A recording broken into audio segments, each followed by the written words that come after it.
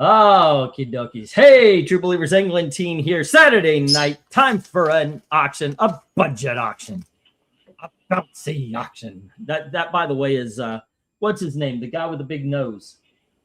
Mrs. Cavendish, wherever you are. That one? I know it's not Al Simmons because that's Spawn. You don't remember that guy? Anyway, he did Frosty the Snowman. I can't remember his name, but that's actually where that comes from. Burl Ives. No, the other one. The one who, no, you're thinking Rudolph the Red-Nosed Reindeer. The guy who does the Frosty the Snowman.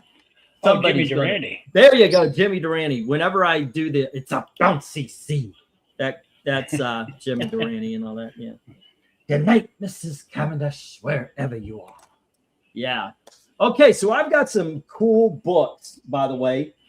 Some great big dogs in the middle. I didn't do the thing where I spaced them because when I'm putting the auction together, I'm so used to doing $1, then $2 and so forth. But in the space of $2, I put together some sets.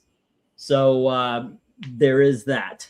But we've got some great big dogs. I showed them off the other day. I just showed one off to one slick here. I think is really cool. Some great stuff here. So let's just get this thing going. We've got a party of 6 to start. Hello to Eric and Boyd. Of course, one slick is here. That's where you say hi. Hello. Yeah. And Jim Sorensen's in the house. And the beer tonight is a maple root beer from Sprecher. This is the best thing about going to it's not Golden Corral. What is it? Cracker Barrel. Yeah, I always get the root beers, the special. What do you call them? Mini brew or whatever. All right, let's talk about comics and what we've got on the first board here at $1 each. We've got Redneck issue number 6, and we have Redneck issue number 26. Here is Redneck issue number 27. There will be a Redneck number 1 coming up in an actual $2 lot. Here is Red Spike issue number 1 from Image Comics. A book called Regression. I have never seen this before. It's by Colin Bunn, Danny Luckert, and Marie Inger. If you want the creative teams, what do we got here? Oh, goodness. These are Can and Navarro for, I don't know who they might be, for Red Spike. And Redneck is done by Tall Tales in chapter 3 and 6.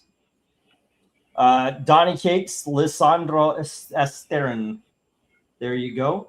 Then we have on the bottom row, we've got a book called Reload by Warren Ellis.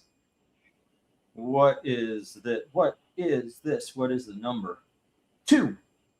And then we've got a book called The Realm, issue number 3. She-Hulk, Savage She-Hulk, issue number 14. The spine here is why it is in the dollar books. And we have Justice League, issue number 173. Once again, it's got a roll, so I put it in the dollar books. This is the one where Black Lightning is like, no, Honky, I do not want to be in your Justice League.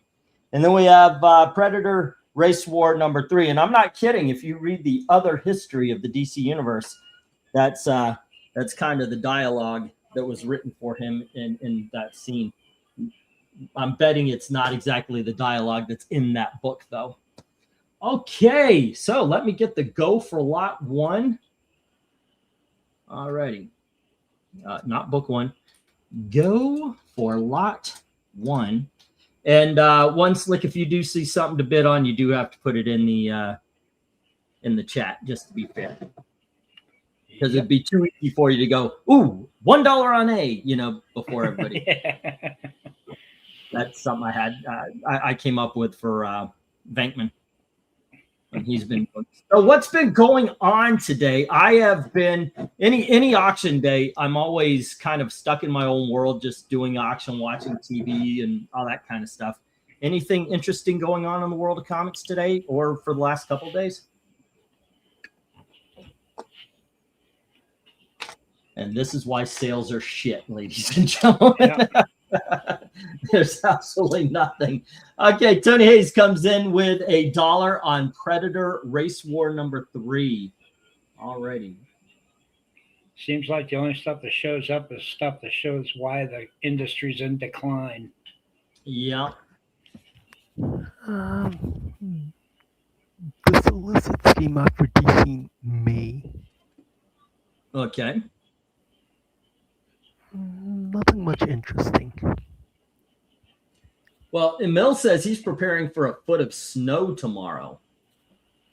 But do we have a forecast of snow, Gail? Yeah, they're like an inch. Oh, I'm hoping Okay. we don't get it because they're calling for a nor'easter. Yeah. Where are you at? Pennsylvania. Okay.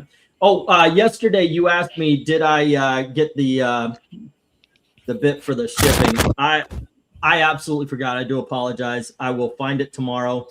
Today was all about building the auction. Tomorrow I'm going to go down and I'll figure everything out and get it to you, man. Okay, no problem. But I have no excuse. It's just, oh man, yeah, you brought it up. It's like, yeah, I was supposed to do that. Damn, sorry. Okay, Jim is saying 1 on H, and that's the Savage She-Hulk. Number 14. We do have some sensational up ahead as well. 31, 32, 33, not 34, or something like that.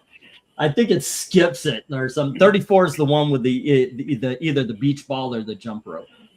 And yeah, totally skipped that one. Tony says $1 on H and I, missing out on H. Tony says never mind on H, but he does take I. All right. You were about to say? Thank you, Eric and Boyd. All right. Yeah, it is something. I got to say, when you talk to somebody, and you've been on before, Yes. but it is something when you're reading chat and you put a voice and then someone comes on and it's like, not even close. Not even close. I swear to God, I had you as some sort of like millennial, like when I first saw your name and how you talk and everything. I was like, at some point in time, this guy was emo. I don't know why. It's just like genuine okay. boomer. Yeah, there you go. But that's the thing. Until something's mentioned, I never have anybody older than me. I'm always thinking you guys are, everybody in the chat's younger than me until it's mentioned. So I don't know why that is either. Okay, so Tony did say I, which we got that one already. Let's see. Can I ask you to do something with my home address when you have a chance? Yeah, send it either on whatever it is you contact me with, by all means. Yeah. I sent the money order for all the books you're holding for me. When I fill an envelope, I'll send you. Okay, cool. Yeah. I identify as somebody younger than everybody else, says Jeff Mack. Oh, goodness. Yeah, Gail and I were talking about age and aging today. And one of the things I brought up was I have seen enough healthy people go down after 50 to know that once you hit 50, you're a time bomb. It doesn't matter. I mean, you could do things to maybe stave it off, but yeah, you're a time bomb. Jack LaLanne proved that, you know. Well, I know Breen feels better knowing he's not the oldest one on here anymore. Yeah. Can I put on an H13 next to my home address? Yes. Let me actually see if I can't do that right now. Since I got Twitter up. Do I have your? Oh, I've actually got it. Did I forget it? Because I actually have that on your address. The last time I sent a box, I think the last time I sent the box, I got your address off PayPal, but I do have my own little. I've got a Facebook, not a Facebook, but I got a Twitter account where the only person I talk to is my other Twitter account, and it's basically got everybody's address and everything. And in that I have your proper address, but I got the address from the PayPal. PayPal doesn't have your apartment number. So yeah. that would have been the problem. I thought we had added it though. I thought we added the apartment number to it. That's weird.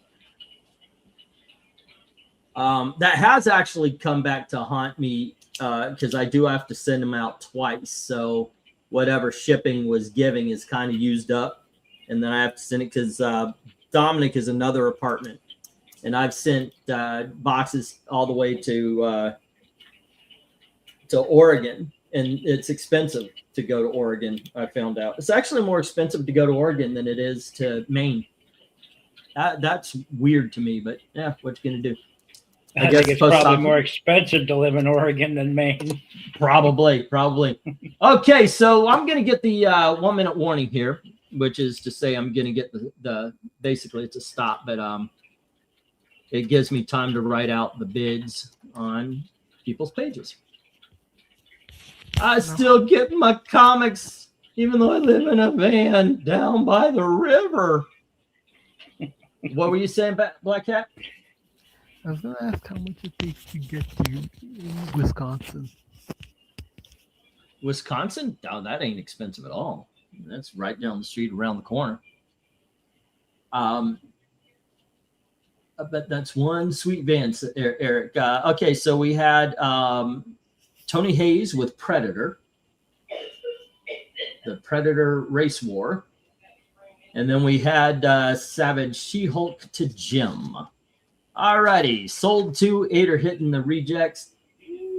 Not the best way to start off, but it's not bad either. At least we got a couple sales. Let's Jim was She-Hulk. I am actually surprised the JLA did. I wondered if anybody would be interested in the Redneck book, but the surprise is the JLA. And yes, by the way, I've said it before. I'll say it again. When I put books up, I always think, okay, yeah, this one's going to go, and then this one might go, but no, it's kind of interesting. Little games in my head that I play. Okay, now let me get these down, and we will get the next round up. Okay, let's see. Get the stop. Oh, wrong thing. But anyway, there we go. So we have the She-Hulk and the Predator. Everything else hits the reject box. Not that. And here we are. Oh, I just put that in the wrong box.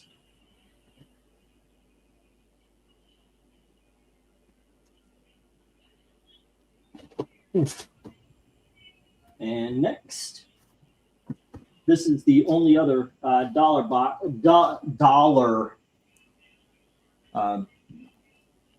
lot, unless we're making good time later. We have Shadow Man, and that's issue number 41.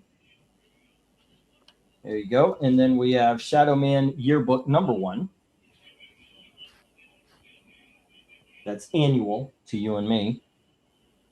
All righty. And then we have from Acclaim and Valiant Comics, we have Garth Ennis's Shadow Man. That's issue number 1. And we have issue number 2. And here is Shadow Man issue number 4. There you go.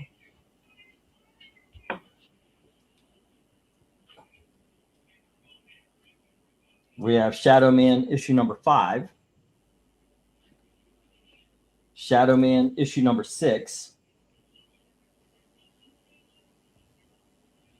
Shadow Man issue number 7. Whoop, I guess I got them a little mixed up. 1, 2. Here is book number 3. There you go.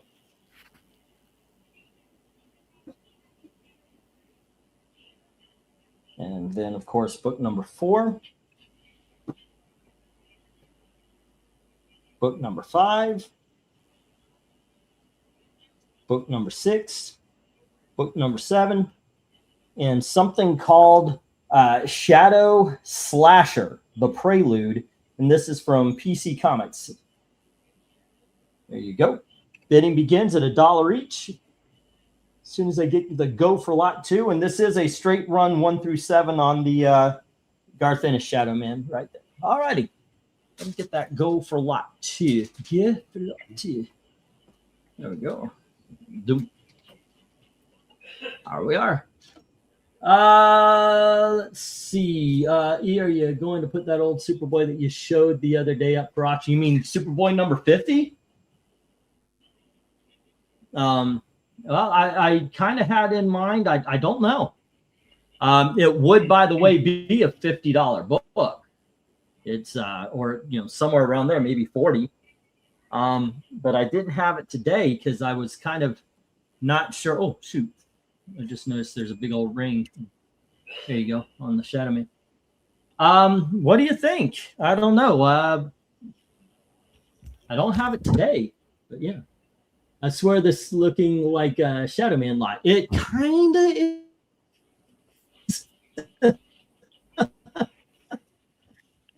Hey, E, on that last lot, you had 3 books you sold, didn't you? Did you see that Superboy number?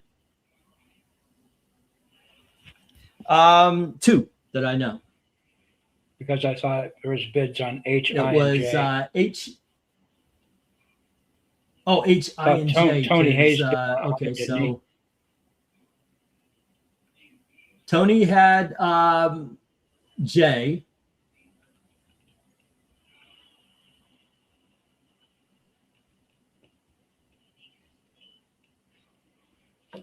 And he bid on H and I, but then pulled it on And H. M comes in with, and yeah, Tony's had there. Right. And then Jim had H. Okay, Justice League. I believe it was 173. There we go. And that puts Tony at 2. Okay. And let's see. If you're watching, please don't forget to hit the like button. It does help. As well as in the chat, when it's posted, if you're looking for anything, let me know. That way I can make a list when I go to the show on March 10th. Obviously, it depends on what the dealers bring on whether I could get, but at least it gives me a focus.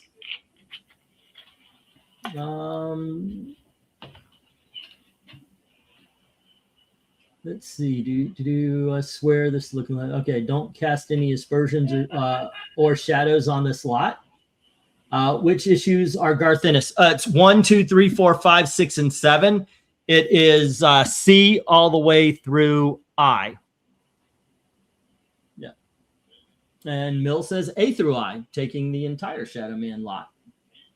I'm interested in that Superboy number 50, says Michael Taylor. Wow. Okay. Well, that's a way to work things. I didn't have it. I mean, I didn't have it in the big dogs, but if somebody is straight up saying, are you Joker gassing somebody one slick? What's that? Are you Joker gassing somebody? Joker gassing?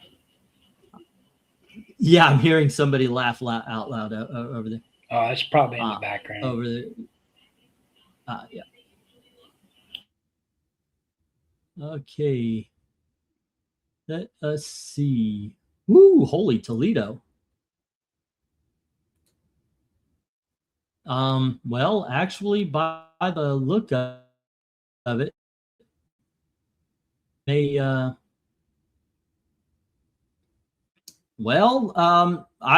put it up, but it looks like it's going to be a bit more.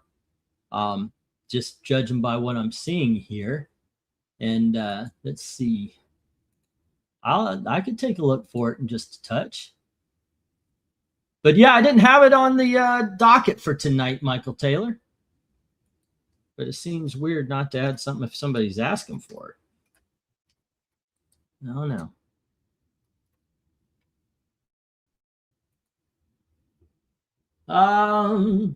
Jim is saying, so am I. So am I, says Jeff Mack. So what you watching? Yeah, it seems like somebody was having a good time at One Slicks. Gail is just sitting over here looking angrily at me. There, other folks No, are busy watching Big Bang Theory. And they're laughing that hard. Alrighty, must Yep. be first few seasons. We were actually watching the first couple of seasons ourselves. Me and Gail were. I think it's actually decent until about season 5. All right, I'm going to put the 1 minute warning here. Okay, and I guess let me get my earbuds in there. And at this time, I'm going to put down on Mill's page that he has the Shadow Man lot. This is the only Shadow Man lot of the. There you go, and that is 9 books. All right. And Mill, $9. You know what? Why don't I put up the next lot here, and then I'll go see if I can't find that Superboy, and I'll put it in the big dogs. All right. Shadow Man. Did you guys ever play the Shadow Man video game? That was good. I like that one. The one, but I had it on Dreamcast about 20-something years ago. Yeah, I don't know didn't if play they that made one. others. Yeah, I didn't have gaming systems 20 years ago. Oh, my goodness gracious. How do you open this goddamn thing? I can't open this fancy pants root beer I got. Oh, there we go. Okay, cool. All right, let me get this down. We'll get the next round up. There we go. And the Shadow Man lot goes to Mill, while the Shadow Slasher goes to the Rejects. Fun times. Looks, I think that kind of makes us tied as far as bid and Rejects. Well, oh shit, no, stay on the box. Okay, and at this point, we are going to go to the sets. This is where I started having the sets. Lots and lots of sets. Whoa. Okay. First up, we have Generation X. This is the 1997 annual. And here is Generation X. It's the 1996 annual. The 1995 annual. This is the issue number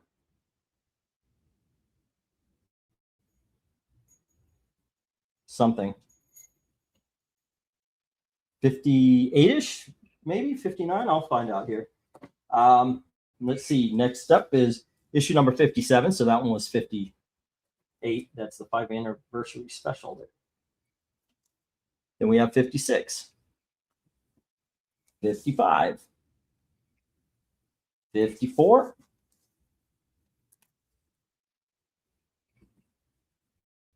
53, and 52. It's let's see, what was that? 1, 2, 3, 4, 5, 6, 7, 8, 9 books, $8 to start there. Alrighty.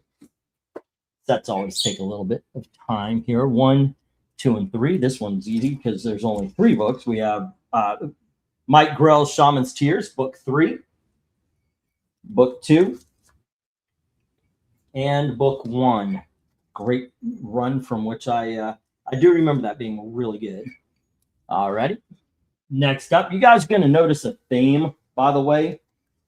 Here is Generation X versus Dracula, 1998 annual. There we go. And then we have Generation X issue number 40. And here is issue number 39. Here's issue number 38. Here's issue number 37. Here you go. 36. 35. 34. And 33. It's 1, 2, 3, 4, 5, 6, 7, 8, 9 books. $8. There we go.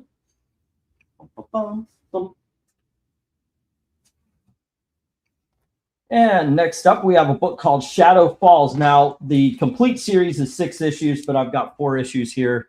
It's Shadow Falls, issue number 4. And here is issue number 3. This is from Vertigo Comics. And here is issue number 2. And issue number 1. And you're not going to be surprised to find out that the next series is here's Generation X, issue number 51, 54. Oh, I'm sorry, 50. Issue number 49, 48, 47, 46, 45, 44, 43, and 42, the Christmas issue. All right. Let's see. Next up, we have Shadowhawk. This is Shadowhawk. Wait a second. There we go. We have Shadowhawk issue number 4. And here is Shadowhawk issue number 3. There we go. Issue number 2. And issue number 1. There we go. And then we have, hey, guess what? We have Generation X. And this is issue number 7. And we have issue number 6. Issue number 5. Issue number 4. 3. 2. And 1. And 1 is doing most of the walking on this one. Okay. Let's see. And then we have Shadowhawk 2, issue number. There's 4 issues, but I only have the 3 of them. Here's issue number 3, issue number 2, and issue number 1. There we go. Who needs to be let in? I just heard a pop. Welcome back, Black Cat. Meow. Yeah. Goodness gracious. And there we go. These are the last 2 of this lot. We have Showcase Presents 95, issue number 12. Issue number 11. Here's issue number 10. There you go. We have issue number 9.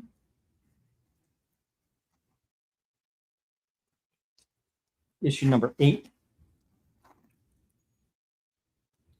Issue number 7. Okay. Issue number 6. Issue number 5. Issue number 4. Number 3. Number 2.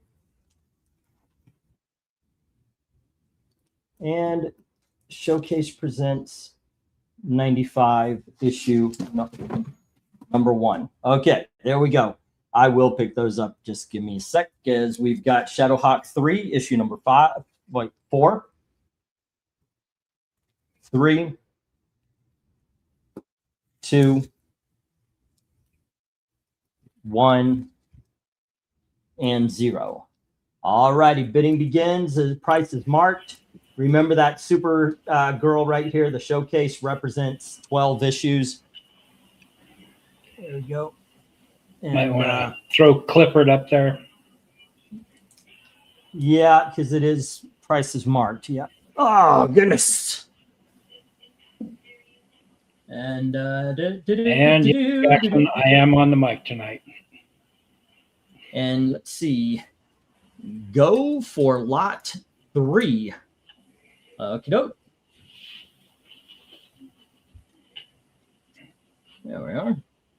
See if there's anyone interested in any of these. Where would you go to, One Slick, if you went and you grabbed any of these?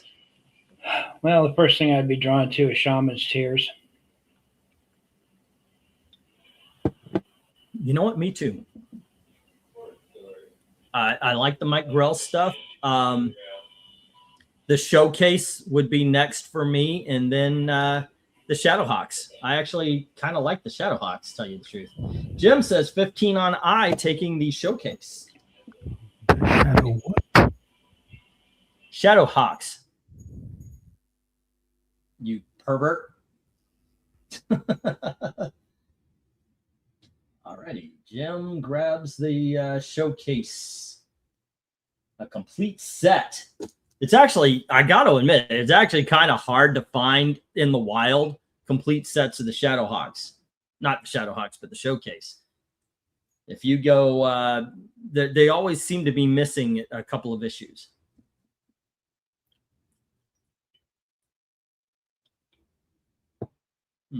Let's see. Jim comes in again with 8 on A, 10 on A and C, and 10 on G. All right. And that is the Gen X 52. He must have the ones for that are on E. Yeah, I guess so. Jim is going all out on the Generation X. That's kind of nice. Gen X, the 52s. Jim is 8. And then let me get the others. Yeah, F. 1, 2, 3, 4. G. 1, 2, 3, 4, 5. H. And it was C is Generation X 33. Gen X. Darkness, are you bidding on F, H, and J? Okay. And then we have the G, which is Gen X 1 through 7. All right. And then we have F, H, and J. It says Darkness Comes. All righty. F being the Shadowhawk #1, which I think that's what it is. It's the Shadowhawks. All right. Shadowhawk 1. And that is Darkness Comes. $5. 1, 2. I guess Jim Sorensen decided he needed E after all. All righty. Shadowhawk 2. Remember that's 1 through 3. I don't know if you were here to hear that. Darkness Comes. The Shadowhawk 2. I am missing issue number 4. Let's see. If I find it, I will add it to it. No extra. But I just want you to know before. Okay. Let's see. Shadowhawk 3. You know, I didn't know there was a Shadowhawk 3. Did you? No, I didn't. That is actually news to me. And yes, it is apparently harder to find than the others. So, okay. Okay, and then Jim comes in with a bid on the Gen X. So that means the only thing with no love is Shaman's Tears and the Shadow Falls, or whatever it's called. Shaman Tears is worth it, ladies and gentlemen. And that was Gen X 42. There you go. And Jim $8. Excuse me.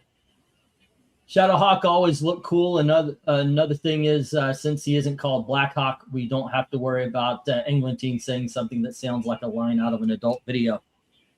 I don't get it. What sounds bad about Blackhawk? Gail, do you hear anything bad? Do you see anything bad with Blackhawk? It's a comic book series about airplane pilots. It's called Blackhawk. Yeah. I don't get it. I don't hear it. I don't know if what you guys are hearing, but I'm not hearing. Are you hearing anything, Gail? Wait, have you read it? Do you like Blackhawk? Okay, now I'm getting divorced, guys. That was a look no man ever wants to see from his. No, I'm just kidding. She's telling me just shut up. Just shut up. Okay. It's when she says yes, that's when I know. It's like you're right. If she went, yeah, why? I told you I did. Yeah. No, let's see. The glow in the dark TV t-shirt was nice. There we go. I've dated a woman who matched that description.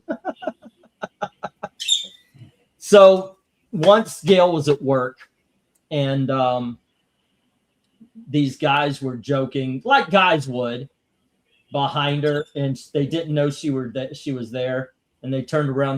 They were embarrassed. Oh my gosh, we're sorry, Miss Gail. We're sorry. We'll watch our mouth. And she just went, you don't even know. 1, 2, 3, 4, 5. With the stuff that my wife's had to put up with. All righty, let's get the 1 minute warning once again. Shaman's Tears, which is awesome, and Shadow Falls or whatever it is, which I've never read or heard of. Those are the only things without a bid. Recommend the Shaman's Tears if you haven't. Okay, and let me. I need a Darkness Comes page. And he had the Shadowhawks.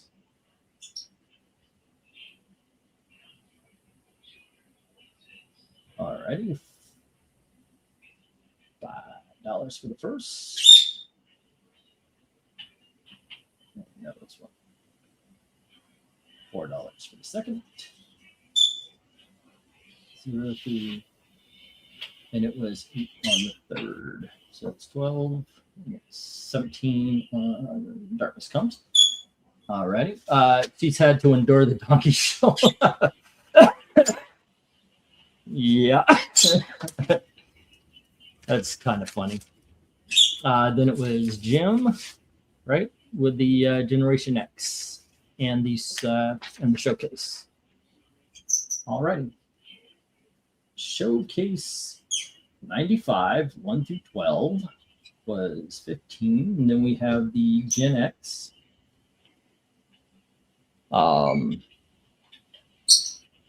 52, 33, 42, 1. And those are 8, 8, 8, and 10. 8, 8, 8, and 10. And that is, let's see, 16, 24, 32, 40, 50. All right. Cool. The Rascal, this is solid lot, says Eric Boyd. Thank you. I was hoping you guys would appreciate these. I don't know how you're going to react to the next one, though, because the next one is some people love it, some people hate it. But let me get these down. We'll get the next round up. Okay, and once more, we have Generation X with Jim. Just going to grab those all first here.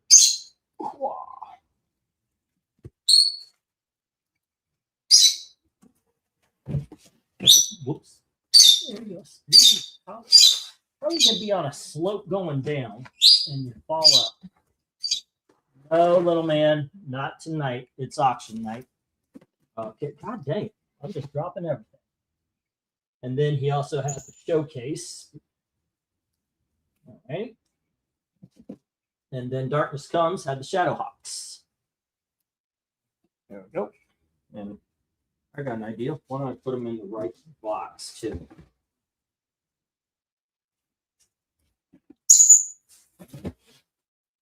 Big Daddy, oh.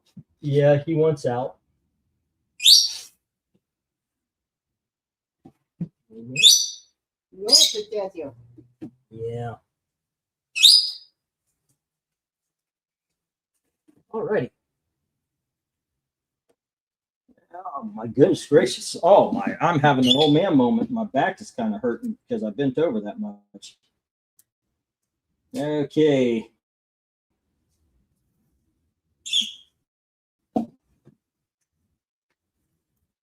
see what we got here. First up, we got Ultimate X-Men. This is the storyline of The Tempest. It's issue number 49. We have Ultimate X-Men, issue number 48. 47 and 46. There you go. And then we have from the Ultimate Fantastic Four, we have the Doom storyline, the first time they meet Doom in the Ultimate Universe. That's issue number 12, part 6. Issue number 11. Issue number 10. Issue number 9. Issue number 8. And issue number 7. Now, this is Warren Ellis on the Doom story here. This is of all the Ultimates, Fantastic Four was my favorite. And then from Ultimate X-Men, we have the Cry Wolf storyline. That's issue 53. And here is issue number 52. Issue number 51. And issue number 50. There we go. I don't have the full lot, but I do have 4 issues of it. Here's Ultimate Electra, issue number 5. Devil's Due, as it's called. Issue number 4. Issue number 3. And issue number 2. And this is Carey and LaRocca. All right. I didn't know John Carey was drawing comics or writing comics back then. I thought he was too busy running for president. You learn something new every day. And now you know why he didn't win. There you go. From Ultimate X-Men, we have the Shock and Awe storyline, and that is issue number 60. And here is issue number 59. And then those are the only chapters of Shock and Awe. So I added in the Most Dangerous Game, and I believe this is the Mojo, the Ultimate Mojo world. So that's issue 57, 56, 55, and 54. All righty, so that's actually 2 stories here. There we go. 2. And then we get Ultimate Iron Man, issue number 4. Issue number 3. Issue number 2. And this is Orson Scott Card. And here is issue number 1. Okay, and then we have you know what? I love this story from the Ultimate Fantastic Four. It's the End Zone, the Negative Zone, where they go up against the Nihilists. Issue number book number 6, issue 18, 17, 16, 15, 14, and 13. There you go. And then we have the Ultimate Secret here, which is pretty damn good story. I like the Secret Nightmare and all that kind of stuff. Here's book 4, book 3, book 2, and book 1. There we go. And then, did I not? Maybe I was supposed to put that. I guess I was. Okay. I'm going to put 59 and 60 as its own thing. Let's see. 1, 2, 3, 4. You know what? I guess it'll be, let's go $5 on the top here. We'll go, you know what? Let's just do 2 on that one and then 5 on that one there. Okay. Because I just noticed I only have one left. Ultimate X-Men Annual number 1. And here is Ultimate X-Men issue number 65. Excuse me. And we have issue number 64. This is the Magnetic North storyline, by the way. And we have issue number 63, issue number 62, and issue number 61. All right. And you know what? I think I'm confusing the issue. I'm just going to put that back, and we'll just only have 9. It's okay. All right. There we go, guys. Let me get the go for lot number 4. Is it 4? Yeah. I think we're on. Oh, no, it was on the other box. I'm sorry, guys. I've completely lost my head. There we go. It's not a complete series, once again. But we have the Ultimates 2, Annual number 1. And then we have issue number 8 of Ultimates 2. Issue number 7. And here's issue number 6. Issue number 5. Issue number 4. Issue number 3. Issue number 2. And issue number 1. So it's 9 issues here for $8. Alrighty, there we go.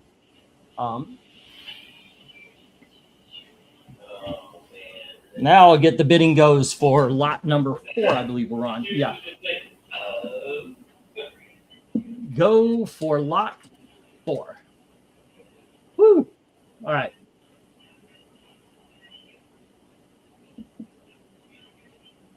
Okay, let's see how it goes. She's had to endure. Yep. Let's see. This is a lot. Grats, everybody who won these lots, says Mill. England team will be happy that his sale box is more full than his. Yeah, I know it's kind of cheating though when it sets, but yes, I still am happy. It still looks better. Where do you go on this one? Have you read the Ultimate books there, Slick or Cat? Yeah, the Ultimate Fantastic Four is a good run. It really is. That is my favorite up there. The Electra wasn't bad. I like that. And I did like some stories from the X-Men. Oh, yes.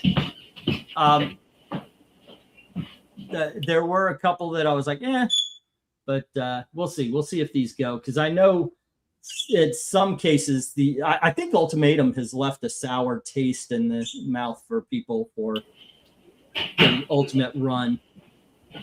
Well, the Ultimate Fantastic Four was good because that was where the Marvel Zombies originated at. Yeah, I think it was also I like Ultimate Spider-Man to a certain extent, but I think Bendis did too much of people sitting around talking for an entire issue. Fantastic Four at least had action in every issue. That was the big difference.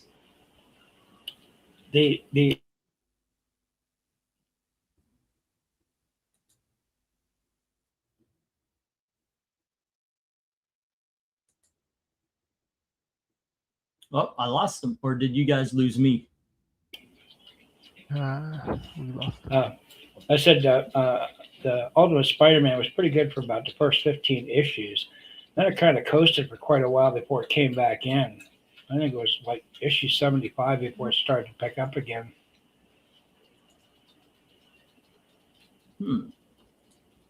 Let's see. So far, no love. That was a lot of putting stuff down for no bids. I always worry about that with sets. It's like I got to show off every issue, and it's like, yeah. The new guy is one slick dude, Rhaegar. Hello, Rhaegar. I don't know if I'd call him a new guy. I mean, he's been around the channel for a long time. He just doesn't recognize the voice. There you go. Yep. All righty. Hey, you should come on when we're talking comics. I mean, this next one, Eric said, why don't we talk about what got us into comics? And I think having people on to talk about that would actually work a little bit. Then, because as somebody said, I forget who said it, but typing that into the chat, that's going to take people a long time, typing their stories. I mean, you just type the issue. This was the book and all that kind of thing, but to sit there and talk about why or the hows and, what was it, telling the story. Yeah, if y'all want to come on and chat about it.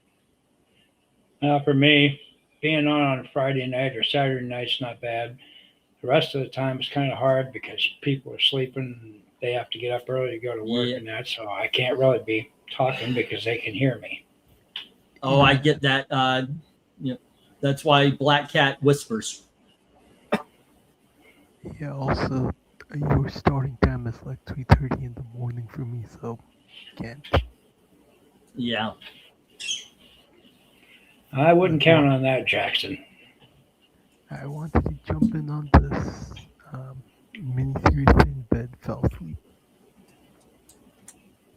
Yeah, I get it. I mean, sometimes it's just too late. Ooh, okay. Let's see if I can't find that book later. Maybe when Eric jumps on and we could have a couple people having a conversation. It's actually in pretty decent shape, too. That Superboy. See how it goes. Let's see. Having him on the mic, he might not get skipped. Yeah. I always thought Evil Black Cat lived in a castle with vampires. Everyone is always asleep. You know what? There's no love for these books. I'm going to hit the 1 minute warning, but all I'm going to be doing is bringing them down. If you do have any interest in them, just say the word. You know what? There we go. The 1 minute warning. And right behind it, I'm just going to put the stop. There's too many good things for us to waste time on something nobody's interested in. All right. Get these down. Get the next round. In all honesty, I seem to remember the Ultimates going this direction the last time I had Ultimate. I think I had a whole bunch of Ultimate X. It just doesn't go. Oh, there's a topic I would love to hear about. Why are you not interested in the Ultimate stuff? Is it because of something outside forces? Is it just you see through Bendis's writing or Mark Millar's writing now? What is it about it that you're not? Yeah. I was instantly hooked and bought about 20 per week after that for about a decade. Holy crap. Wow. Bendis is one of those kind of writers that he's okay for the first maybe 5 or 6 issues. Then all of a sudden you just lose interest in his writing because it just can't hold your attention. Yeah, I get that.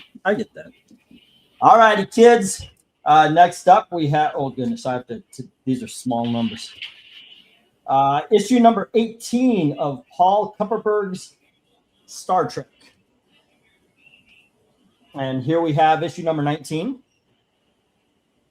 And we have issue number 21. And here is issue number 22 of the Kupperberg Star Trek, the early DC run.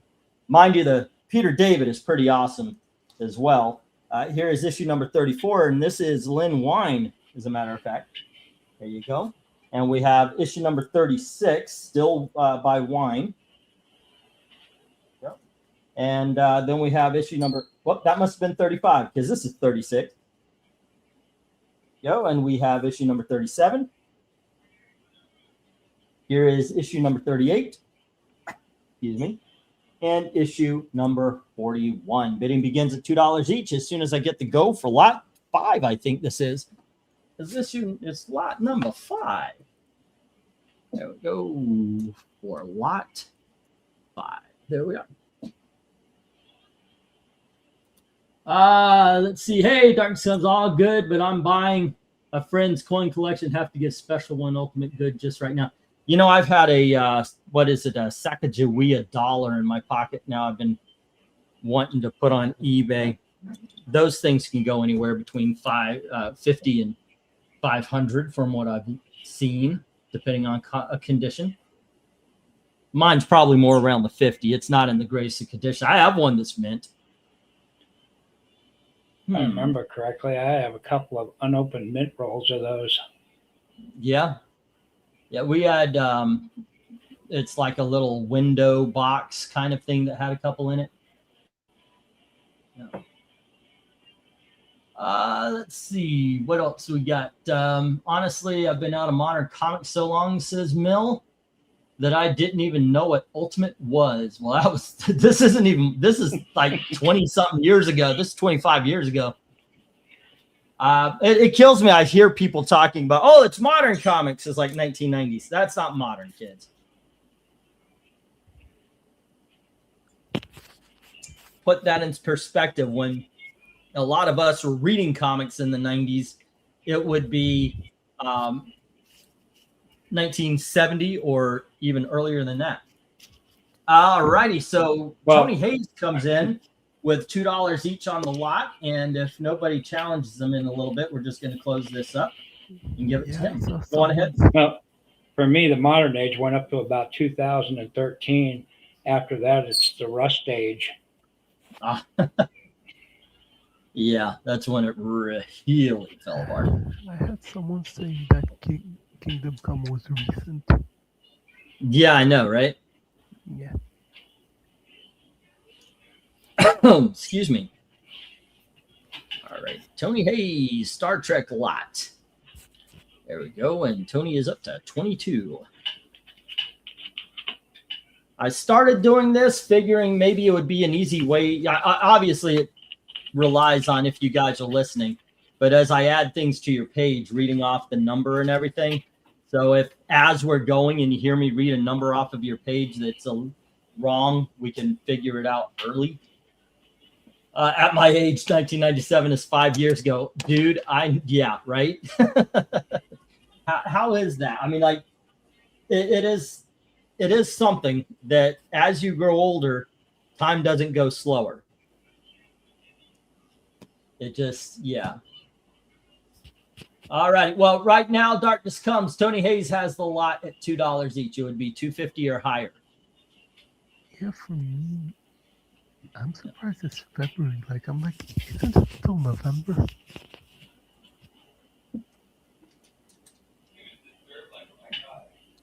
Well, it's true. It goes slower when you're younger. It just seems that way. And I think it's because when you're 5, of course, a year is a fifth of your life. So January to Christmas seems forever. And No, I'm not saying it's slower. I'm saying, like, when you're younger, you don't have the responsibilities. So time moves slowly. As you get older and you've got more responsibilities you have to take care of and things to worry about, it seems like it moves faster because you don't have enough time to keep up. Yeah, and what I said is that the entirety of December and January just flashed by for me. Yeah, it's going to get worse. Okay, I got you there, Tony Hayes. Tony Hayes says he got the Shaman's Tears. All righty, that means the only thing left from that one was the Shadow Falls. That's awesome. Thank you, Tony. And that puts you at 26. Okay. The one thing I think it is that does not help older people, and this actually starts young. You start living for the weekend. No matter what your weekend is, if your days are off or Monday and Tuesday, you start looking for those. So you're not really living now. You're just, okay, I'm working now so I can live on Monday and Tuesday or Wednesday, Thursday, whatever your days off are. Yeah. And like the song says, everybody's working for the weekend. Everybody's working for the weekend. Let me get the stop here. There we go. And Tony Hayes has the lot at $2 each. Okay. There we go. Cool. I was going through the books. You know, I bought that big ass collection at the show a couple of shows ago, and then another long box at the last one I went to. So I was going through the collection, and it was like, oh my gosh, I didn't know I had these. Jim, I'm going to be looking over your Legion collection because lo and behold, or your Legion list, I've got a freaking huge ass collection of Legion of superheroes from the different eras. 1, 2, 3. I think I may be able to put a dent into the darker Legion, the Keith Giffen, the Baxter, and then the Legion of superheroes in the 90s. I may be able to put a hole in those, definitely. Alrighty, where are we going? Excuse me. Here we are. As we are going to some $3. I want my $3. Doesn't work. It's got to be 2. Okay, let's move that to 3s. All right. 1, 2, 3, 4, 5, 6, 7, 8, 9, and 10. Did I even map these out? Oh no. Here is Vampy versus, I'm going to say, Shin. There you go. And next we have Miracle Man #1. That, I believe, is the Marvel reprint. Power Rangers, Eltarian. If you know Power Rangers, maybe you can say it better than I can. It says issue number 13, so I don't know if it's Power Rangers issue number 13 and the story's called Eltarian, but this is the Virgin variant. There you go. And then we only sell them when they're dead, or we only find them when they're dead, issue number 1. And that's the Virgin variant. And we have New Gods, issue number 10. It's a lived-in issue. There you go. Not as beautiful as those I had last month, I think it was. Aquaman, annual number 3. And this is the Pulp Heroes. The Lady in Cement, it says. So, yeah, there we go. And we have Transformers. This is issue number 0. There you go. And we have Transformers meet G.I. Joe. It doesn't say versus, but this is issue number 1. Here is Gen 13. Something called Rave. It's Gen 13 #1. It says Rave on it. I don't know if that's a cover variant or if it's a whole series, but there you go. And finally, we have Batman issue number 64. This is the variant. This is what it looks like when you have it long ways, the way it's supposed to be. But this is the way I'm going to place it. There you go. And this is by Josh Williamson. Okay, you know what? I'll put Batman on the top there. There we go. All righty. Bidding begins at $3 each as soon as I get the go for lot number 6. All righty.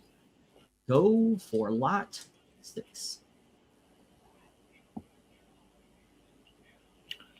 Oh, thank you, Clint, for reminding me the bottom banner. You're right. I'm not running the banner along the bottom.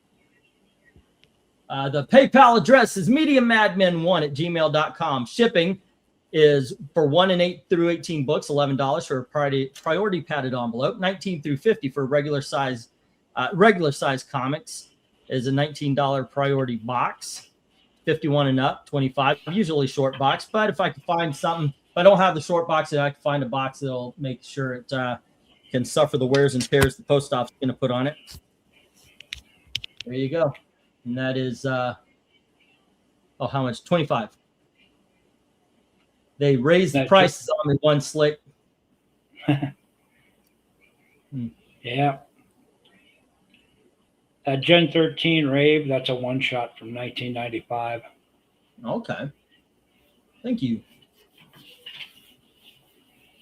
All righty, what do we got? Once Darkness comes, and he says 3 on B, E, and J. That's Miracle Man.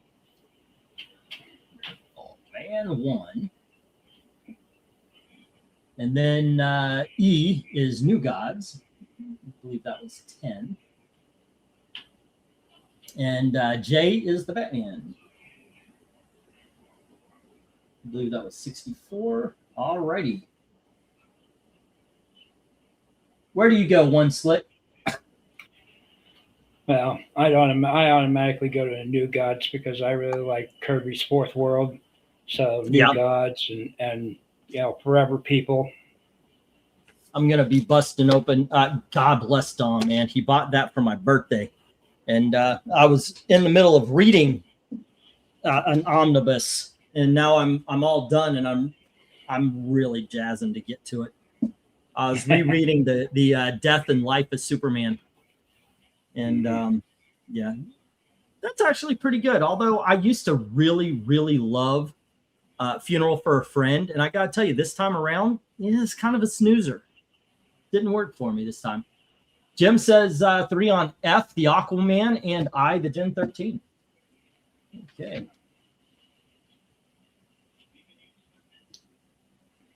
And it's Aquaman Annual 3. And 1, 2, 3, 4, 5. Yeah, the Funeral for a Friend was kind of like a filler in there because when they killed him off, they already planned to bring him back, but they wanted to give a little bit of time for it to sink in before they just, resurrected him.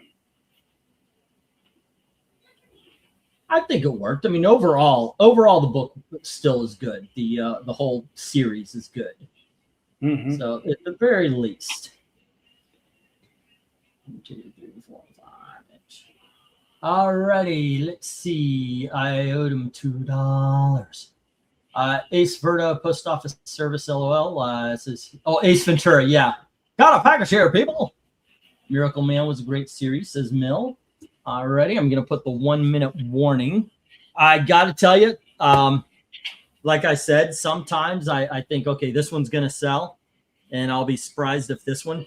I did not expect anybody to go for Vampy unless it was like Tony Hayes or Venkman looking for some cheesecake. But I am surprised the Power Rangers and the Transformers have not yet gotten bids. Those are the two. All right, let me get the 1-minute warning here. And let's see. As it stands, Miracle Man is with Mill. And the New Gods is, Miracle Man, New Gods, and Batman is with Darkness Comes. I was looking at Mill's comment when I was reading that off. And then Jim has Aquaman and Gen 13. There's no love. Well, for the Transformers G.I. Joe, the Vampy, the Power Rangers, or we find them when they're dead or something like that. Oh, Tony Hayes comes in with 3 each on the G and H, the G.I. Joes. Okay, we got G.I. Joe and Transformers.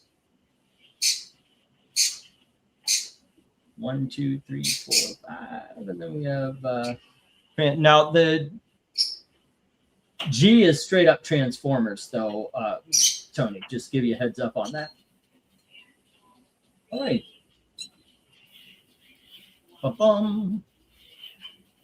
And for this, I'm going to need Jim's page, Darkness Comes page, and Tony Hayes page. There we go. Got those. And let me get the stop. And at this point, it's only the Vampy, the Power Rangers, and we'll buy them when they're dead. We sell them, we eat them when they're dead or something. I don't know what that title is. All right, let's get the stop. But then again, if you want something that hasn't bid on, go right on ahead and say something. That has to do with anything that hasn't gotten a bid throughout the entire auction. Okay. Let me get these down. We'll get the next round up, still in the 3s. And once again, Darkness Comes has the Miracle Man, the New Gods, and the Batman. Jim had the Aquaman and the Gen 13, and Tony Hayes has the Transformers and the G.I. Joe Transformers. Okie dokes. And these three hit the reject box.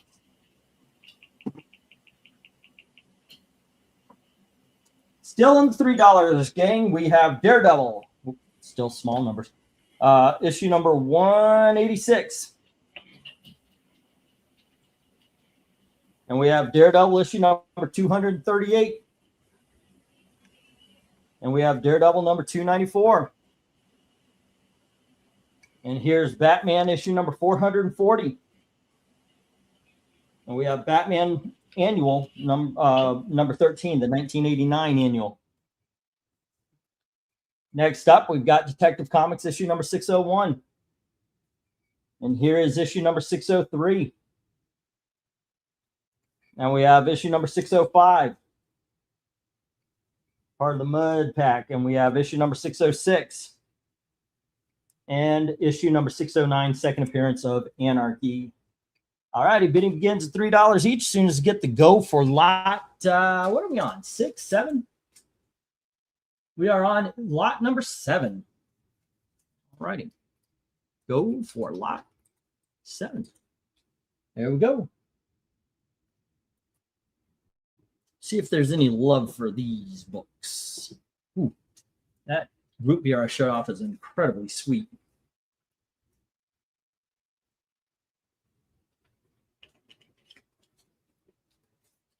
That Batman has a cool cover. Are you talking about the 64 or any of these? Because actually there's some cool covers here too. But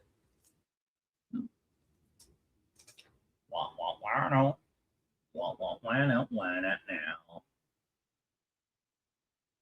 Okay.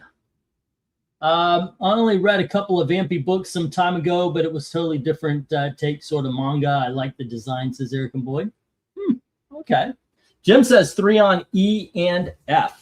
All right. Oh, shoot.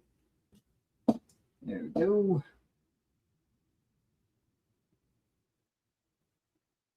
$3.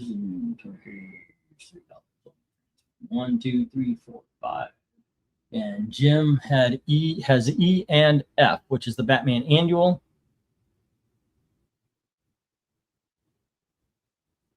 All right.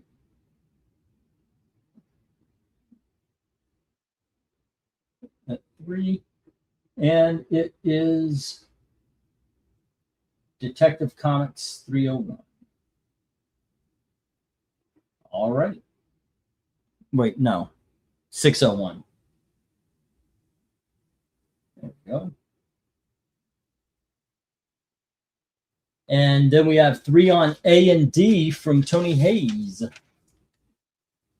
Okay, 1, 2, 3, 4, 5. And A is the Daredevil. And then we have Batman, I believe that was 440. Daredevil 186 and Batman 440 for Tony Hayes. 1 times.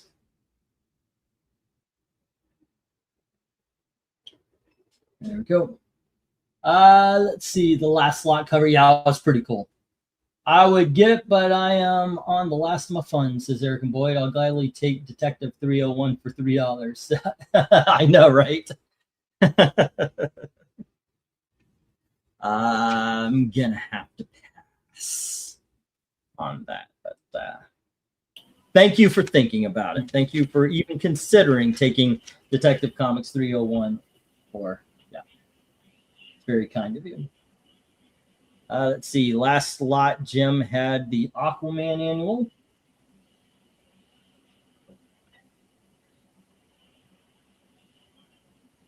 And also the Gen 13 raid.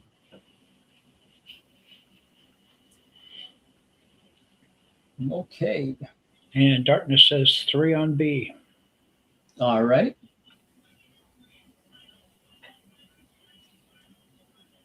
Let's see. And 15. And why not Detcom? Yeah. 601. Okay. Jim likes Gen 13. He likes Generation X. If somebody had that Gen 13 Generation X coming up in an auction or something, that would be awesome. Darkness Comes says 3 on B, which is Daredevil 238, I believe.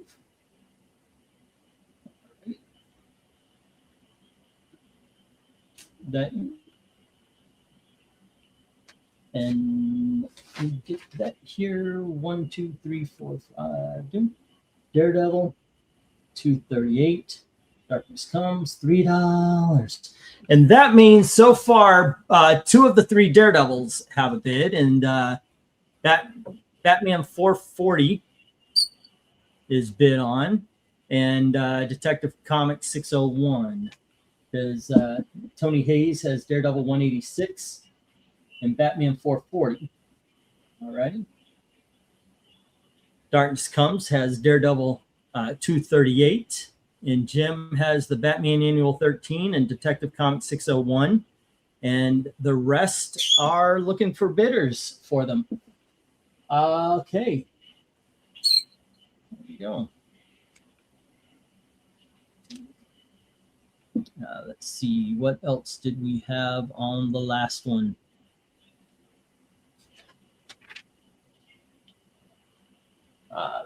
Miracle Man 1 was Darkness Comes from the last. At 3, also New Gods 10. And Batman number 64 of like the new series. 3 and 3. And that is, there we go, 29.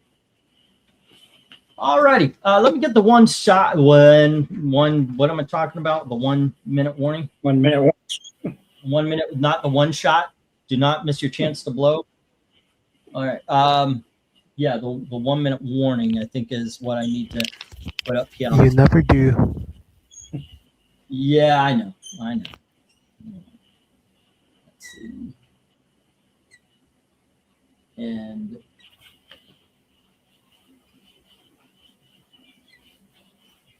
that's Transformers 0, G.I. Joe Transformers, and that is 32 for Tony. And then on this one, Tony had Daredevil 186 and Batman 440. All righty, and that puts it to 38. Okay. Let me get these down. We'll get the next round up.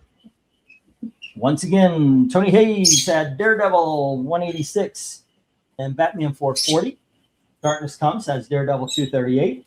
Jim has the Batman Annual number 13 and 601 of Detective Comics. And the rest hit the reject box. All righty. If you do go through, if you're new and you're looking in, you go through the lots that have not sold and you see something worthy, just say the word. All righty. And with that, I'm going to change the 3 to a 5. Once I get those coins, I'll be more free to bid and go crazy. Says, I get it, man. It's like, if you only you knew. All righty, let me get that $5. Go on here and 1, 2, 3, 4, 5, 6, 7, 8, 9, and 10. I cannot believe I left tags on these things. Let's see, 1, 2, 3, 4, 5, 6, 7, 8, 9, and 10. Gosh darn it, I did it with one book on the last. Okay, so I'm going to take the tag off this real quick, or try to anyway. I did run into a case where the tags weren't tearing. I had to replace the bags completely, and that's what just happened. Come on, you need to. Some guy puts identification tags on the comics he's selling. That's the only problem with 1 mil polypropylene bags. What? They tear real easy when stickers are on them. Yeah, Oh yeah, I've had a couple where I rip them off, and instead of ripping the tag off, I just tear the bag right across. So 1, 2, 3, 4, 5. 1, 2, 3, 4, 5, 6, 7, 8, 9, and 10. Okay, and I'll use the time or some of the time to take the tags off of the second batch of $5. But now on this one, we have Brave and the Bold, issue number 149. And this is Batman and the Teen Titans. And then we have Detective Comics number 543. It's the Battle of the Century, Nocturna versus Batman and Robin. You know, we have Celebrate the Century with Superheroes stamp album. Now, this is an actual comic book, and it talks about all of the things and the stamps you could get. And like each story has a place where you could put the turn of the century stamps. Hey, remember when I mentioned Generation X and Gen 13 crossover? Yep. Can you, hey, one slick. Yeah. When you're typing, can you hit mute? Thank you, sir. Then we have the Daredevil, The Man Without Fear, book 1. There you go. And we have Marvels, Tales of the Marvels, Blockbuster. There we go. And we have Tales to Astonish, Hulk, Wasp, Hank Pym. There you go. By the way, both of these are really good. The Blockbuster, this one deals with all the collateral that happens around the Marvel Universe. We have Spectacular Spider-Man 189, and yes, that hologram does work. There you go. And here is the Sergeant Rock Special number 2. And the Garth Ennis Max Punisher. And this issue number 53, the Claymore issue. All righty. Bidding begins, $5 each. We get to go for lot number 8. All right, let me move everything out of my way here. Excuse me. Go for lot 8. Bum bum. England has time removing the price tags from those merkins he likes to wear. Merkins? What's a merkin? I mean, I know what's merkin, but I don't know what a merkin is. All right. 1, 2, 3, 4, 5. Let's see if there. Austin comes in with the bid on the Detective Comics. All righty.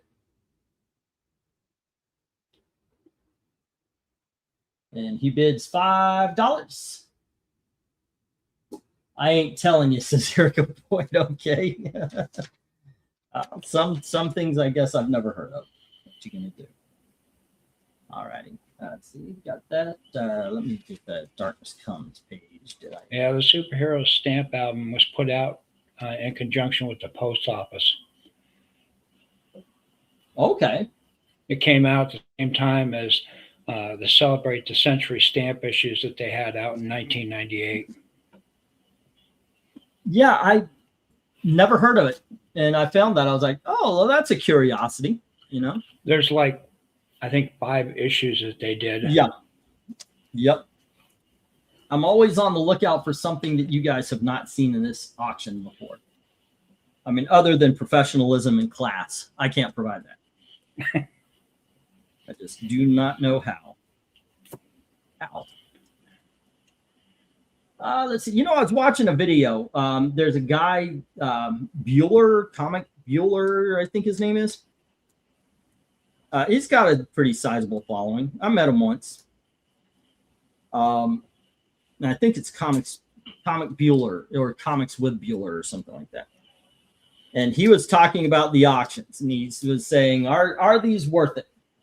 And it talked about some auctions they go through and they basically are, okay, we're going to, here's this issue and we've got this issue, you know, and they do that kind of thing. And he says where on one hand, it's quick, but you can't really get a sense of what's going on, and you don't know the people that you're buying from. And then you've got these marathon auctions. He says, but the thing is those are like live streams and hangouts where they're selling comics. And I was like, well, yeah, you kind of mentioned that. You know, we kind of say that at the beginning and such.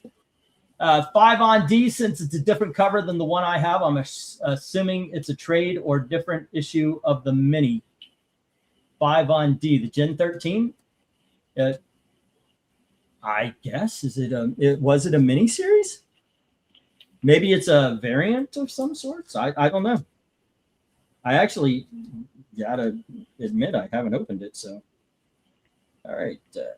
That's good. That's good. That's good. Okay, the next lot is ready to go. And Jim says 5 on D, the Gen 13 Gen X crossover. Gen 13 / Gen X. Jim $5. Let's see. That was my. Just came from helping setting up the local film festival. This is my second time doing it. My lower back's killing me. Oof. Hope you get better there. And Clint is saying, I guess the hologram is his first Spider-Man comic. Oh, cool. Yeah, the Generation X Gen 13 is another one shot. Okay. And we'll need do I have an Austin page or do I need to make an Austin page? I will need gems, and I will need an Austin page, as it is. Detective Comics is going to Austin, and Gen 13, and that's Detective Comics 543. And the Gen 13 Gen X is with Jim. There's no other, not excited about it, but I'll go 5 on A, the Brave and the Bold with the Teen Titans. Oh, you should be. That's pretty cool. Brave and Bold. And that is issue number 149 with the Teen Titans. Mill, $5. Okay, it didn't make much sense to me. Spider-Man was eating dinner with Green Goblin. Then there was this shirtless gold guy getting his butt kicked. You know, I haven't read in a while myself, Clint. Couldn't. So, all righty, let's get the 1 minute warning here. And I'll take this time to write stuff down on your sheets. There we go. See if anybody wants to take a chance on that awesome Daredevil story or the blockbuster and Tales to Astonish. Those are pretty good. Plus, those are double-sized prestige format. Lots of good reading in those. Okay, let's see. Jim has the Gen X Gen 13.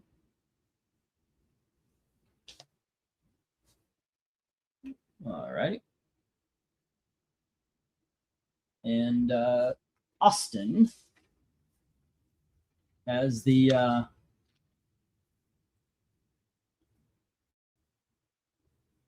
Detcom 543.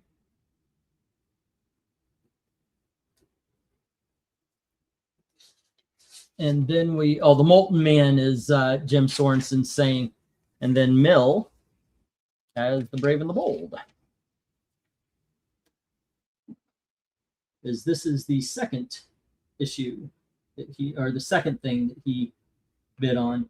Let's see, that's 149, all right, including the Shadow Man lot, and that puts it $14. All righty, cool. Are we all good? We're all good? Yes, we're all good. Let me get the stop. All righty, SDOP.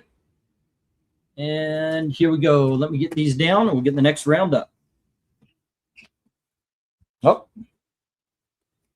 Okay, so Mill has the Brave and the Bold, the Teen Titan with the Teen Titans issue number 149 there. We have Detective Comics 543, Gen X, Gen 13. Everything else hits the reject box. There we go. Actually, the one that surprised me on this one was the Sergeant Rock more than anything else. There we go. All right. Okay. And then we've got one more $5 lot, which starts off with Darkman number 1 from AC Comics. We've got Lady Luger. They're doing the Lady Luger stomp here, but this is the blue bulleteer. There we go. And then we've got Classics Illustrated, and this is a really well-shaped book here. It's issue number 105, From Earth to the Moon. We do have to, I just want to run the camera across how nice this is. There you go. All right. And then we have The Haunt of Fear, and this is one of the 1990 reprint books. This is issue number 1. There you go. And we have Wanted, issue number 1.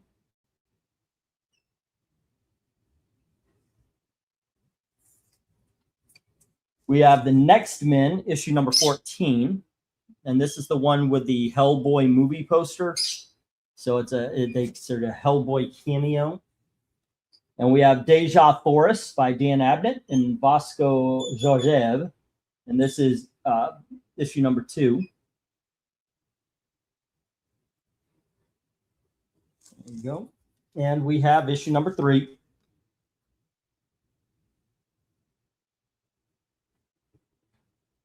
And here is issue number 4.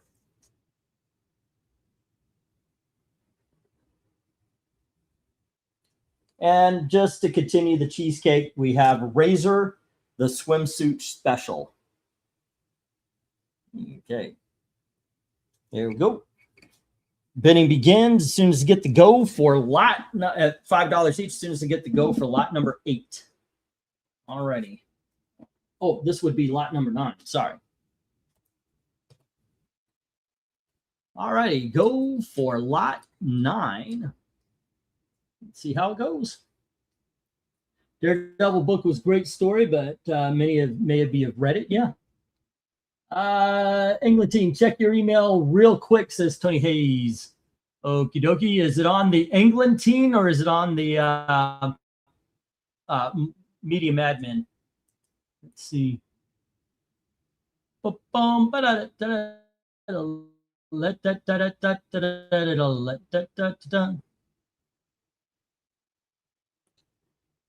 All right.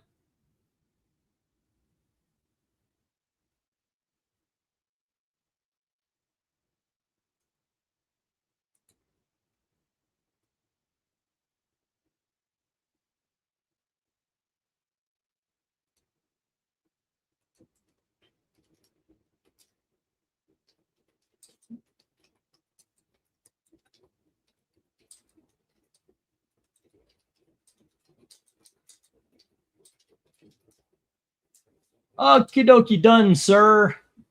Let's see. I hit the rewind to look at dollar books. Someone bid on all those Shadowman books. Yep, those were taken. I do have the regular run. I can put them in next week. Alrighty. Will there be any love for these today? Will I get rid of some Deja Torres? Where do you go to, One Slick? He asks, seeing that he's muted. So is Evil Black Cat, by the way. Well, I'm automatically drawn to Classics Illustrated because I love that series. That and the Haunt of Fear from EC, the reprint. Yeah, those two. Yeah, I think those would be first. Blue Bulleteer is next, and then the Deja Thoris. From what I read, the Deja Thoris are actually pretty good stories. I mean, it's Dan Abnett. I like Dan Abnett. He was the guy who treated Aquaman very well.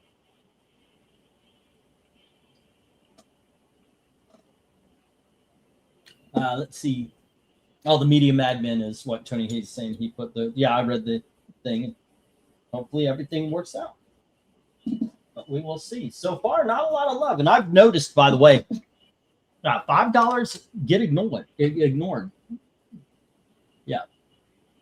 They for some reason, these last few weeks, the $5 books just have not sold. I'm wondering if they're so close to the big dog prices, like $5, because I have $8 dollar books, that maybe it's like, yeah, let's see what's in the big dogs first. Mill is saying best cover is J easily. I got to go C. I mean, even though there's a lot of good cheesecake, and of the cheesecake, I would say cover G is my favorite. But to me, the best cover is From the Earth to the Moon. What says you there, One Slick? Yeah, I'd have to say the Earth to the Moon is the best cover. Yeah. But as far as the cheesecake, I probably would go with myself with I. With the sword and all that. Okay. Yeah. It's just this. That works. I like the pose she strikes there better. I get it. I kind of like how she's drawn on the H cover, just because she's got a little softness. You know, it's not kind of it looks real, not just a rigid flat washboard kind of thing. Yeah, kind of draws you in a little bit. Yeah.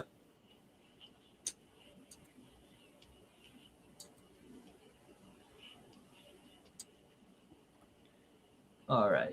Send a message out to Eric, see if he can't come in and Eric and Boyd broke down $5 on B and $3 on the Vampy you had. Okay. All right. Let me make a Eric and Boyd sheet and get that Vampy in there. Excuse me. Vampy versus, I believe it was Shin's Xin, and that was a $3 book. And then he puts five on B, 1, 2, and that is the Blue Billeteer. Yeah, that's Eric's Eric and Boyd's. Yeah, he says if it's acceptable, $5 on all the Deja and the Razor. I haven't heard anybody say it wasn't. All righty, so Deja. You know what? I'm going to put the Deja Forest lot, because there are, and it was issue 2, 3, and 4. I'm going to put them together here. Milk, the cheesecake is cheesecake. But when it comes to the painted covers on Classics Illustrated, it's also some pretty good covers. Yeah. Let's see. 1, 2, 3, 4, 5. I, Vampy, Shin, and that is E and B, $3. 1, 2, 3, 4, 5, J. All righty. And let's see. Vampy Shin. Forest 2, 3, and 4. And then let's see, Mill. Where's Mill's page? Brave and the Bold got that. Are those the only bids for this lot? Are the Erica Boyd? Washboard is where it's at. Don't tell me I'm going to prefer cover C in 5 more years. I need my cheesecake at least once in a while. Oh, no. See, it'll still be cheesecake. I do have to admit, even when it comes to just looking, I got to admit that's changed. Cheesecake is almost a category of its own. Mm-hmm. Yeah. All righty. And I think, and he mentioned the Razor as well. Okay. Let me get that. Razor. All righty, and that's E and B. All right, where's the E and B page? I just made it. There it is.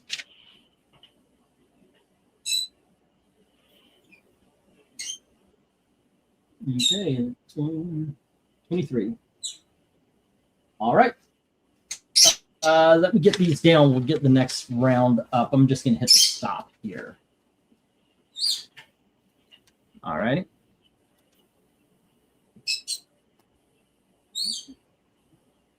By the way, fun to hear One Slick on here tonight. He's doing a great job interacting. I think so too. In just a moment, I'm going to ask you if you can take over and read comments and all that. I got to hit the head. I asked Eric to come on in and keep you company. Before that happens, I was hoping he would be able to jump on and keep you company. All depends on how enthralled he is in his sports programs. Oh, that is true. That is true. All right, let me get these down. We'll get the next round up. There is no love for the Dark Man. Surprisingly, no love for Earth to the Moon or Haunt of Fear. I kind of wondered what Wanted would do, and I don't know how excited people are over a movie poster in the background of Hellboy, but there you go. All righty, but Blue Bulleteer and the Deja Thoris and the Razor go to Eric and Boyd. There you go. Get these down, and I do believe we are about to enter Big Dog. Let me bring out Clifford again. There you go.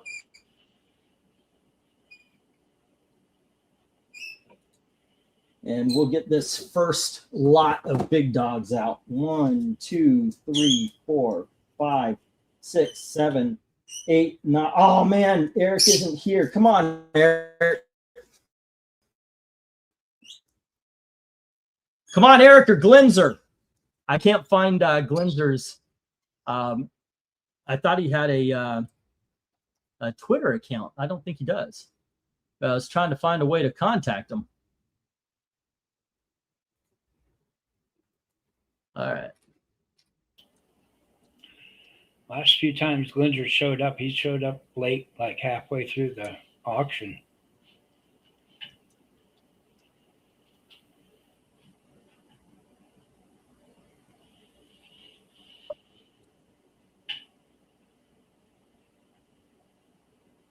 Say again. I was kind of roboting. I said last time Glenzer showed up, he was kind of late, like halfway through the auction. Yeah, usually him and Krenez are very famous for showing up during the big dogs. Yeah, so is Killer Baby when he comes on. Yep.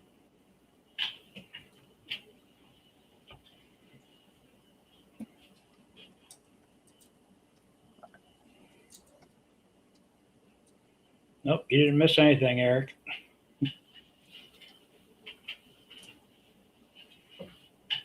All right, let's see. Okay, let me get the first round up. I'm trying to get Eric and Boyd up. Not Eric and Boyd. I'm trying to get Eric Green here because there's a book in the next lot. I showed it to one slick, but I just want to show him, like, hey, have you even heard these things existed? But for now, we have Giant Size Spider-Man and Doc Savage. It's Giant Size Spider-Man number 3 with Doc Savage. All righty. Then we have the Amazing Spider-Man Soul of the Hunter. This is one of those prestige format double size.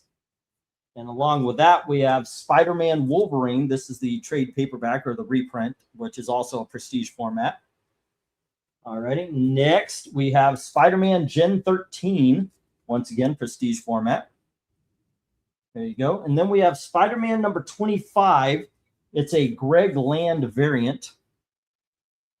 There you go. And we have Spider-Man, Amazing Spider-Man, issue number 202. There we go. And we have Amazing Spider-Man, issue number 228.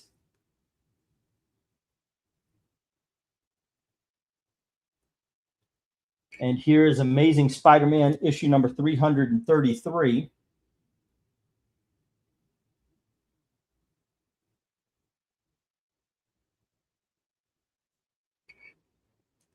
And here is Marvel Team Up, issue number 100. First appearance is Jan Koyman of the New Mutants. And then we have Marvel Team Up, issue number 117 with Spider-Man and Wolverine. There you go. Bidding begins. Price is marked as soon as I get the go for lot number 10. All righty. Go for lot 10. All right, dude. I'm gonna leave you. Oh, he's muted. I have to go hit the head. Oh, okay, come on. No problem. Go for lot 10. It's not letting me. Let's see if that works. There we go. All right, I will be right back, dude. Okay. You want to take some.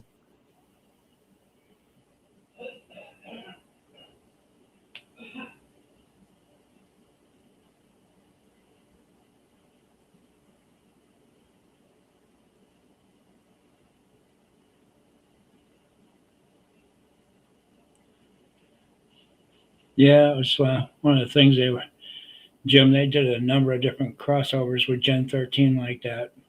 I think they were trying to get a little more exposure to it.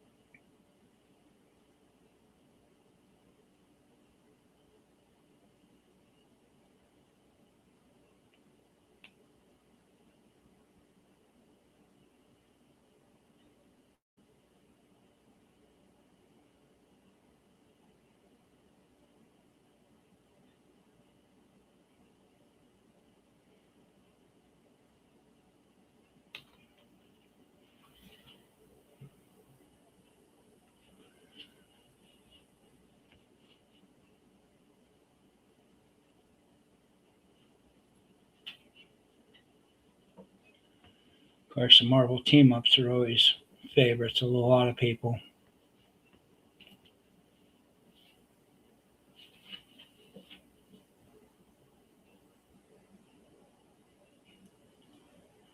I think it's a pretty good price too on that giant size Spider-Man.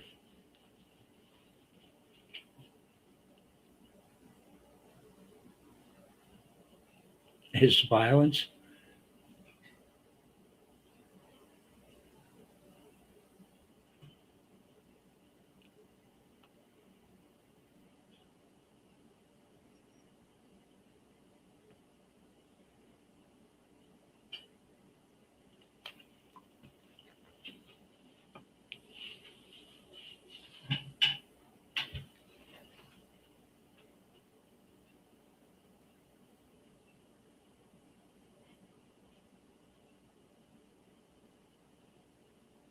Dun-dun-dun. How's it going? Yeah. All right. How you doing? Is Amazing Spider-Man there. That thing's volume 6 there. volume 6? Yeah. Oh, the Greg Land. Yeah. There's also a Gen 13 and a Superman team. I'll keep an eye out.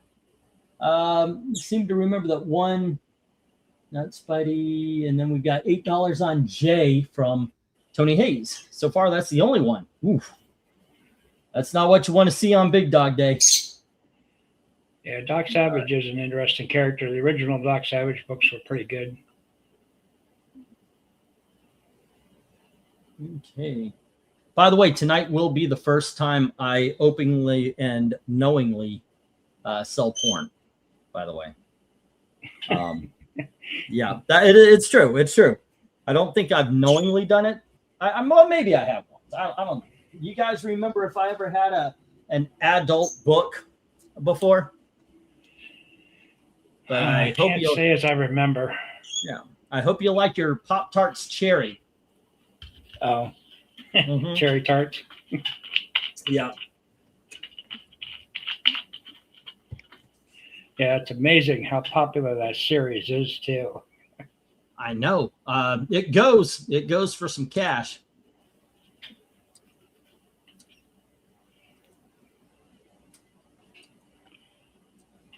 And Tony says 8 on I. All righty. Let's see. 1, 2, 3, 4, 5. That's MTU 100. Of course, back in the day, the whole thing was, oh my gosh, that was drawn by Frank Miller. It is awesome. And I was like, oh, it's Sean Coleman from the New Mutants, because I like the New Mutants back in the day. Yes, you had that one in the past, if I really recall correctly, or another issue from that series. Did I already? I don't remember having a cherry Pop-Tart on. Oh, you know what? I had something called Leather and Lace. I remember that. I don't know if it would count as porn, but it is definitely adult. And there's been a couple that, oh, there's a boob. Yeah. But I guess I have. Yeah. Let's see. What should we do? There's no love for the Doc Savage. No love for the Amazing Spider-Mans. That's what I'm kind of surprised at. I thought those would go, especially H with the Venom. I thought that one would be.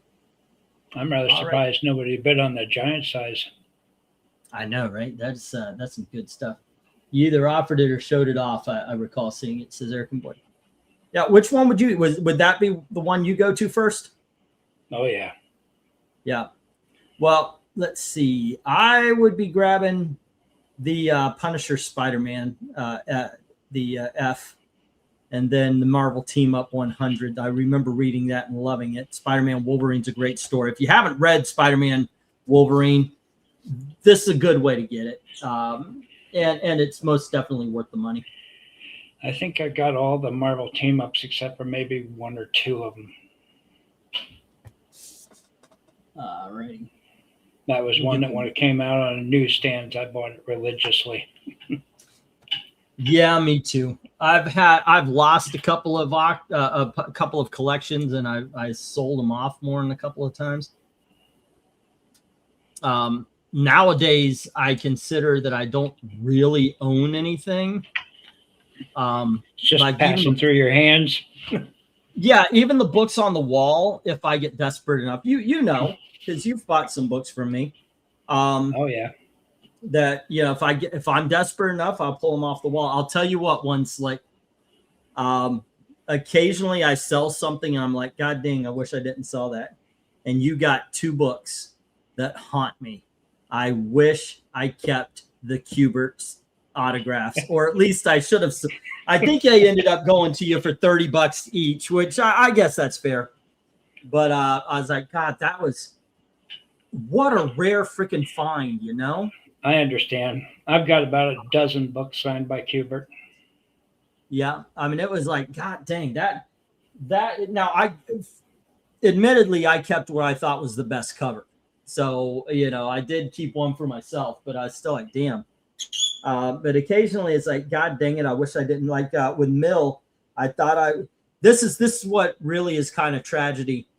I didn't know if I was going to have money for the show, which would give me books for a week's worth of auctions, right? So I sold my Alice Cooper, and you've been around long enough to know how much I love that Alice Cooper, and my first appearance of Deathstroke, which is damn near mint. So it was like, that was like rough. 2 or 3 copies of that Alice Cooper. I love that. Is one of my favorite books of all time. It is a lot of fun too. If you guys, I did a video on it. I did the first appearance of Alice Cooper. Check that out. It is such a fun story. Mill says he's going to raise the bid from 8 to 9 on Marvel Team Up 100. All righty. And a little bit. I think this is the first pushback of the night, as a matter of fact. I think so too. Yep. Let's see. Not quite like years past when we had outright bidding wars going on. Oh my! Well, we had a lot more people showing up to the auctions. When money got tight, I got to admit the shipping, of course, wasn't as great. I think I scared some people off. Also, I did lose a whole bunch in the after the big debate. I lost. No, that was after. That was after we started doing this. I don't know. Just some people, they show up and then they disappeared. Oh, I know. Oh, goodness gracious. A young girl. She was a big fan of the Teen Titans. Used to come around a lot. And she was a very sweet young lady. But apparently a guy kept coming on the channel and I would talk to him. I don't always remember what drama is happening to what, but apparently he was being creepy with the pop size or something. And he was being creepy, and then a whole bunch of her friends stopped coming around because I can't believe you're treating him like a human. I don't know what's going on with you guys. This is exactly who I was talking about. It's pop flare, pop size, pop fire. That's it. I remember there was a pop in there. Tony matched my bid on Jay, and you totally missed it, says Mill. I did.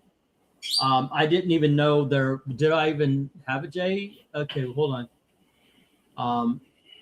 What do I have? Go for lot 10. 8 on J from Tony Hayes.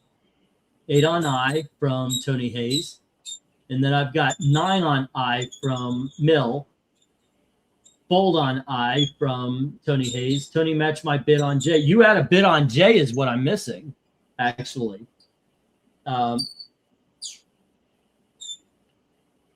Let's see. Yeah, I'm actually not seeing. Let me go to YouTube and see if it popped up there, because I'm actually not seeing that you had a bid on J Mill. Let me see if it shows up on. Are you seeing it on YouTube? Because what was it? Darkness Comes had a couple of things the other night when we were doing the comic book cover ranking.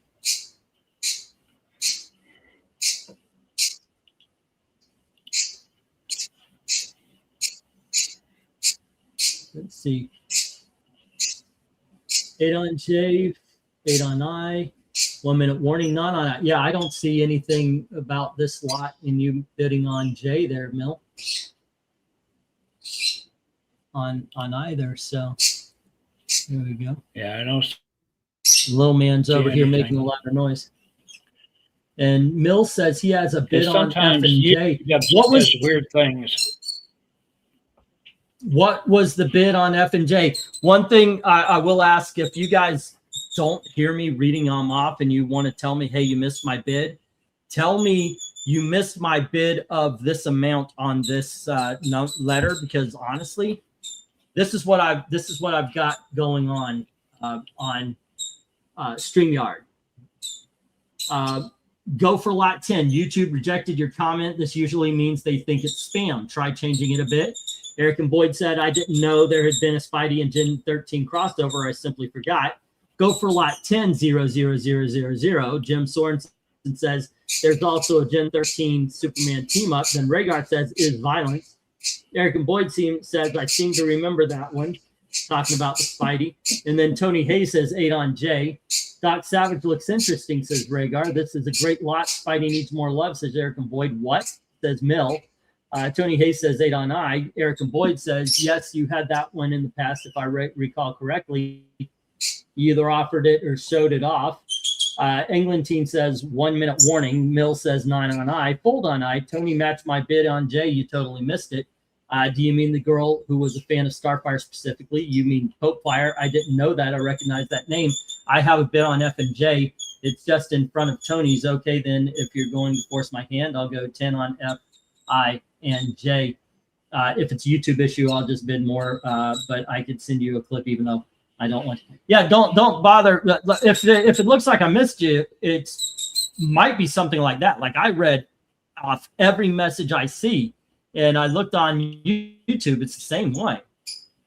I'm not trying to mess anybody up, and if we need to work on some things, they do. But YouTube, if we don't see it, it's probably because YouTube dropped it. Because I've had instances where I make comments and I hit enter, and it didn't show up anywhere. But I want to be as fair as possible, so by all means, let me know so we could work things over here. So he had his own comment on his own channel deleted because of spam. Yeah, let me see if I can share this real quick. Are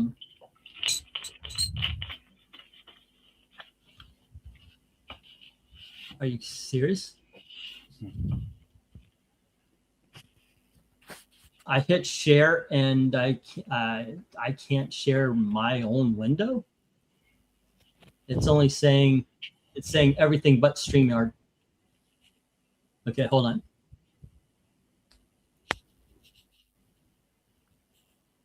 Let's see if it works. I think you can't share StreamYard because it's going to create that infinite loop.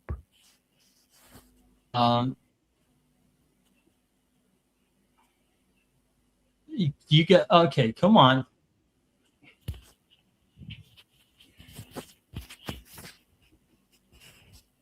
It's in the comments. I'm trying to share the comments so I could show that it really did says YouTube rejected my comment. So it's not letting me. So I'm gonna stop sharing. It's not letting me do it. There we go.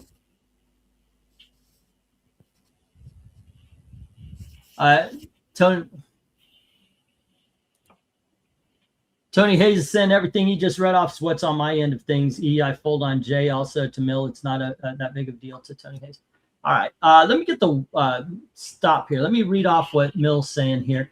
10 on F, I, and J, which would be the Amazing Spider-Man. I don't think you have to. Did anybody bid? I mean, I don't know if you have to add the $2 on the Amazing Spider-Man. Amazing Spider-Man, and that was issue number 202. All right. And that is Mill. 1, 2, 3, 4. And then it was I and J. Okay. And that is Mill at 10. Okay. And Tony said he folded. So there we go. And let me get the stop. There you go. All right. And the hydraulics is coming out of my chair. I keep taking a ride down. I'll tell you what, let me get through this, and then I'm going to get the stop here, and I'll get these down. We'll get the next round up. All righty. And we just have the Amazing Spider-Man and the two fantastic, or the two Marvel team-ups, and they're all going to Mill. If I miss something, by all means, let me know, because that's all I've got that I've seen. If there was a comment that was hidden, let me know. But Amazing Spider-Man issue number 202, Marvel Team Up issue number 100, and Marvel Team Up 117 go to Mill. Alrighty. And these are the rejects. That's a lot of rejects right there for the big dog, unfortunately. Alrighty. There we go. These are the ones that surprised me most, though. This one in the giant size, I thought would go. The Greg Land was the one I thought would be the hard sell. All righty. I wanted to show this one off to Eric. Unfortunately, he didn't jump in time. Oh, well. Que sera. But, or Glenser. I mean, straight up on Glenser's alley.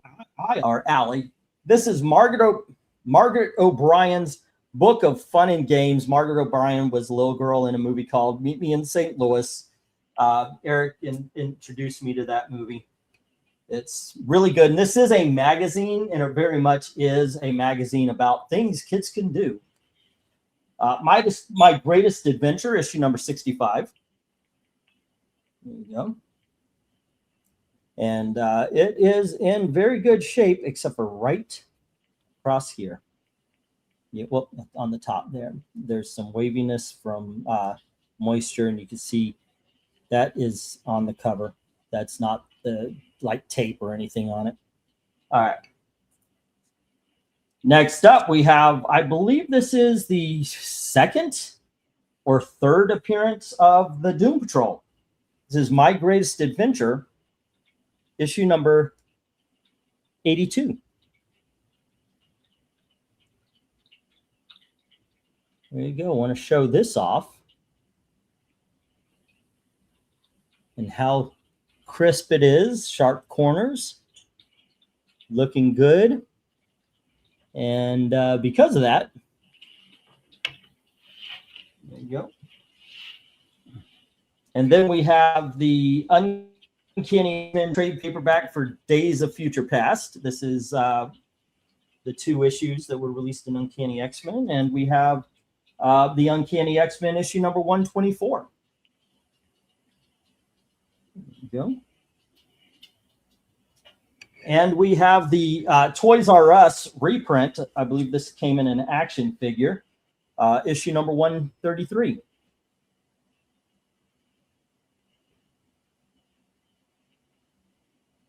go. And then we have issue number 147. There you go.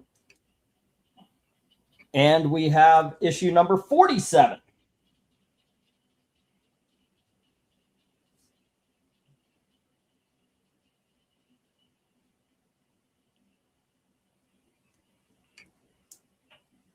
Then we have annual number 6, where the X-Men fight Dracula.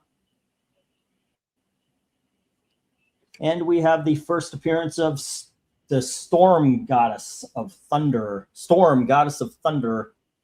All right, that is annual number 9. All right, bidding begins as soon as you get the go for lot number 11. Okay, hopefully the X-Men will do a little bit better than the last lot. Okay, let's see. All right, let's go for lot 11. All right, I'll get the email real quick here, Mill. Let me check that out. Was it Media Madmen or England Team? It looks like it was the England Team. Okay. So where do you go to on this one there, One Slick? I know I got an actual huge big dot up on the top row. Well, the Margaret O'Briens and the My Greatest Adventures would be the ones who draw me in first. Yeah. That is really good. And that's a very nice issue of the third appearance there. It's pretty sweet. Okay, let's see. I am not seeing your message on let me check on englandteen@gmail.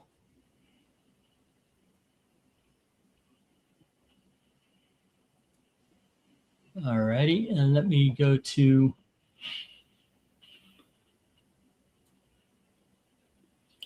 Media Madmen. Here we go.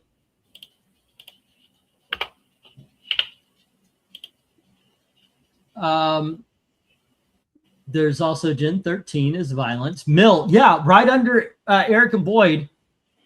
He's got his bid showed up.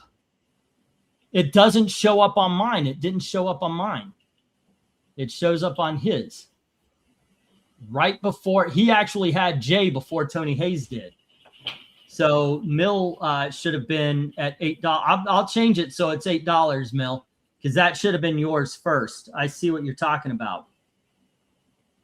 Yes, you had that one. Yeah, I will fix that, dude. It's not a $10 bid. It's an $8 bid. He just showed me a screenshot. And yes, right under Eric and Boyd's comment is a bid. Okay. Sometimes when you send the comment, that shows on your end, but it doesn't show on the StreamYard's end or the host's end. I watch a lot. Well, I hope streams. I hope that you understand. I'm not trying to do anything I want everybody to bid. I want everybody to have fun bidding, and I want there to be no controversy in the bids, because all of that is, the kind of stuff that could chase someone away, and I do not want that to happen. I've also had to make strict rules where I 100% have to be impartial to everybody, so nobody feels like I'm like, well, I like this guy better, so they get the book, and I can't have that be the case. A person coming in new has to get the same consideration. Go on ahead, Eric. Sorry, Evil Black Cat. Yeah, so one of the things that happens is that sometimes it shows up on the person's end, but it won't go onto the host end. That happens on a gaming stream that I sometimes watch. What you should try and do is see if you can have the comments running on the side, just to have full transparency. Well, the problem with it is it covers up the well, you know what? I can, like, you guys have seen the book. So I guess I could, after everybody's seen the book, I guess I could pop the chat up like this. But Does it that does have cover- the ability to make it more transparent with in the No. background? I don't think so. Let me see what we got. Size, regular, tall, wide, font, small, medium, big, and I've got a small font in the regular size. See, you can change the size. Oh, okay, that moves over, but it covers more. Can And you move could the box? Move the box or the camera. let me see. Let me see if I can. But like if I can move it over, if I can actually physically move the box, maybe I don't know. Maybe I can. No, it's looking like I cannot.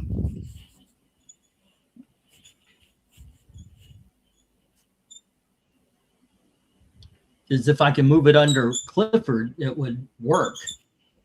So I've got the comments on. If you guys want a clear look at the book, just say so. But this way, while you guys can see the comments that we're getting, and if you guys want to see Jay clearly, just ask, and I'll remove the comments for you to see it. Okay. I haven't seen Zach in a while. He's doing okay. Yeah, he actually said doing pretty good. All righty. Let's see. Once again, Jim Sorensen comes in with 10 on E, which is X-Men 133. 121. And then 133. I'm thinking that Margaret O'Brien's Games and Fun is a book that probably didn't sell many copies because it's from 1948 and it costs 50 cents. Holy Toledo, that is a serious magazine right there. Yeah, for that. It is a thick magazine, by the way. Let's see, X-Men 133 for Jim. And then let's see what else.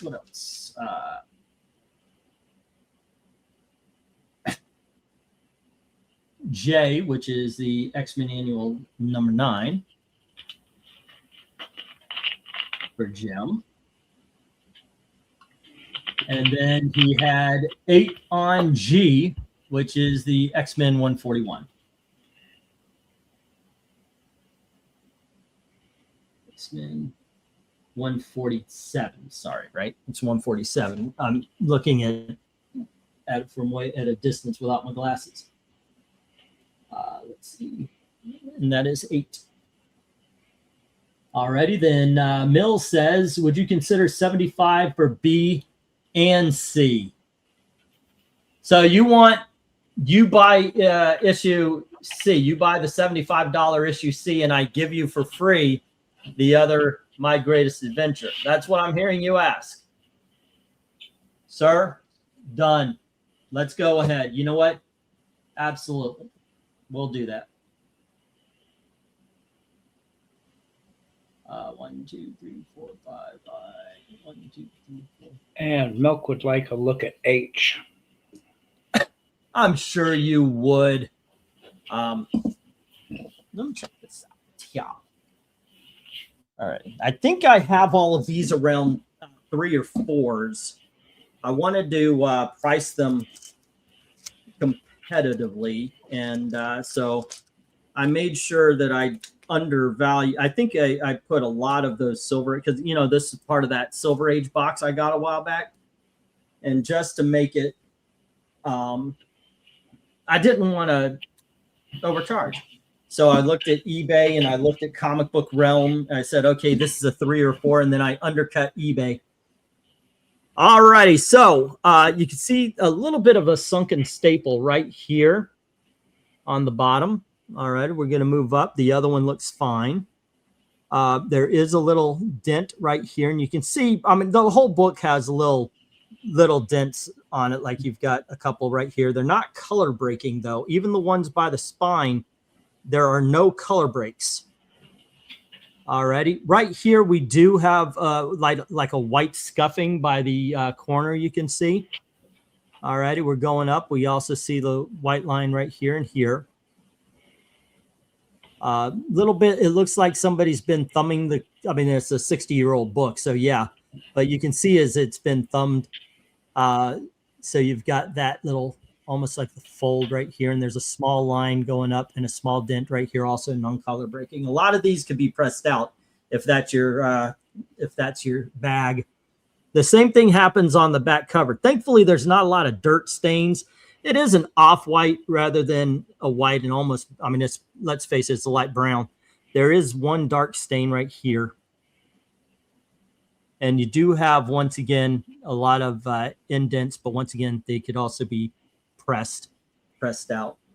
Let me open the pages, and you'll see this is actually, I mean, the inside is always clean. Now, where the book cuts, this sometimes happens, but where the book cuts, you can see like on the bottom where, let me see if I can't find the staples here. You see everything's clean here, and there they are. They're in there. They're tight. They're not rusty or moldy. We'll open the top cover, and you can see they're in there. It's once again, I don't count this as mint. When I priced out all my Silver Age books, only if it was obviously high grade did I really go above 4s, and maybe I went 5 or something like that. But that's how I came up with my $25 price tag. Yeah, All right. It shows its age, but it's a pretty clean copy. Oh yeah, yeah. Sometimes to describe a mid to low, I always say it's a well lived in, but I'm going to say this one was a well loved, because it isn't a low grade copy. It's more of a mid grade copy. But there you go. And that's how I came up with the $25 price tag. There you go. If you agree, you agree. There you go. All righty, my greatest adventure. And that was 83. By the way, if that hadn't sold, it was going to go on my wall. And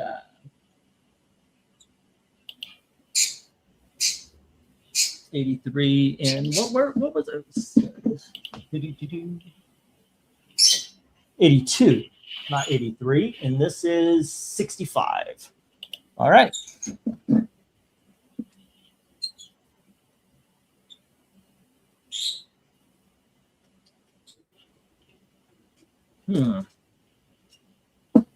And let's see. That cover on B is a hoot, says Eric and Boyd. I haven't seen Zach in a while.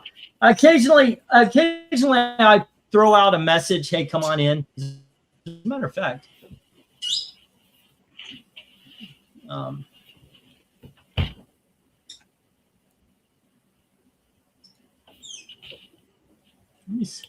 I'll send him one now. See if he wants to come in. Mail that X-Men for 25 is a good deal, because I've seen eBay copies that weren't that nice for the same price. Yeah. Sometimes I'm like, oh, maybe I should have, but I'm getting my price. I'm getting my price, and I was very lucky. This was part of the deal with the Superman comic. So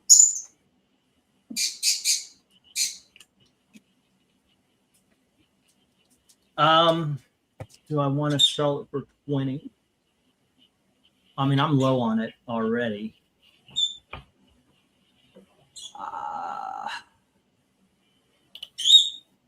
I'm gonna hold on to it just a little bit more. Okay. All right. B, C, and H at 90. You had B, C, and which one was H? H is fine. Would you do H for 20?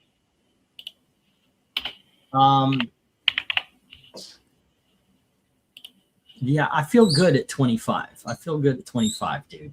But yeah, we still got the My Greatest Comics, but I'm gonna hold on for that one for another auction or two. See if because it is an X-Men, and X-Men do go. So yeah, sorry, Mel. I'm gonna leave it for another auction. See if I can't get the price I'm looking for. And there. like I said, I've seen copies of that are in worse shape on eBay for more money.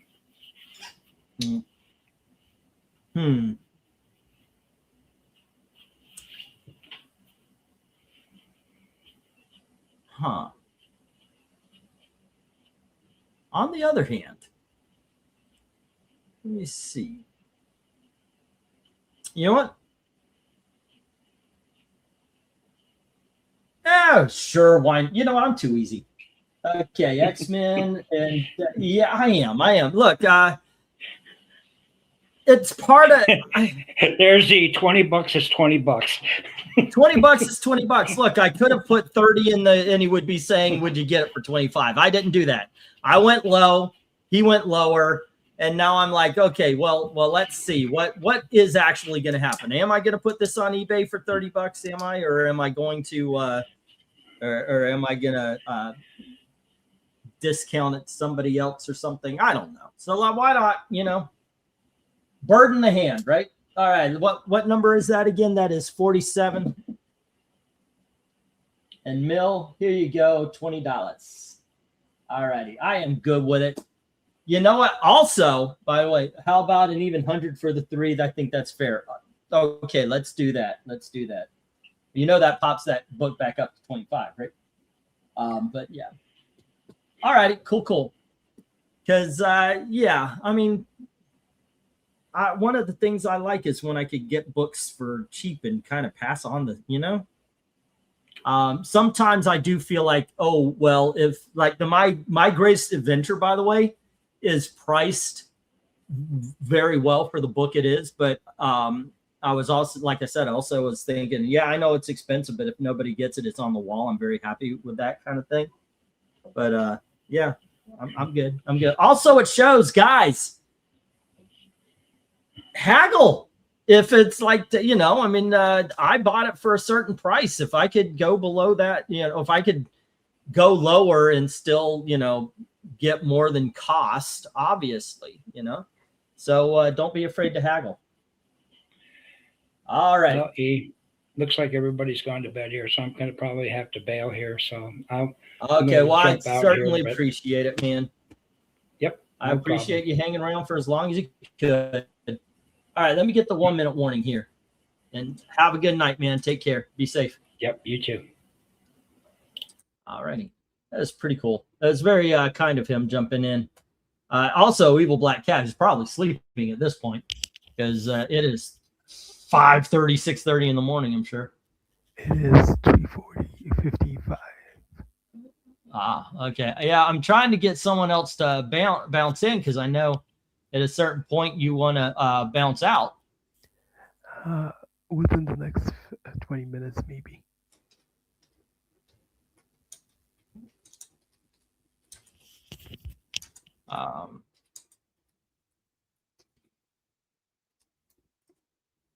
Okay, let's see. If anybody in the stream, you have a microphone, you want to jump in and join the conversation.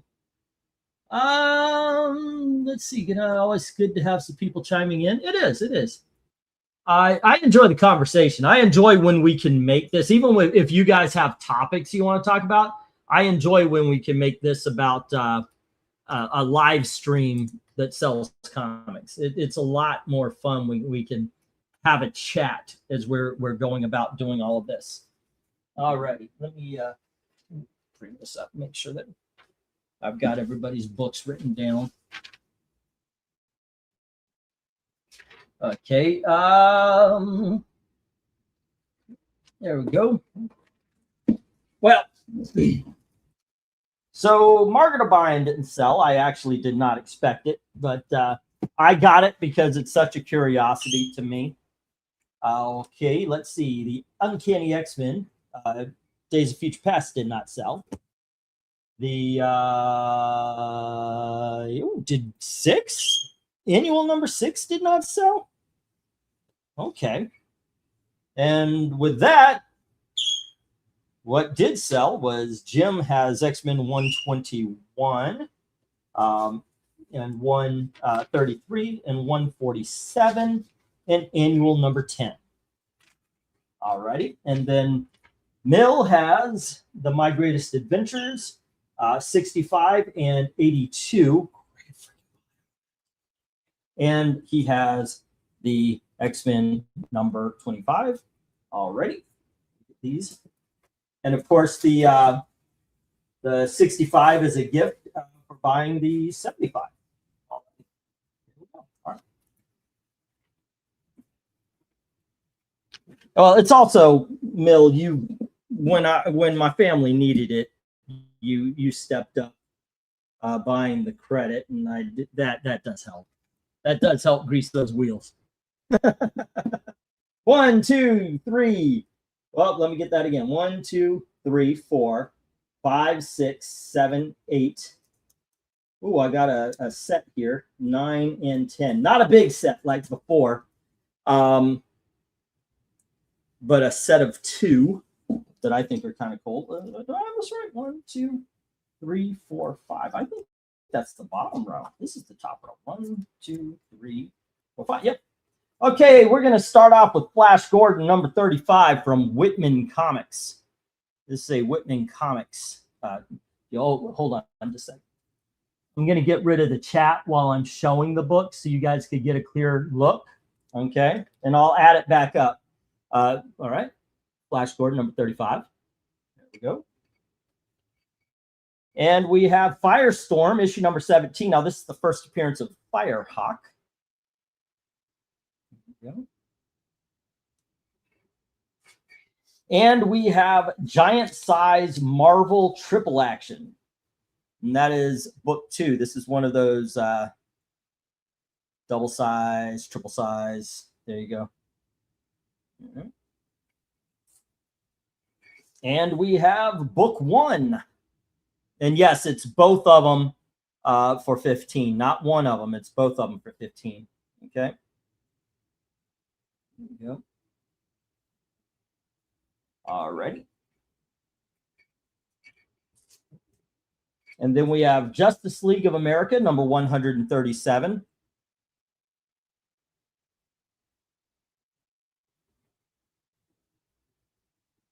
There you go. And we have Iron Man number 170, where Jim Rhodes takes over the Iron Man armor. Next up, we've got issue number 48 of a Archie-like book called My Friend Irma. And yes, it does have some clips on the cover. Okay, just showing them. There we go.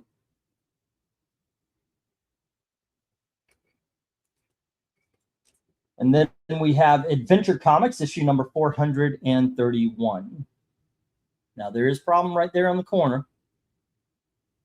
All righty. And there's a problem on the top corner. There we go.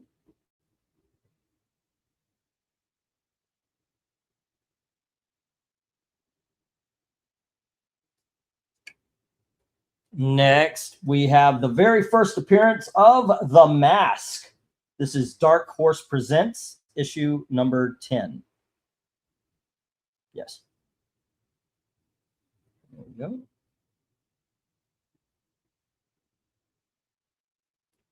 There we go.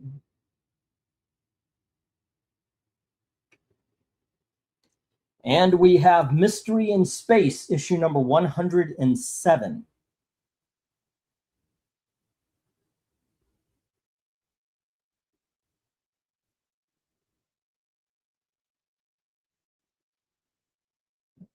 And finally, for this lot, we have Shazam, the original Captain Marvel, which, by the way, legally, they were forced to change, and that's why you don't see it on later issues. This is issue number 2. All righty. Bidding begins. I get the go for lot number 12, I believe. 10, 11, 12. Yep, this is go for lot 12. All righty. And then I think during this one, I'm going to read off what I've got for you guys so far, so we could head anything off at the pass. Let's go for lot 12. All righty. Now, I sent people are asking about you to Zach. I sent a We're losing the old folk to sleep to Eric, which, hey, we may have lost Eric to sleep too. So hopefully they'll bounce in, because I know Evil Black Cat, God bless you for hanging out as long as you did. But I do know you're going to have to bounce as well. So.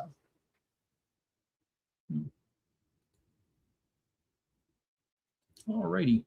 But if any of you guys have a microphone and you want to jump in, I'll send out the link.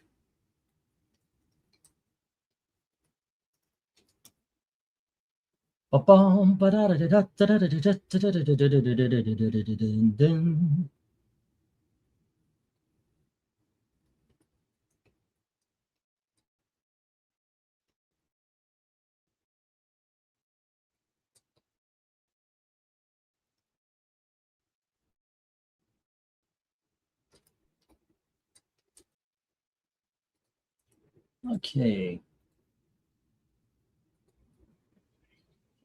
Well, hello to Eric Breen. How are you doing, sir? Good. I had Near on the auction watching basketball and saw that everybody left you, so I figured I'd come finish with you. Well, I certainly appreciate. Did you see the book that I wanted to show off to you?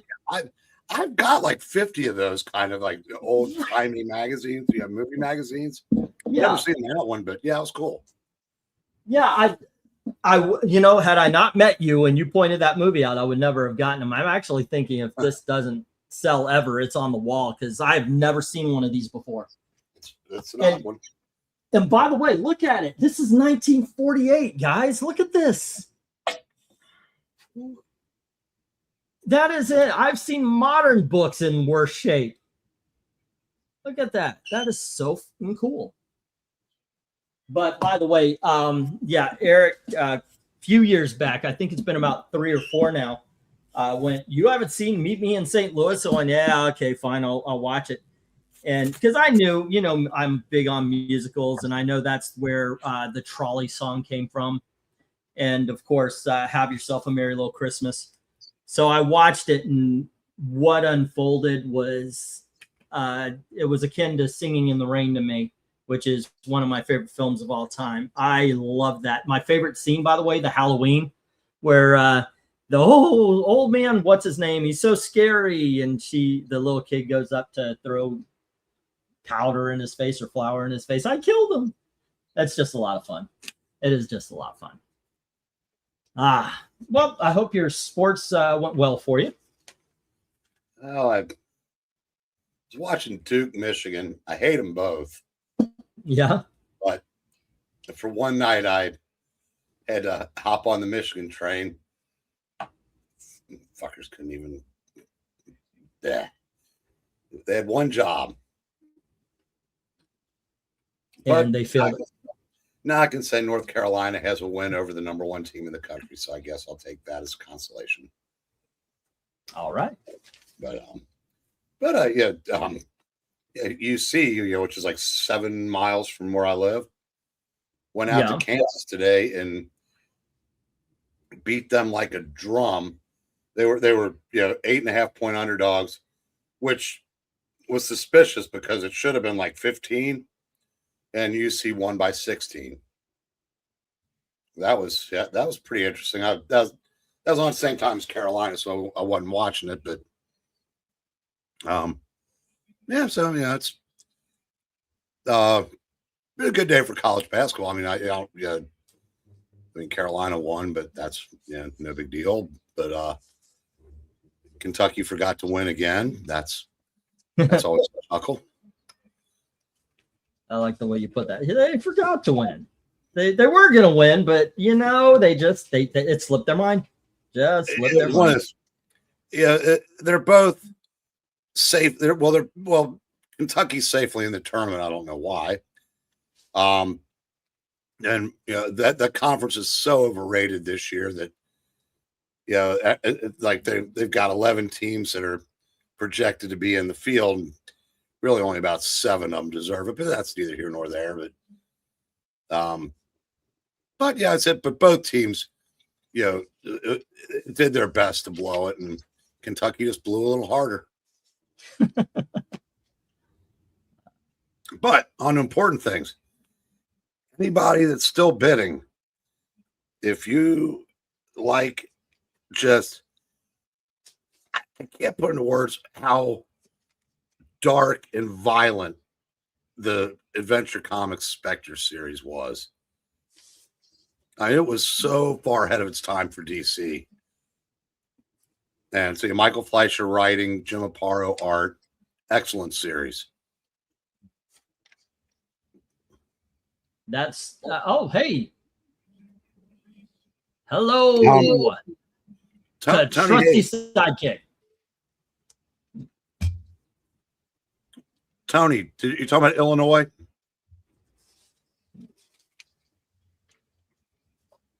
Hello to Trusty. What's up, my friend?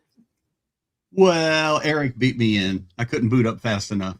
Well, you know what? Both are welcome. I mean, I could. That's now Eric has somebody to talk to while I'm writing stuff down. you know, Eric, my wife and I were fortunate enough to watch Duke beat Michigan in the '92 national championship from the grad student bar on the Duke campus. That was a lot of fun. I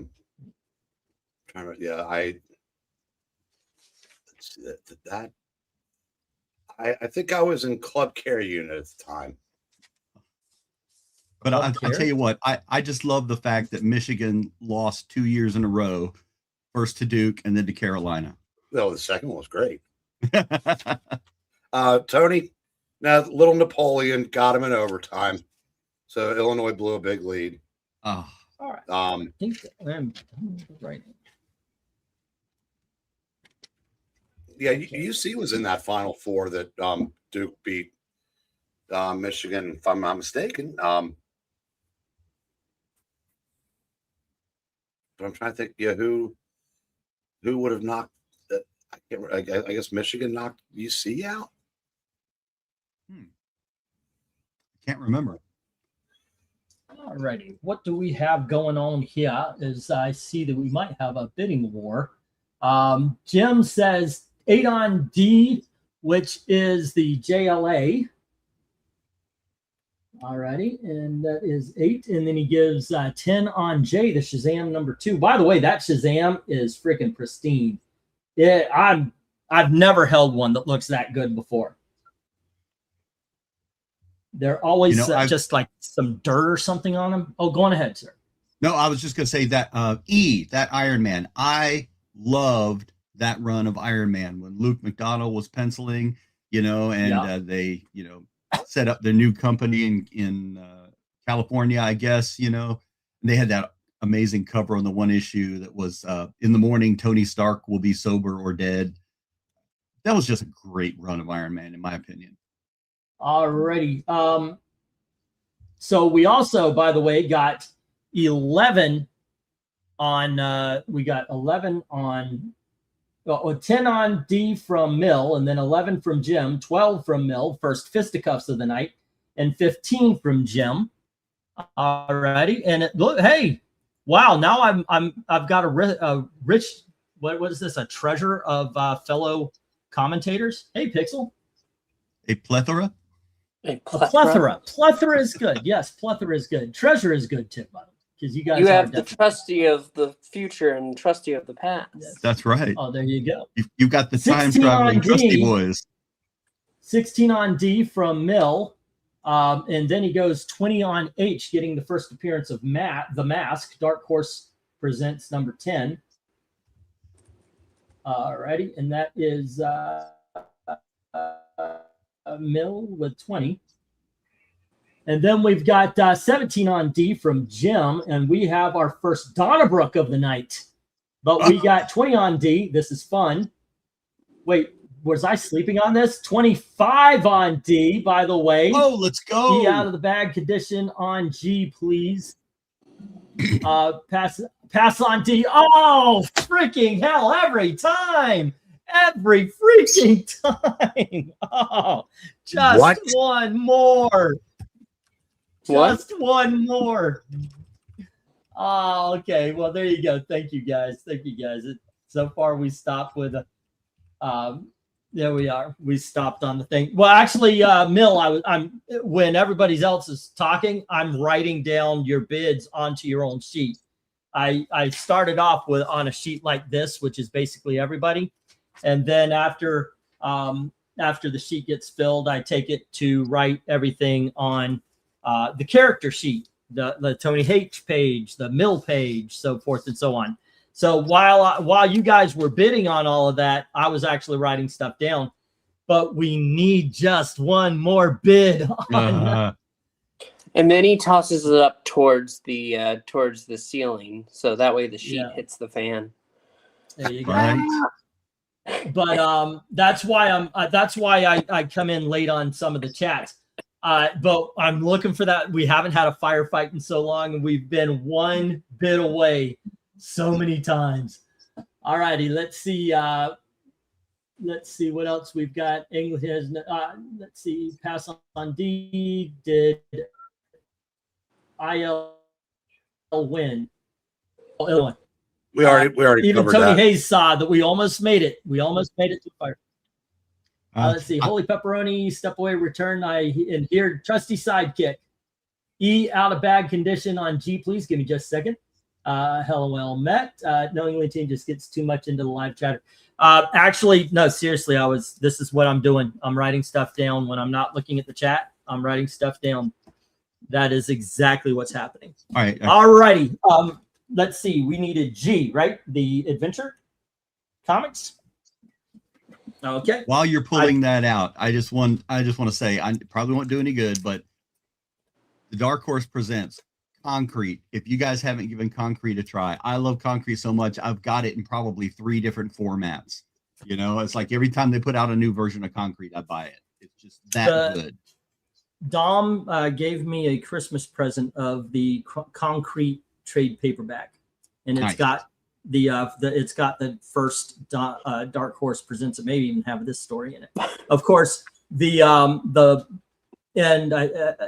this issue, of course, is big because it is the first appearance of the Mask. Alrighty, as I pointed out, as I was showing the book, the big problem comes at the corner on the bottom. Alrighty, and the corner at the top right here. I pointed those out as I was reading off. If I'm looking at the light, I am not catching indents, tell you the truth. There is, of course, right here. This whole side seems to be the problem. There are some spine ticks on the left. All righty. And there's an indent I see right here, but it's not color breaking and can be pressed out if you are inclined to do that. Flip it over, and we've got a stain right here. Let's see if it does not affect anything other than that back cover, because you see it on the inside as well. Okay. Let's go to the pages. Are crisp. They're white. They're bright colors. Let me see if I can't find the staples, the centerfold.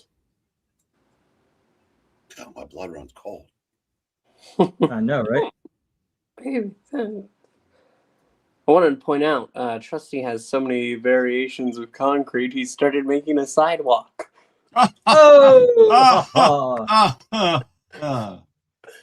Someone should bury that joke in cement. No, that was solid. Come on, man. It was solid, like concrete.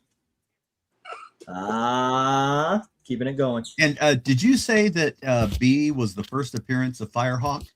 Yes. You know, remember Firehawk was the one who was on patrol with the Elongated Man when his wife was killed in Identity Crisis. I don't know if that's really a fun fact. No, I can't find the centerfold. This is what it looks like when I open. You see that the cover is on tight. I honestly cannot find the freaking centerfold.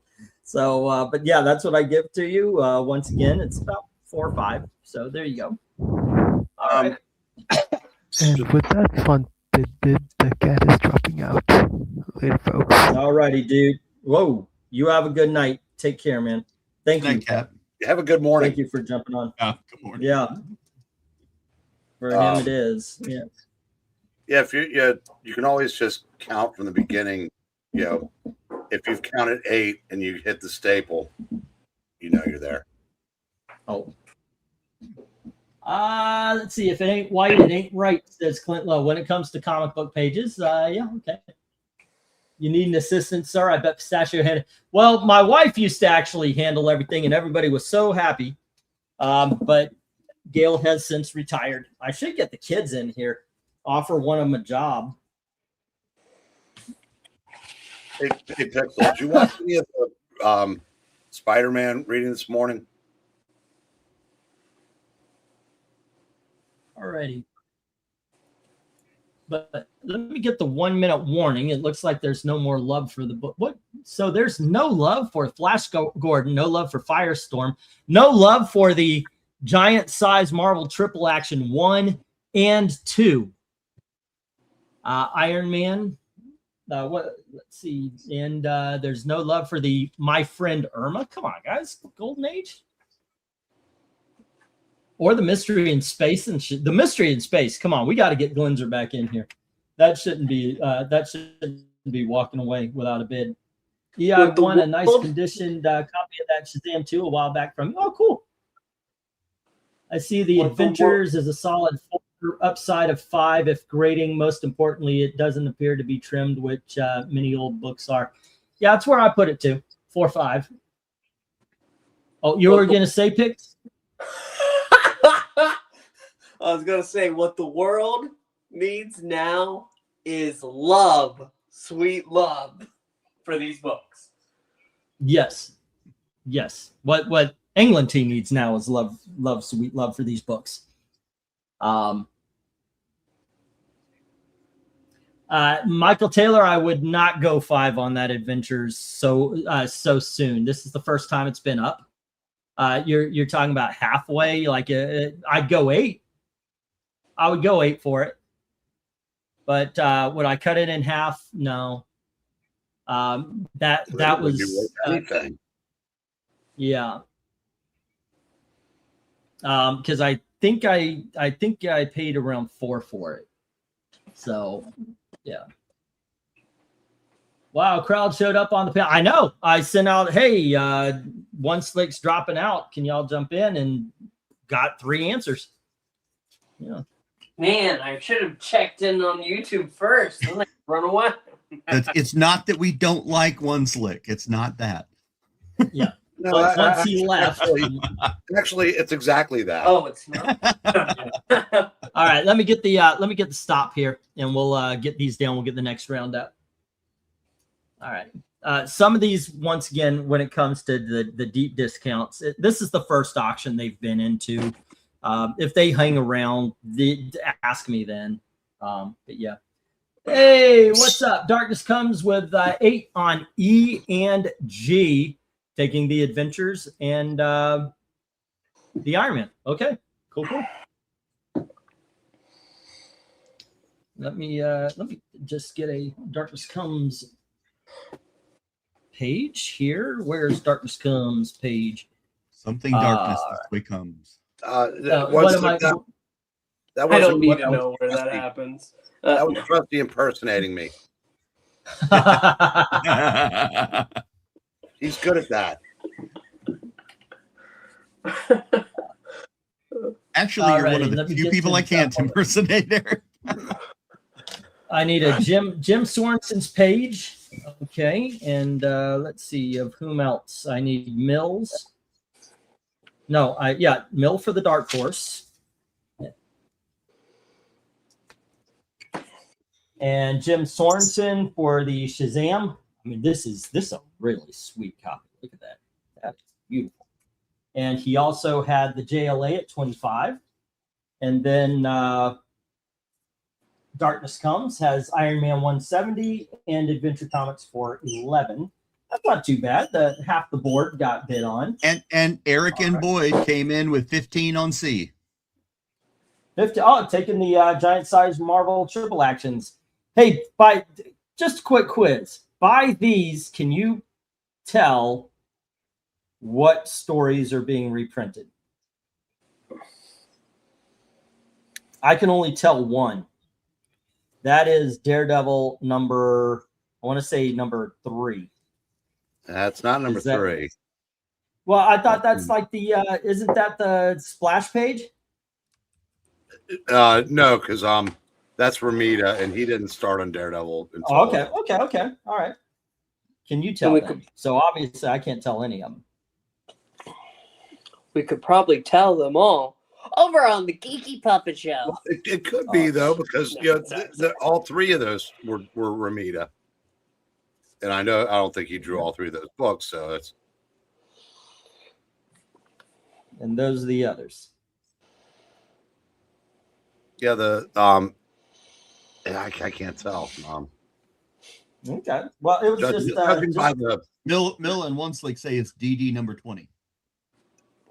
the Avengers might be like number 32 or 3, because I think that was the Sons of the Serpent that Goliath had in his hand. Hey, Pixel, did you listen to the reading at all today?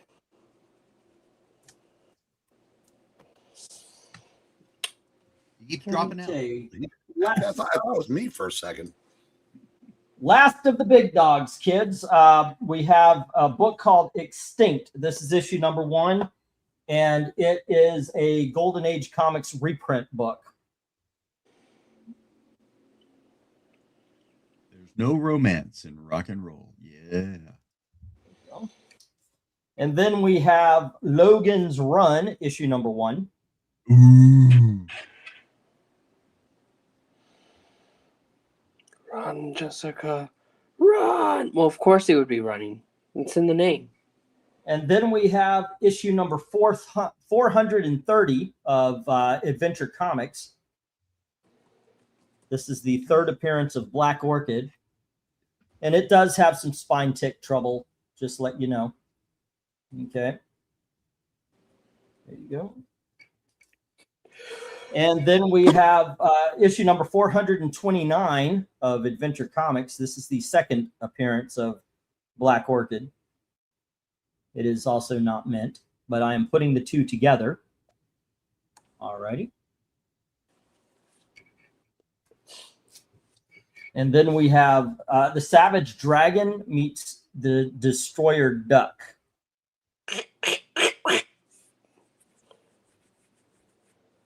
And they go to a All right. disco. And we have the Savage Dragon gets his ass whipped by Superman.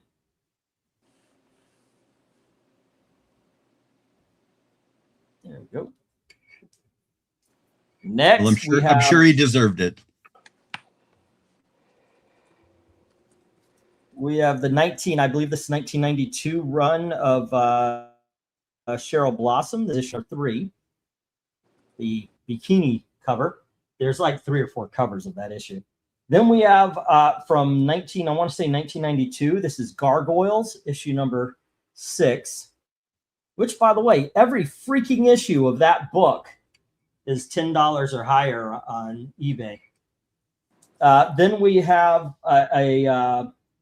as I said, it's a cherry breakfast cereal turned comic book. Adults only, ladies and gentlemen. This is issue number 3. This was from 2015. That is not a cheesecake book. That is absolute, as the kids say today, corn. Okay, so right next to it, let's put Pat the Brat. This is issue number 32. And then we also have Hanna-Barbera's Giant Size, issue number 1. Okay. Man, that's not very nice. What? Well, calling him giant-sized?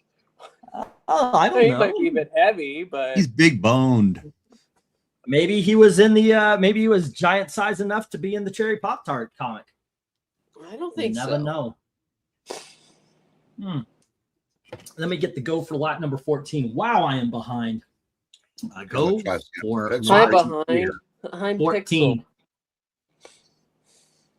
If I don't know you are an adult, I'm not accepting bids for Cherry Pop-Tart. So there And you we go. won't be reading Cherry Pop Tart on the Geeky Puppet Show.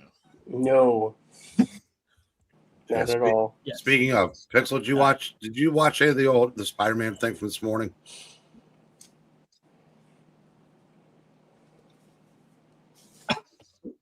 He's gone silent again, Eric.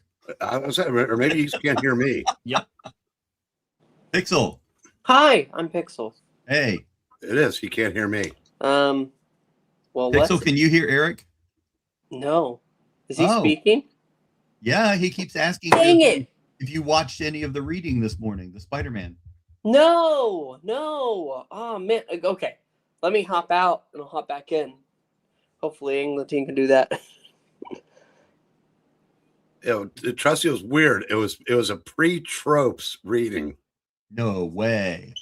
It was from 22. Holy cow. So there was no yes or anything? That was the only one. Okay. That one, that But is like, but a goodie. The city, nothing. There's another one of ours that we do, and God, I can't remember. It was weird. It is. I can't watch a movie or a TV show where they mention New York City now without saying it. Well, Jackson's saying he can't hear me either, or is that just weird? I think I that's hear just you. Jackson. I'm back. Okay. What were you asking me, Eric? So I asked you if you watched the old reading this morning, No, I didn't. because it was pre-tropes. Really? Yeah, the only one was yes after Spider-Man, but if you could say city without being interrupted. It was weird. Oh And man. Alicia and Puppet Master didn't show up. And how is it that no one has done a Wolverine cover homaging that Logan's Run? Right? Right? That makes sense to me. Like, why wouldn't they just do that? That actually kind of makes sense. Alrighty, let's see if there's any takers. No takers? No takers for anything yet. Father, can you hear me? What two issues? Let's see. Bring us here. That's Adventure Comics number 429 and 430, the second and third appearance of Black Orchid. It's still a real good deal. And that was already, but I don't know. Yeah, I not a big fan of the Vertigo version of Black Orchid, but the 3-parter in Adventure was cool. And here's two of them. I got to admit, I have read Logan's Run and I have read the Adventure Comics, but other than that, I don't even think I read the Superman Savage Dragon. I know very little about gargoyles. I know a lot about Cherry Pop-Tart. I've read every freaking issue, many. Oh, but you did. Many times. Yeah. I think you should take off a few dollars if there's any stickiness on that. Oh, no. I'm way past that. Actually, I subscribed to it in when it first came out. I was like, are you kidding me? And then I read one. I was like, oh, this is freaking too much. And so I subscribed. Tony Hayes says 8 on the Logan's Run. All right. I was going to ask Pixel to do that. Ask me what? To read off that Tony had bet on that, but he beat you to it. Tony Hayes. Yeah, if I'm writing stuff down and you guys see a bid, please, by all means, it would, I think, make things easier. So it's like I ever wanted to make something easy for you. Well, not for me, but obviously, Mill would like to be addressed. If there's a bid or something, acknowledge that the bid is made. I get that. I understand that. But if I'm writing stuff down, I'm writing stuff down. I'm not looking at the chat. It actually makes sense. But that's if you guys can or if you want. I know it's extra work for you. All right. I hear you. Yes. By the way, Pixel, I know I took the expected cheap shot at it, but that was really good. That little rendition you did. I didn't know what it was, but it was really good. It's a song from Sesame Street. I figured that, but I didn't know what. But I said it's I said it's edition of what? Pixel did a song they put on I can't remember which one of our little groups it was on, but It was the puppeting video where he's singing. Well, I'd like to visit the moon. Yeah, I showed that to Gail. you can sing in that voice. That's impressive. Wow. Thank you. I'll be here all week. Actually, I won't. No, you won't. You'll be at Publix. Where shopping is a pleasure. I think you should just like walk up behind customers and start singing that. you don't. That's how I get through my day. Did you honestly not get my response to you? Because when you responded back, it was like you didn't understand what I was saying to you. And that kind of shocked me. Who? Me? Yeah. I responded, "Are you going to go back there someday?" And it was like you didn't know what I was saying. And then I said I should do a video of that because that's a good one. Yes, that in my opinion is the only song from the Muppet movie that can compete with Rainbow Connection. Yeah. All right, I got the 1 minute warning. There's only one book with a bid, and that's Logan's Run. Everything else is gonna hit the reject box unless somebody's like, "Hey, I need that Gargoyles #6 or that." What you should do this way. I know you guys want the cherry Pop-Tart, but you're embarrassed to bid on it. I get it. So what you should do is bid on 3 or 4 books, including the cherry Pop-Tart, and that'll bury it. It's kind of, it's kind of like when you're a teenager and you went to the shop and you bought condoms, but you had to buy 6 or 8 different things. You bought a chocolate bar, a lawn chair, a box of condoms, and some rice. Let them figure out what you're really there for. Yeah, do that. I think that would work. So you're like Charles Martin Smith in American Graffiti. American Graffiti, yeah, there you go. Yeah. Can't do the orchids for 15, but I could go 12. Okay.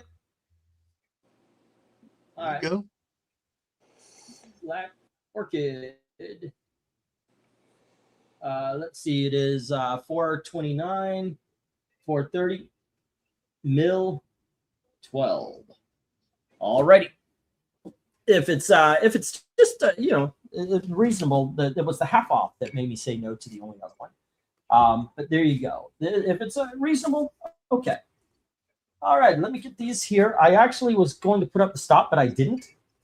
Everything else hits the reject box. Where is? Nope, it was.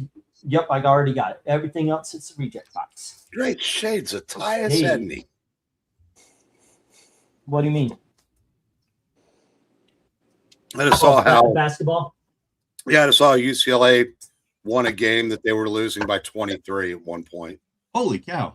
That's a heck of a comeback. Do you remember the tournament when Edney drove the court in 4.9 seconds to get him to the Elite 8 or something? That's exactly what happened in Illinois tonight, and they were ranked number 10 until they went. Wow. It gives me a reason to go to a show and try to upgrade them. Okay. And to search down that first appearance of Black Orchid. If I can find it, maybe I'll send you the Funko. I've actually got a Funko Pop of Black Orchid. It was a Walmart exclusive I saw, but it was on sale. I don't think it sold very well. They had a lot of them for like $5. Okay, let me get the next. I did change the. Okay, here we go. $5 books again. Cyblade and Ghost Rider, ladies and gentlemen. There you go. Top Cow and Marvel. Cool, cool, cool. Bugs Bunny from the 1990s, issue number 1. Yeah, what's up, Doc? The Adventures Dim the lights. in the DCU, issue number 1. We have Ren and Stimpy, Force Works one shot. Happy, happy, joy, joy. Happy, happy, joy, joy. You idiot. Yeah. We have the very first appearance of the White Dragon. That's Hawk World, issue number 27. This Wow. you guys Why's it got to be white? well, because he's actually a racist. No, if you guys would have seen him in Peacemaker.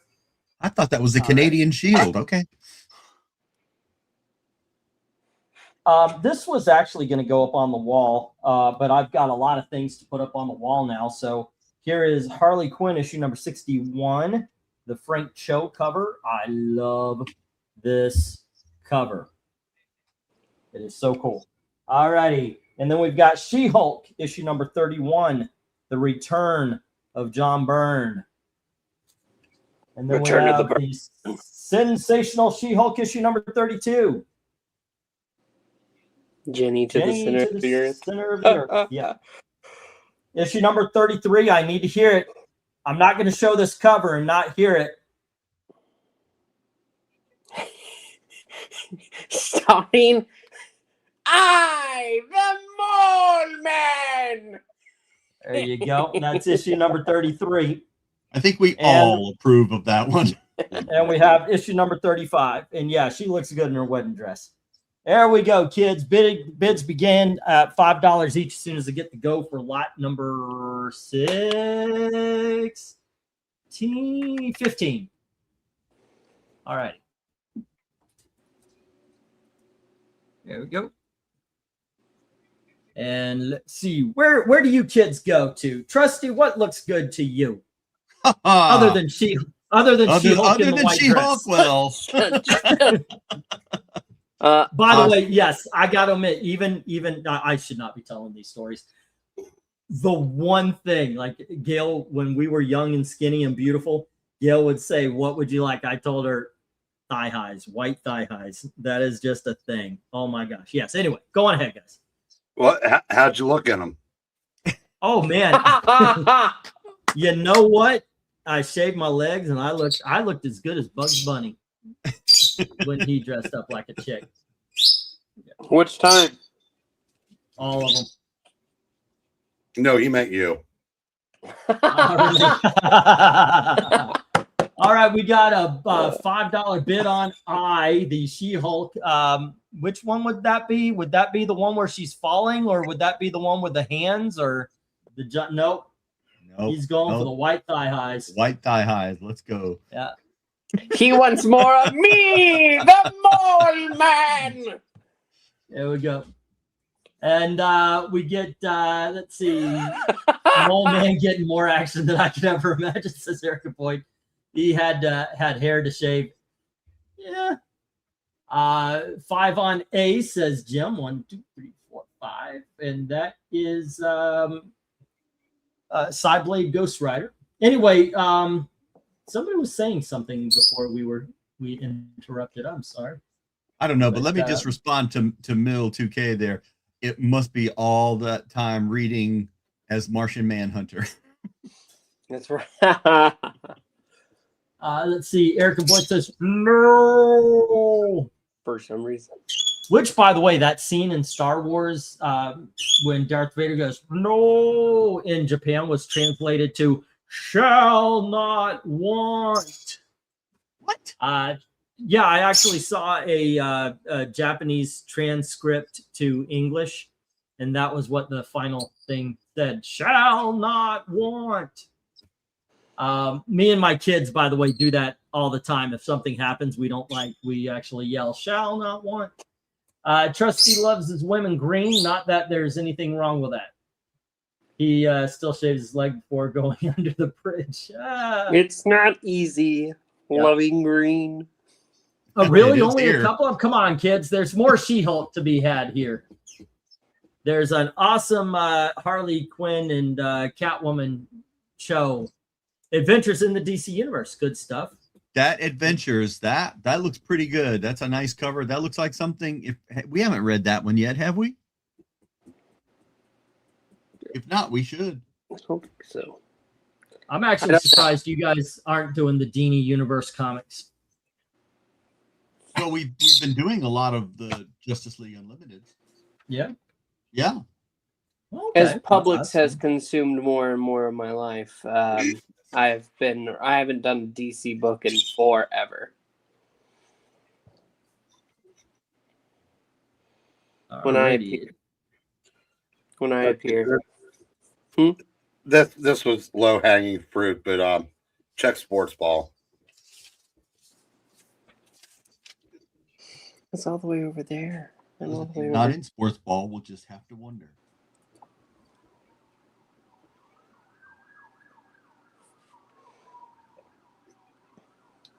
Bilbo. Okay. Nothing cooler than casually walking away after blowing something up. That is funny. That was funny. I will put the Superboy into next week's regular auction. We will have an auction of what I call a one boxer, probably on Wednesday. I want to say it's going to be low grade silver and gold books. Some of them are coverless. Some of them are coverless. Some of them are torn up. There is not many books that are going to be above $3. There is one book that coverless is worth $100 to $150 from what I saw on eBay, but I am of a mind to put it on my wall because I don't think that's ever going to I don't think that's ever going to be in my hands again. Tell you the truth, but I'm not going to say what it is. I want to show it off on that day, or tomorrow I'll just do an unboxing, and on Wednesday we'll do the what am I saying? Auction. Yeah. All right.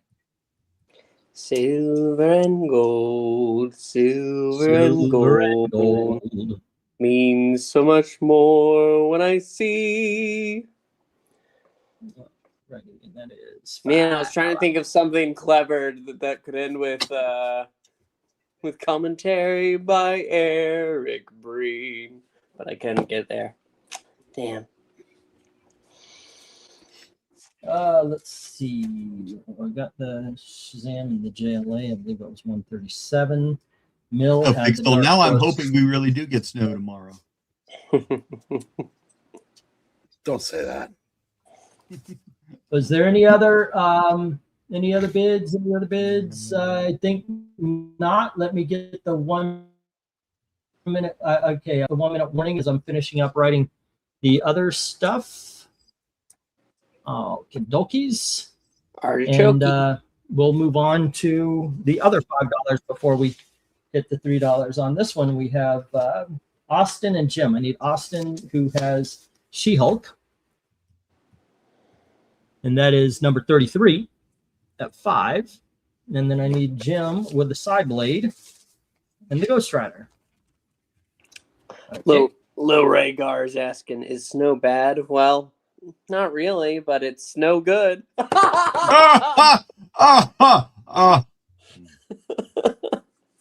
Yeah.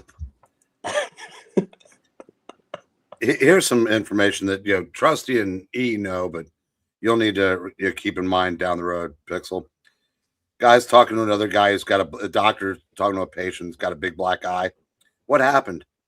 My wife blamed the dryer for her clothes not fitting, and I merely suggested I thought it was the fridge. Oh, yes. All right, let's get the stop, and I will get these down. We'll get the next round up. Okay, so I'm hearing what you guys are saying, get the sexy She-Hulk covers. Okay, we got that for Austin. And wait, Jim had the side blade Ghost Rider, everything else into the reject box. Rhaegar, I don't know if I like what Reject sounds so depressing. Let's just call it the re-auction box. Yeah, the restock box. The second chance at love. Second chance box. There you go. Some of these I am actually looking at doing that. Some of them I think like the lots. I don't think that's going to go like a whole bunch of those Ultimate books. I don't think people are interested in the Ultimate Marvel books anymore. Here we have Atari Force issue number 1. Oh, that's great. This was made for the video games and such. There you go. Then we have Name- What If Thor and the Avengers Had Battled the Gods. That's issue number 25 of What If. And then we have Invaders Fighting. This is issue number 36 of The Invaders. And we have issue number 37 of The Invaders. There we go. We have issue number 10. Or I'm sorry, wrong one. I was looking at issue number 23 of Ms. Marvel. And we have issue number 32 of Jughead. Now, this is old as F. Okay, this is like a 1960, maybe a little bit early. It is still 10 cents. Alrighty, this should have been a big dog, but just too many cover troubles, kids. Damage. Yeah. Then we have E-Man number 1 from First Comics. E-Man. Oh no, E-Man. E-Man, yeah. England Generation team, X. man. Generation X versus Gen 13. Maybe this is the cover that Jim was talking about. But there you go. And we have Sea Devils issue number. It's either issue number 2 or issue number 20 something that got cut off. I gotta check that out. Hold on. Okay, so we have Tubby. God dang it! I didn't take. Okay. I thought I had taken the tags off of everything. There we go. We have Marge's Tubby, and this is issue number. Well, here we go. It's Marge's Tubby. There we are. I am going to check on this other book. You guys, I'm going to start this at, it is lot number 18. What are we on? We are on lot number 16. All right. Ooh, I got to get quicker about these lots. Go for lot 16. Okay, as I check out to see what am I actually holding here. All right. So where do you guys go to? Pixel, what looks good to you? I didn't know that they put you on a cover like that, England team. That's you when you were younger. Ah! Look, hey, I Wait, is that appreciate E-Man or that. Tubby? I appreciate that, Yes. but that guy is obviously red-haired. I had blonde hair, but I lost my. If it was bald, okay, yeah. And then, of course, in my teen years, you have Ms. Marvel representing me. So there you go. You were confused then.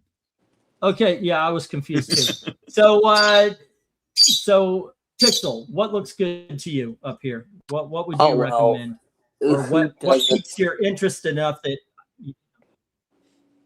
There is absolutely no doubt in my mind that if you pick up a Jughead, you'll have something to enjoy. All righty.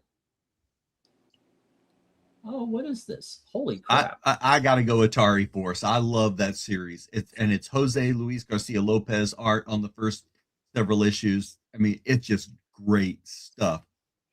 Having said that, B and E also look good to me. Okay, so this was trimmed, so the number got cut off. This is issue number 27. The reason I have it in the $5 books is the stain on the. It looks like it's not water. It's not raised or anything. It just looks like somebody sat something on it at some point in time. But there you go. That's issue number 27 of the Sea Devils. All righty. Well, as soon as I saw issue number 2, I went, "Oh yeah. That's it." Alrighty, so right away we've got 5 on F. Eric, what about you? What do you like on the board?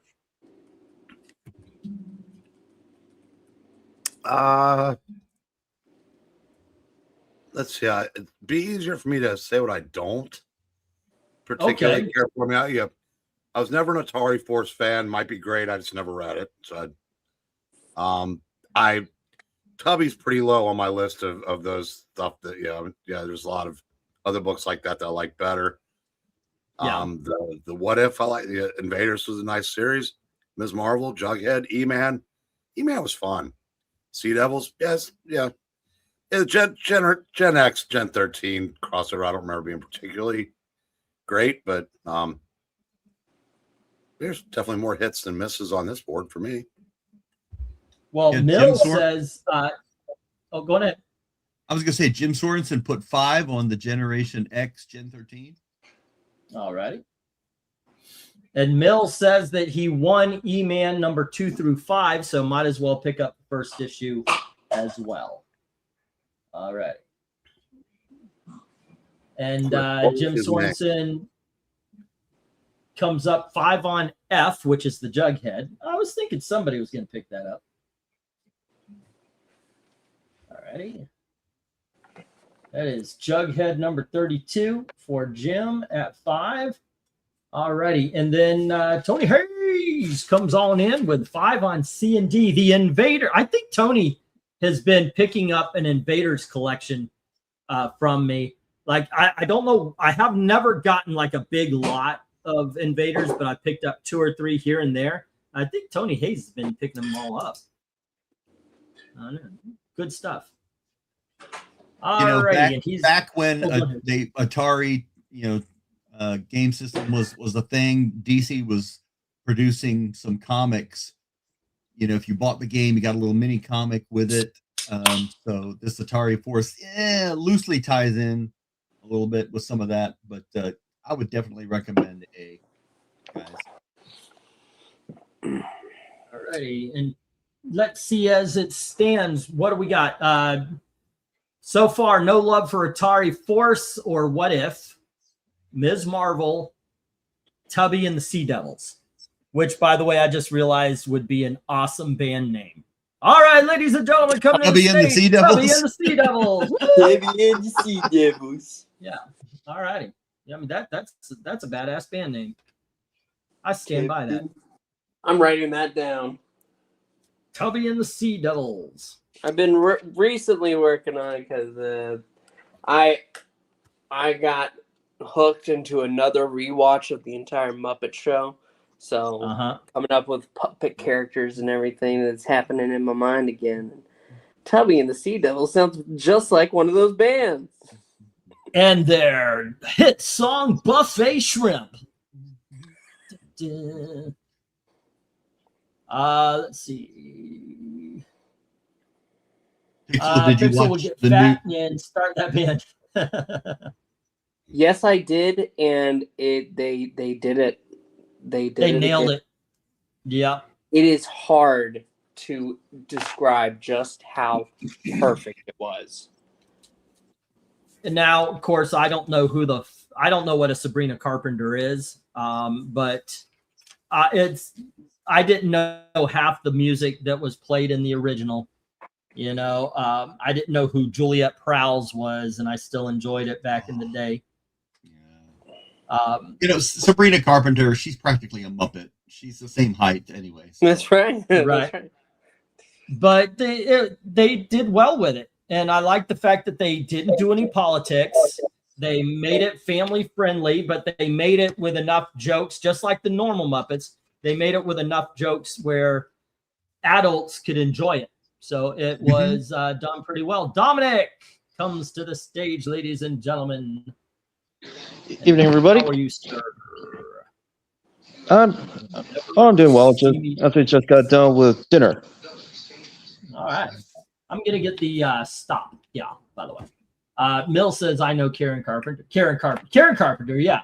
Christina Carpenter, not quite so much. All righty. Let's get the stop. Yeah. What was it? What did I say? Sabrina, not Christina. I don't know who Christina Carpenter is. My boss was a Jewish carpenter. Erica Boyd says, Juliet Prowse. Did anyone tell you mention Juliet Prowse? Nothing beats a great pair of legs. By the way, the Muppet Show made me have a crush, more so than Sesame Street. The Muppet Show made me have a crush on Rita Moreno. Just saying. Because she did this. More than the Electric Company? More than the Electric Company, yeah. But there was this number she did with it was a kind of Marquis de Sade kind of thing. Dance, I remember. That has always stuck with me. All right, no love for the Atari or the What If. No love for Ms. Marvel or the Tubby or the Sea Devils. Those hit the reject box, kids. Never thought I'd hear Marquis de Sade and Sesame Street in the same sentence. I know, right? But let's see if I can remember this. Tony Hayes has both Invaders 36 and 37. Jim has the Jughead 32 and the Gen X. And Mill has E-Man number 1. Alrighty, let's get to some $3 books. I do believe I've got $3 books next. Who wants their teeth done by the Marque de Sade? Ooh, that hurts. Wait, I'm not numb. Shut up. Here I come. But I remember loving Juliet Prowse in Elvis's GI Blues. I recently rewatched Little Shop of Horrors on Tubi, and it still holds up. All right.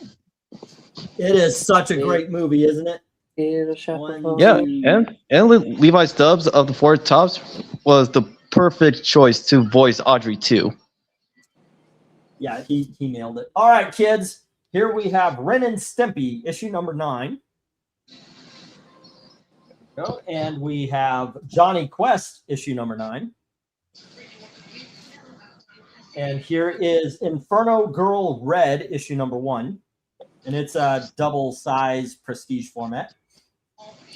And we have Mr. X from Caliber Comics. That's issue number 1. Then we have the Archie Comics Presents Love Showdown Collection. All right, it looks like it's a prestige format or a trade paperback of some sorts. But it does have, as you can see, spine trouble. It looks more prestige than a trade paperback. Yep. Doc Frankenstein book 1, and this is by Burly Man Comics, I guess. Huh? And then we have Star Wars X-Wing Rogue Leader, issue number 1. We have Star Wars The Empire Strikes Back, and this is issue number... It says War of the Bounty Hunters. So it's book 4, War of the Bounty Hunters. But it doesn't have a number for The Empire Strikes Back, but it is IG-88's action figure cover. And we have Star Wars Droids, issue number 6. And we have Star Wars Droids, issue number 8. Bidding begins at $3 each as soon as I get the go for lot number 17. All right. And it took Mr. X several years to finally be reprinted and collected as a series of omnibuses and trade paperbacks. So what is it about? Let's see. For Mr. X. Oh no! I was surprised, but Mr. X actually didn't start out with Caliber Press, but actually started at Vortex Comics. But it tells the story of the titular Mr. X, who is hold on. All right, so Mr. X, as he claims to be one of the architects of the city that the series is set in, and he believes he must fix the errors in its construction. He rarely sleeps thanks to a drug he engineered. With him, he's pretty much a hard-boiled detective that solves a variety of mysteries.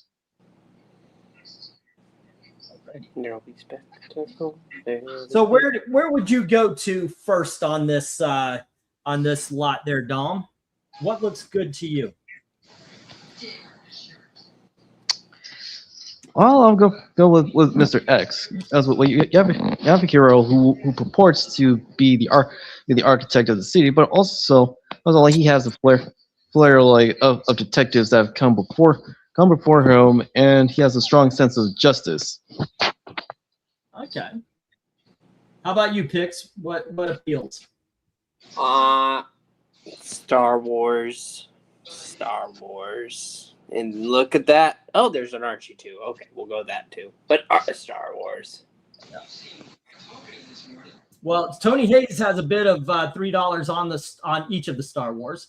Englantine, I think Brian 3882 is wanting to bid, but my explanation is not that. Oh, was there a question? There was a question as to whether Brian was bidding on the Atari Force from the previous lot, but we haven't gotten an answer yet. Oh, okay. No, okay. So here's what we do here, Brian. So in order to bid on the Atari Force, I'll put you down for it, man. No problem. But we would go put the $3, and you either write out Atari Force, just like so, or you would put $3, and I believe the Atari were they 3 or 5? And you would put $3. Like right now, if I wanted to bid on the Ren and Stimpy, I'd put $3, and then I'd put A, like that. Because we do use letters as a shorthand. This is the letter. This is how it pans out. I know it's not completely even, but Ren and Stimpy starts at A, and then Archie is E. And on the bottom, you've got Doc Frankenstein at F, and then Star Wars at J. When I'm writing down stuff, I usually look for numbers first. That's why we put the bid number first, and then I know to stop and look. But for right now, if you are interested, I will put you down for $3 on. He said no thanks. Okay, all right. Yep, we just wanted to make sure everything was clear. No Brian. problem. Let's see. The one thing I know about X is that he gonna give it to you. All right. England team. Gonna give it to you. All righty. Let's see. For right, I got you at 181 as well, Mill. There you go. All right. But if you do see something, feel free to bid. If you don't, feel free to join the conversation. All righty.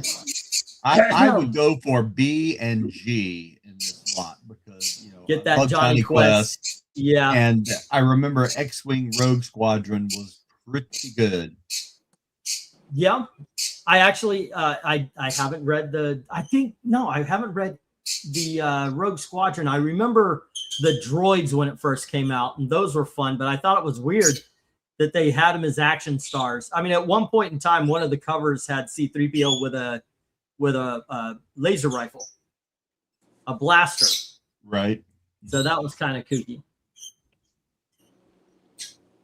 Am I writing a stationary? No, what you're hearing is my my bird. He's actually the mascot of my channel is my first bird. His name was Twiddles. But what you're hearing is Pistachio. He hears me talking. He's trying to get my attention. So yeah. So that's what's going on. KK, thanks. I'll send that. Well, thank you, Mill. Appreciate it. All right, let me get the 1 minute warning here. There we are. Yeah, he was quiet for a while, but then okay. You know what? I see what it is. Goodbye. All right. I don't need that kind of shit. Okay. Wow. What I miss? No, I don't need negative. Just he was wanting to start a fight. I don't want to start a fight, so there you go. It was just digs. So Okay. You know what? Eric and Boyd put 3 on F. All right. Eric and Boyd put 3 on F, which is the Doc Frankenstein. I'm trying to be nice, welcome somebody new, and he's just taking digs. Why are you on a stationary? And then he, as I'm explaining, I don't care.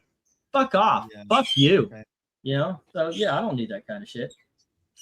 We started to watch the Oscar Isaac, Guillermo del Toro Frankenstein tonight. We got about halfway through it. My wife said, I don't think I can watch the rest of this right now. It was a little too gross. Hey, Summoner, what's up? I started watching. I'm chill. It's just like I said, I don't need the negativity. I am in a good place right now, Summoner. I appreciate everybody who was stuck with us as me and Gail were struggling in the place we moved to first. Right now, we're in a comfortable place, And I don't want that kind of negativity. I don't want it from myself. I don't want it to come from others. I mean, if you're not interested, have a good day, go on. But the guy was he was trying to start a fight. And I don't need it. I don't need that anymore. You know, I'm to an age where I don't want to get myself riled up. And by the way, guys, I'm also waiting on test results because I've had a couple of signs that let's just hope I do not get that gift that is going to keep on giving until it takes everything. I don't need other stuff in my life. Okay, so yeah. All righty, kids. Yeah, do you know, by the way, they got a shot now. It's a blood test now. It's not hello Moon River. Yeah. All right. Here we go. Let's get the stop here. All righty. There we go. And by the way, I talk too much. I haven't told my parents about that either because I don't want to worry anybody in the family until there's something to worry about. What do we got here, kids? Exactly. What do we got here? Doc Frankenstein with Eric and Boyd. Is there any other bid? Oh, Tony Hayes had the Star Wars. Yep. All right. It could be something very simple. You know, I could just have like a kidney stone, but then again, it could be something not very simple. And I'm hoping for the kidney stone, which nobody ever said in their entire freaking lives. I still remember that one live stream of Mike S. Miller's. Yeah, he told everybody that he was one of those people who was very susceptible to having kidney stones. And yeah, he got up in the live stream, left for a little while, came back and said, yeah, just passed it.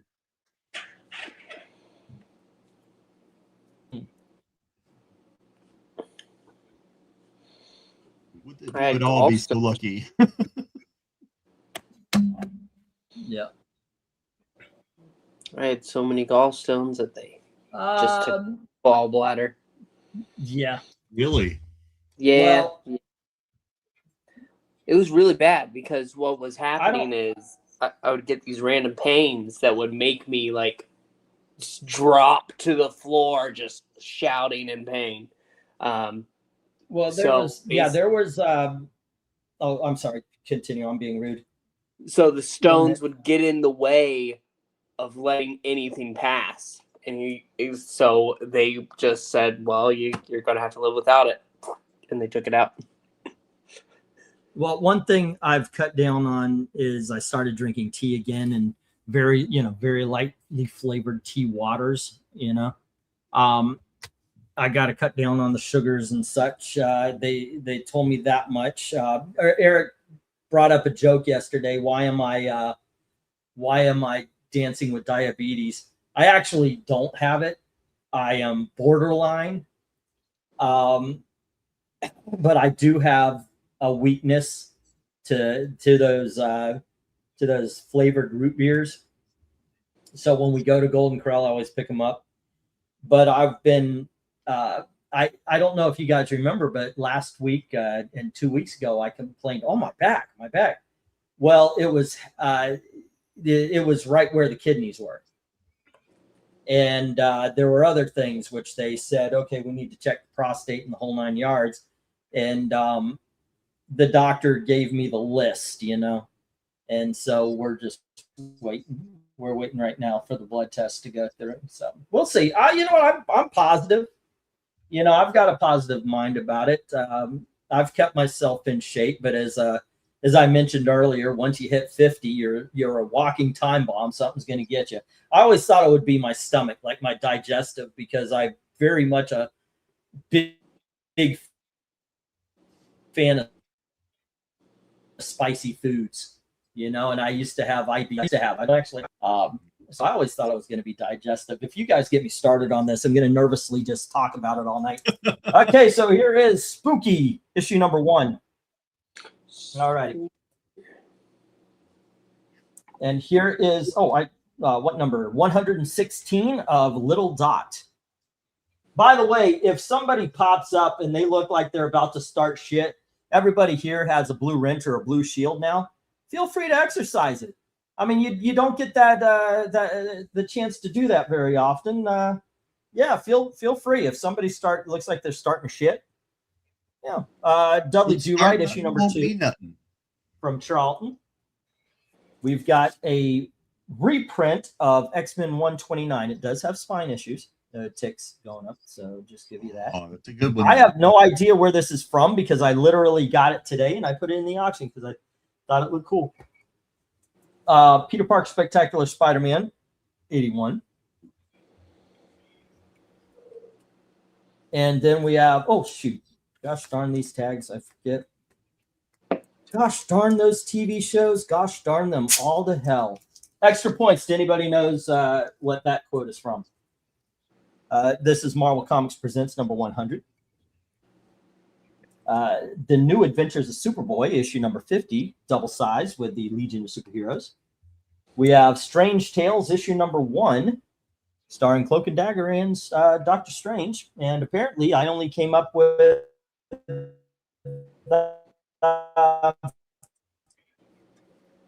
9 of them because here's Marvel number 70. Okay, let's get to go 19, I think we're on.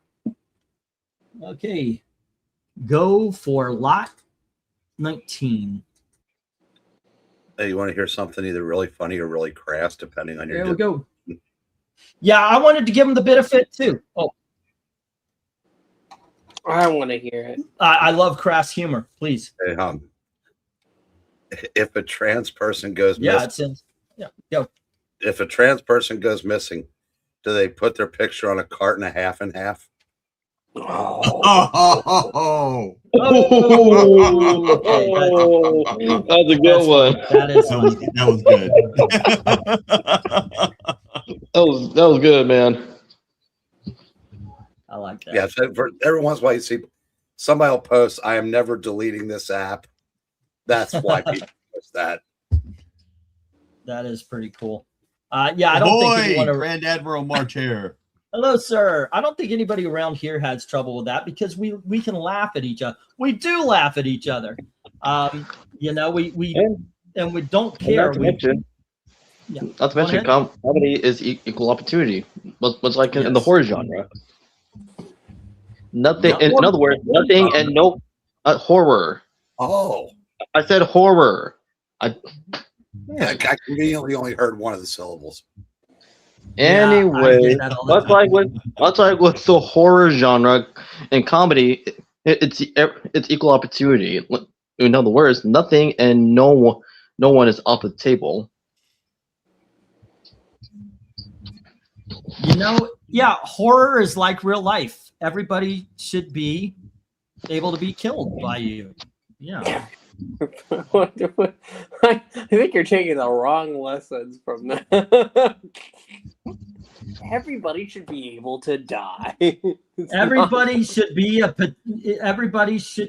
a potential victim for your rage. Otherwise, you're just a racist or a sexist. You can't take that shit off the table. Oh, very much. I mean, the good news is, like the comedians, the veterans, and even the young bloods was like they're standing up to censorship and political correctness again, as the veterans have done before, even before them. Alrighty, let's see what we got. Eric Boyd, how did you enter then? My key is fingerprint. Okay. Dang, I love Dudley Do-Right when so did I. By the way, I like all of those. Who was it? Who was that studio? Rocky and Bullwinkle, Dudley Do-Right. Tony the Jungle gives $3 on Pee-wee. Pee-wee and Sherman. And it's thanks to the movie where Brendan Fraser actually played Dudley Do-Right Well, he introduced me to the character. Oh yeah, that's how my children did. Oh, you guys are around the same age. My daughters, by the way, I taught them about movie magic. I caught them watching a horror movie. I was watching it and they were like behind me. I didn't see them. Something happened. So like, oh, so I showed them the making of, and I told them about movie magic. And Ashley comes up, Dad, I found some movie magic. And I said, really? What is it? And she goes, Dudley Do-Right and George of the Jungle are brothers. Exactly. Yes. and then they found out that the guy from The Mummy was, and they wanted to see that movie so bad because they were all brothers. The guy from The Mummy, Dudley Do-Right, and George of the Jungle, all of them are brothers. So they wanted to see The Mummy. I took them to see The Mummy.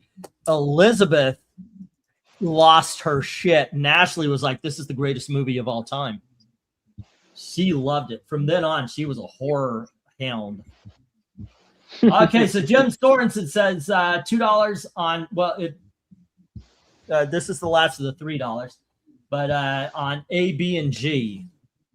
And that is Spooky, Little Dot, and Superboy. So these are 3? Yeah. You lost their little icon up in the corner.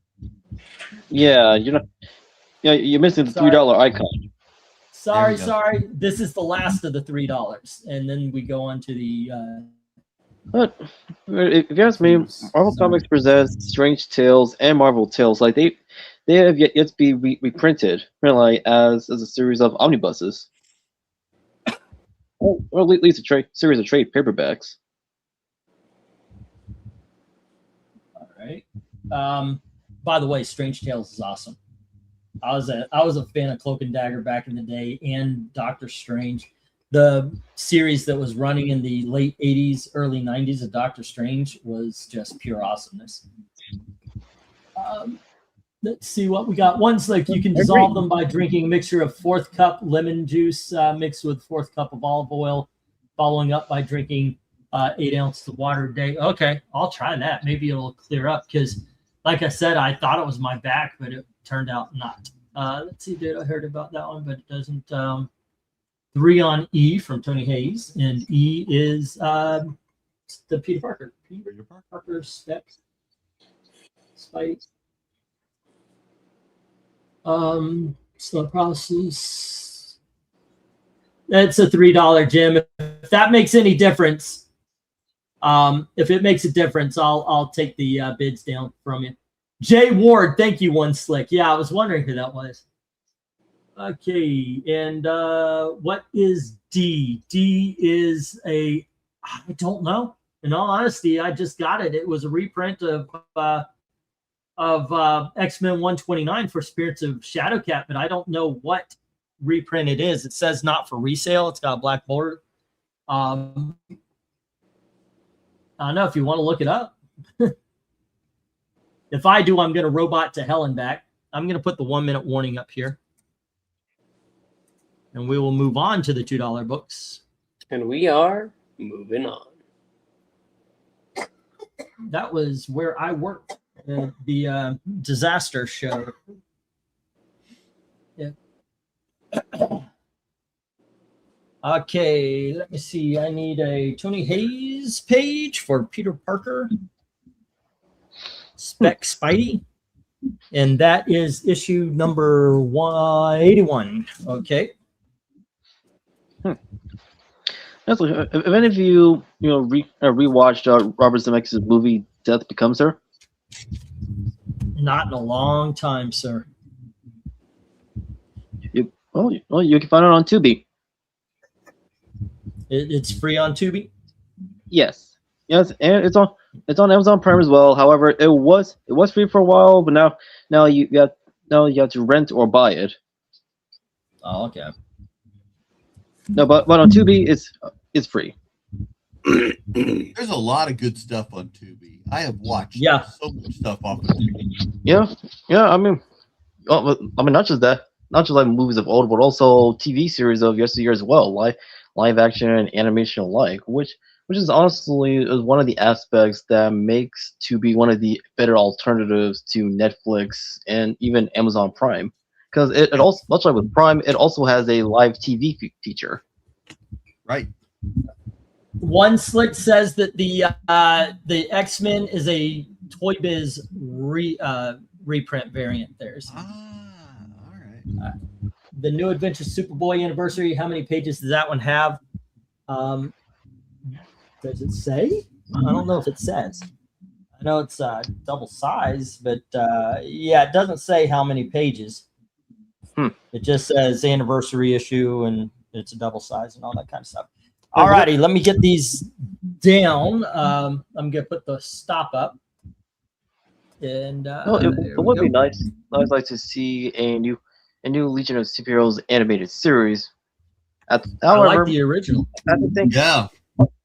Oh yeah, no, and it's a shame that the anime series didn't get renewed for season 3 because it was left on a major cliffhanger. All right, so Spooky Little Dot and Superboy is with Jim, unless he asks me not. Then Peter Parker Spectacular Spider-Man's with Tony Hayes. Everything else Good choices. is in the reject box. All right. Well, I was saying, the animated series from the 2000s was done really well. Well, and the finale for season 2 set everything up for season 3. Yet it got unceremoniously canceled.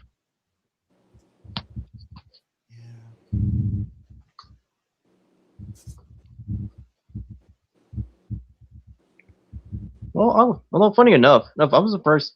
Okay, kids. Speaking of Legion of Superheroes, we have Legion of Superheroes issue number 27. There you go. This is the Baxter issue run. This is issue number 28. Issue number 29. Here is Legion of Superheroes issue number 30.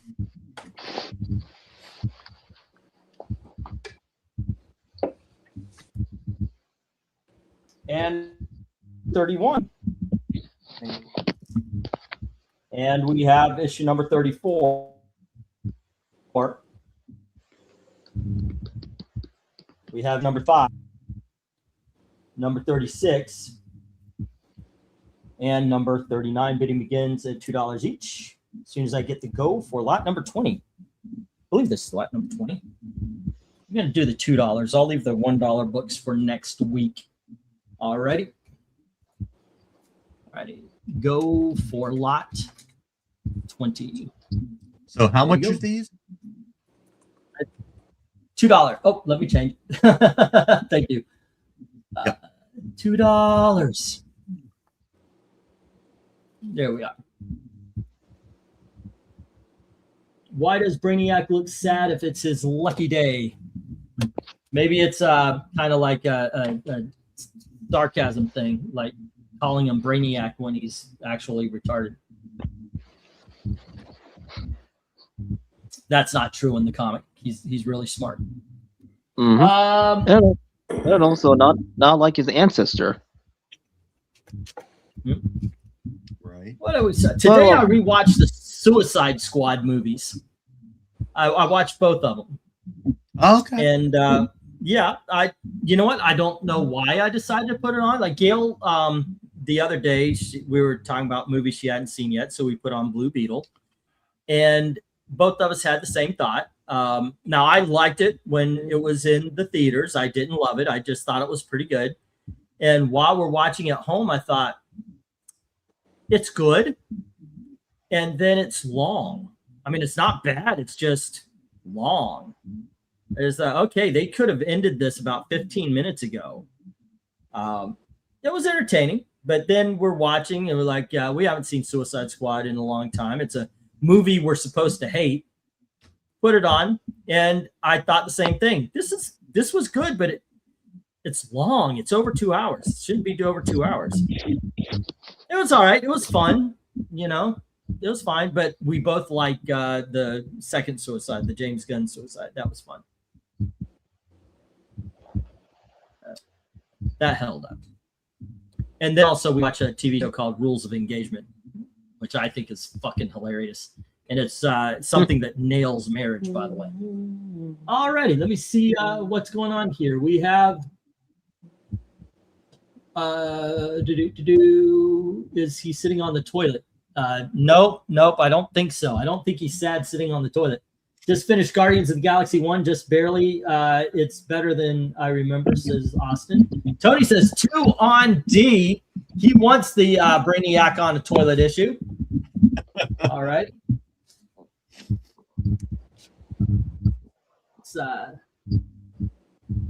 And that is Losh number.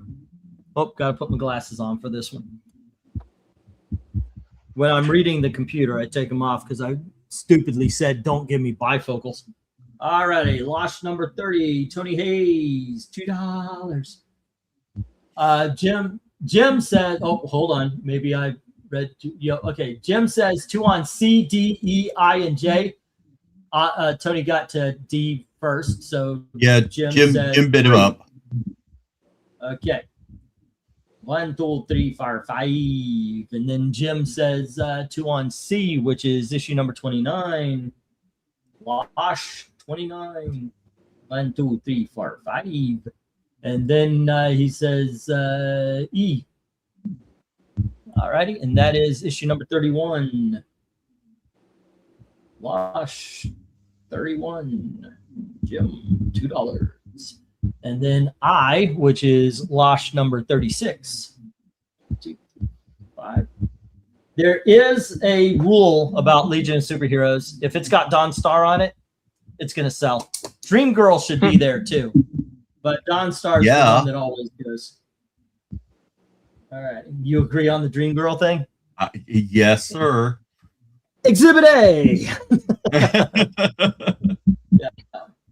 Shiny. All right. Let's see. And then it was J, which is issue number 39. Okay. 1, 2, 3, 4, 5. Wash 39. All righty. Let's see what else. I know I'm supposed to like James Gunn's Suicide Squad, but I just really don't. You know, I've heard a couple of people saying the same thing. They didn't like the humor and all that kind of stuff. I enjoyed it. And the greatest line in any movie of all time. This is Katana. She's got my back. Her sword traps the victims of her enemy, just like mowing the lawn. I will never. Yeah, it's a really bad line, but it was entertaining film. Go on ahead, sir. Oh, I was just saying I like the James Gunn Suicide Squad. Yeah. Let's see. 1 minute warning. I'm going through the movies, the DC movies and everything. I haven't watched them in a while. I want to watch the what was it? The DCU. Yeah.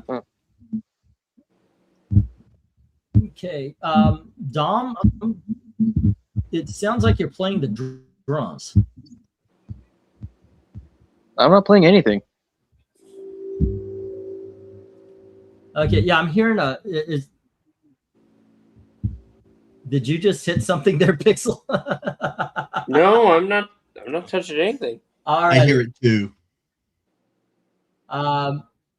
Let's see. I just realized Yondu totally knew Peter swapped the Power Stone as soon as he told him not to open the orb.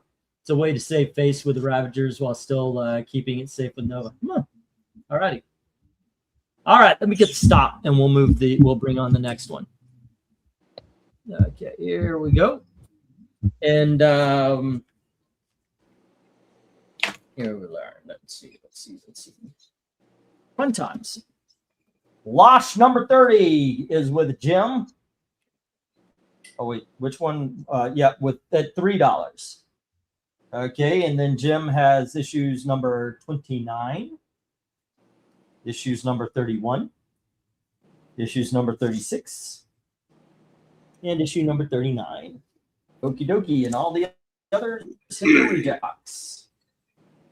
Hey, fun times. Where's my $2? Here it is.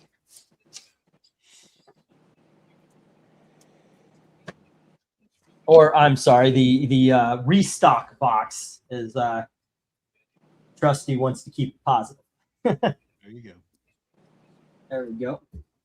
Let's see. 1, 2, 3, 4, 5, 6, 7, 8, 9, and 10. We have Superman, Blackest Night Superman, issue number 3. And we have Superman, the Phantom Zone, issue 4. And here is Supergirl plus The Power of Shazam, which is Mary Marvel. We have Superman issue number 74, part of the Death of Superman storyline. And then Adventures of Superman issue number 433. And we have issue number 430. Whoop, hold up. Got to take up 58. I don't think I have these in order. Oh, well. Sorry, guys. Issue number 437. And issue number 31 of John Byrne's Superman. With Mr. Mixel. I don't think that's issue number 358. And issue 758 of Action Comics. Bidding begins $2 each. All righty. Oof. As we go for what? This is this slot 20? No, this is 21. Okay, so we can end this anytime now. All righty, go for lot 21. I've got some Justice League after this, I think. So I could stop it. Yeah, I think that'll be okay. No, I'll do one more. Nah, we'll stop. We'll stop this. This will be the last lot of the night, guys. This is lot number 21. There you go. See if there's any interest in. Get to well, I always recommend the Adventures of Superman run when Ordway was doing the artwork. He's my favorite Superman artist. This is a great period for Superman. Jim says D through J. All righty, leaving the Supergirl, Phantom, and the Blackest Night. I really wanted Ronan to survive. He was menacing. A lot of villains could be like that. What was it? Loki's the only one that lived? Okay, you know what I'm going to do? I'm going to put at least you got to see Ronan again in what was he in? Captain Marvel? Captain Marvel. We all loved that one. By the way, you want to talk about doesn't hold up. I told Gail, I said, well, you haven't seen this one, and we put my Captain Marvel on. About 10 minutes in, she goes, "This sucks." There was no. She was like, "I'm done already." All right. Hey, Tony put $2 on A, B, and C. Okie dokie. And so the entire lot is done. Gonna finish strong. All right, 167. Yeah, there's some sort of reverberation. I think it's coming from Dom there. I don't know what the audio is doing. Yeah, I think there's a reverberation coming from Dom's microphone for some reason. I mean, it didn't happen, and then it happened. So, I don't think it's anything he did or anything. So it's just weird when stuff like that just pops. You're not expecting it. All righty. Let's see. It's 2, 4, 6, 8.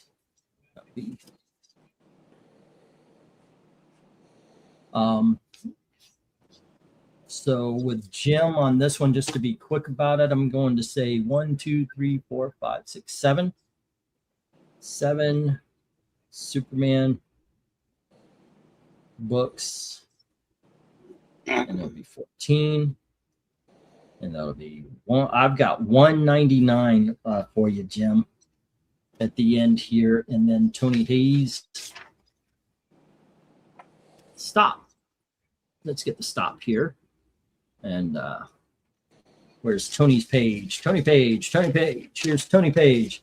And it is B in Soup 3. And it is Phantom Zone 3. And it is Supergirl Plus. Alrighty, and that is right now, that's 67. My pen is out of ink. All right. Must be because the bird killed it.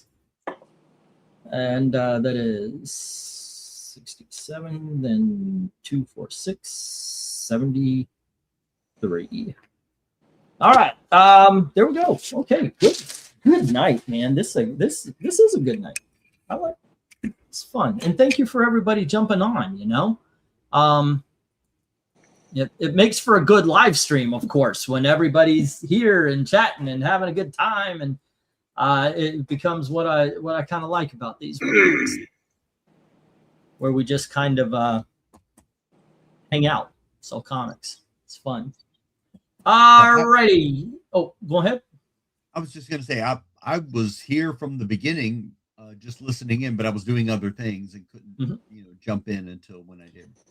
I appreciate it. I wasn't in any kind of panic. It's just when one slick dropped, it was like, yeah, let's bring somebody in, keep the conversation going. Alrighty, and I certainly appreciate Dom and Pixel jumping on. Pixel's not a usual guest on our Saturday nights. So I'm a very, very busy man, and by very busy man, I mean slaving away at Publix. Right. Tony Hayes had Predator Race War issue number 3 for $1, Justice League 173 for $1, the Star Trek lot for 20, Shaman's Tears 1 through 3 for $4, the Transformers number 0 for $3, G.I. Joe Transformers number 1 for $3, Daredevil 186 for $3, Batman 440 for $3, Logan's Run number 1 for $8, Invaders 36 and 37 for $3 each. These are all $3. Star Wars Rogues 1, The Empire Strikes Back, Droid 6 and 8, Peter Parker Spectacular Spider-Man 81, and these are the $2. Black Knight Soups 3, The Phantom Zone number 3, and Supergirl Plus Mary Marvel or The Power of Shazam for $2. I'm sorry. Those are all $2 books, and I've got you down for 73, Mr. Tony Hayes.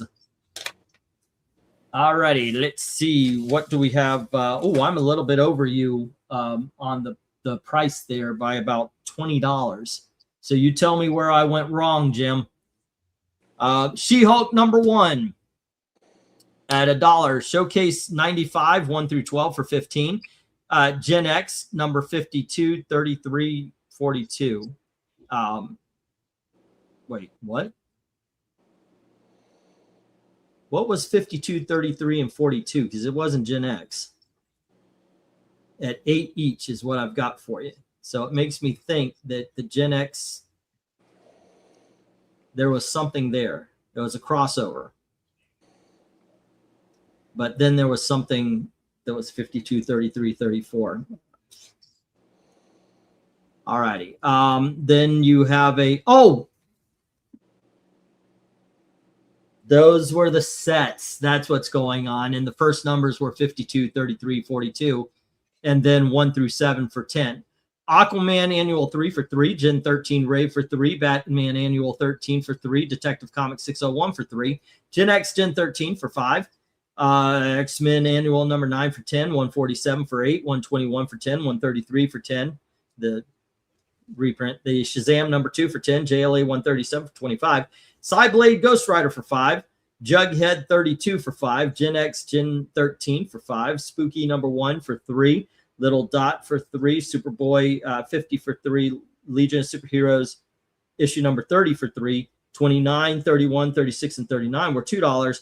And then the 7 Superman books at the end of the auction was 14 for $1.99. That's what I've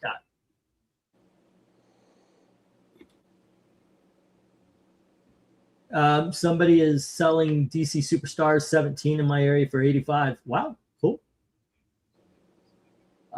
So yeah, tell me what I messed up there, sir.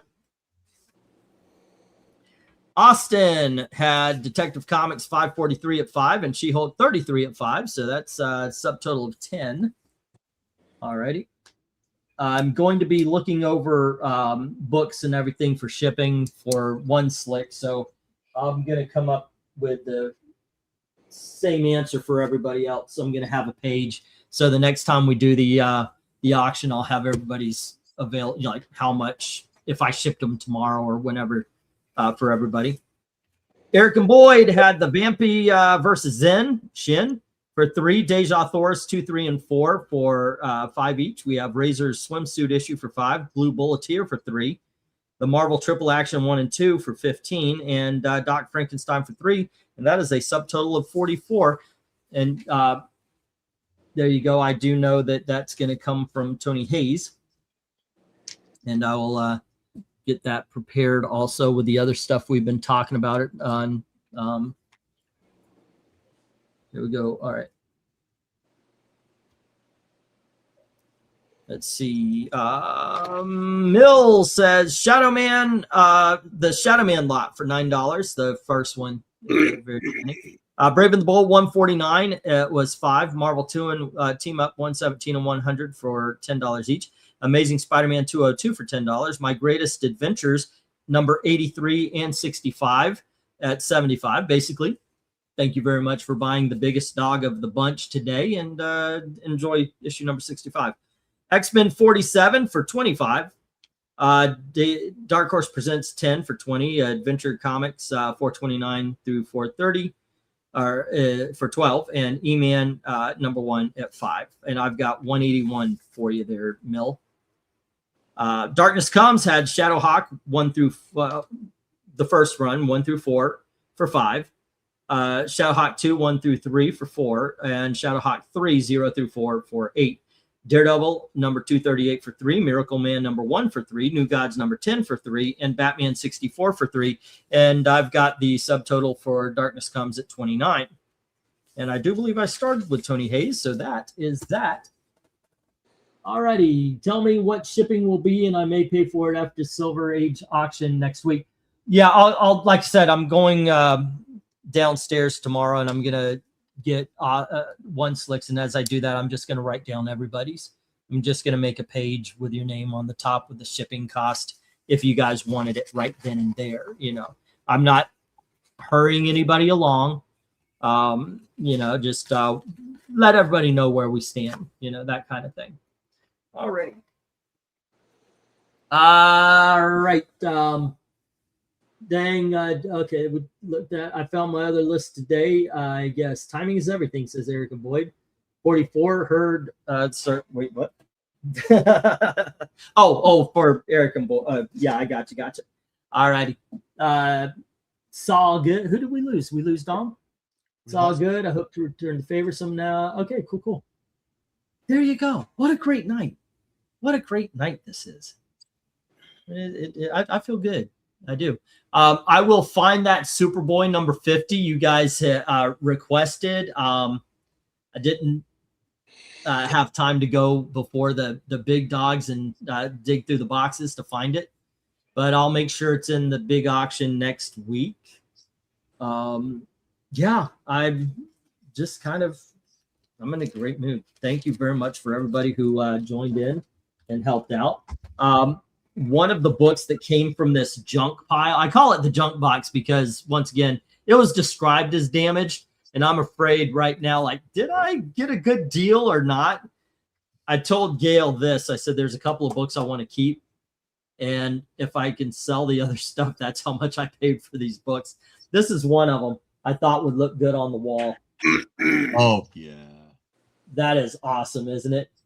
The front cover's detached and it has no back cover. So, you know, but it presents well in a frame, you know. There's a lot of coverless books. There's a few that have been torn off at the top. If a book looked too trashed, what I did was I put 2 of them in a bag, one on the front, one on the back. That's going to be $1. I don't know what to do. I've got a pile about yay big. There's no identifier. It's not complete. So for a couple of them that I think is worth it, I already threw away a couple that were like, I swear to God, I got a Hawkman. It was Hawkman number 9, but it was only 6 pages. It's probably the entire Hawkman storyline also, but yeah. the first appearance of Carol Danvers is only the Captain Marvel story out of the Marvel superheroes. So that's going to be like $2, you know, that kind of stuff. So some of these are really wrecked. But on the other hand, I got a coverless Batman number 72. You know, and a couple of really good books, like the first appearance of the Enchantress and Executioner, you know. Let's see. I wasn't even going to watch tonight because of a few things, but I'm glad I did. Well, I'm glad you were here too. Let's see. Twitter, Tony Hayes, I hear. Okay. Anyway, guys, what else is going on? We're so glad we had this time together. Just to have a laugh or a song. I'm glad one person in this entire chat got that.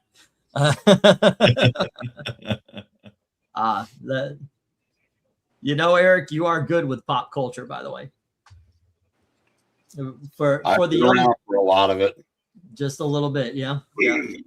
You got it right, Trusty. Oh yeah, if you get a chance to read the book that Carol Burnett wrote about the making of her show, do it. It's an excellent read.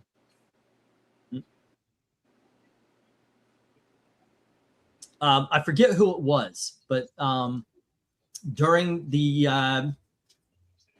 outro, like she would do a little bit at the end of the show, and then before or as she said goodnight and everybody was applauding, she would tug her ear. Yep. And it was her saying hello to, I forget, but her mom. Yeah, her mom. There you go. Yeah. Dude, I want to follow you and communicate with you, bro. Okay, they're talking about, is the Batman 72 complete? It is, Michael Taylor. It is. There's a lot of complete coverless I put on for $1 just by themselves.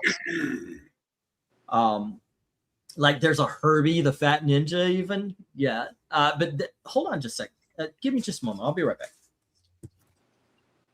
Yeah, but the whole story about how Carol Burnett met Vicki Lawrence is really great. I can't remember everything. Didn't Vicki win a lookalike contest?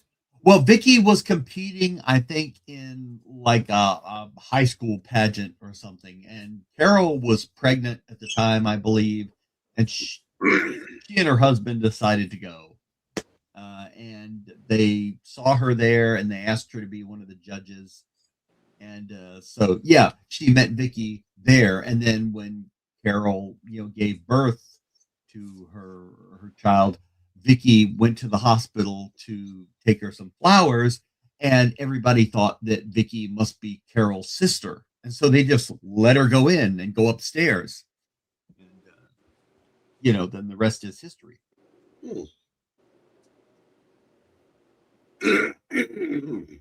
And you know what Lyle Waggoner did? What he came up with his business after the show? You know what he did? I know he went. I know he was very successful, but I don't remember what it was in. He started a business where he would make custom trailers for actors to have on movie sets. Oh wow!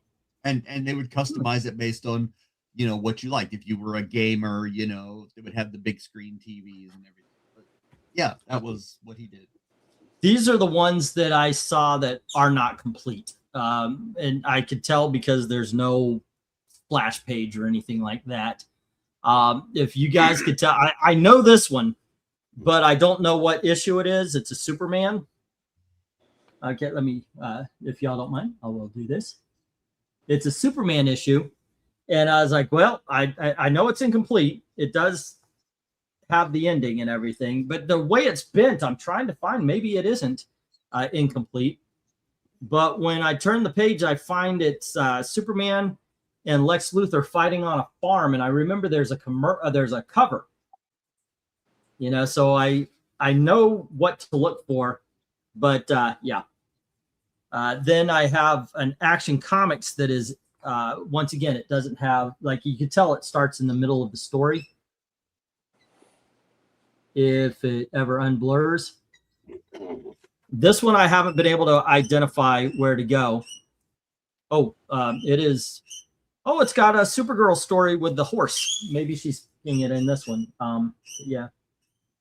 But I can't tell what this is. I tried to look at the advertisements and maybe I could figure out what it is.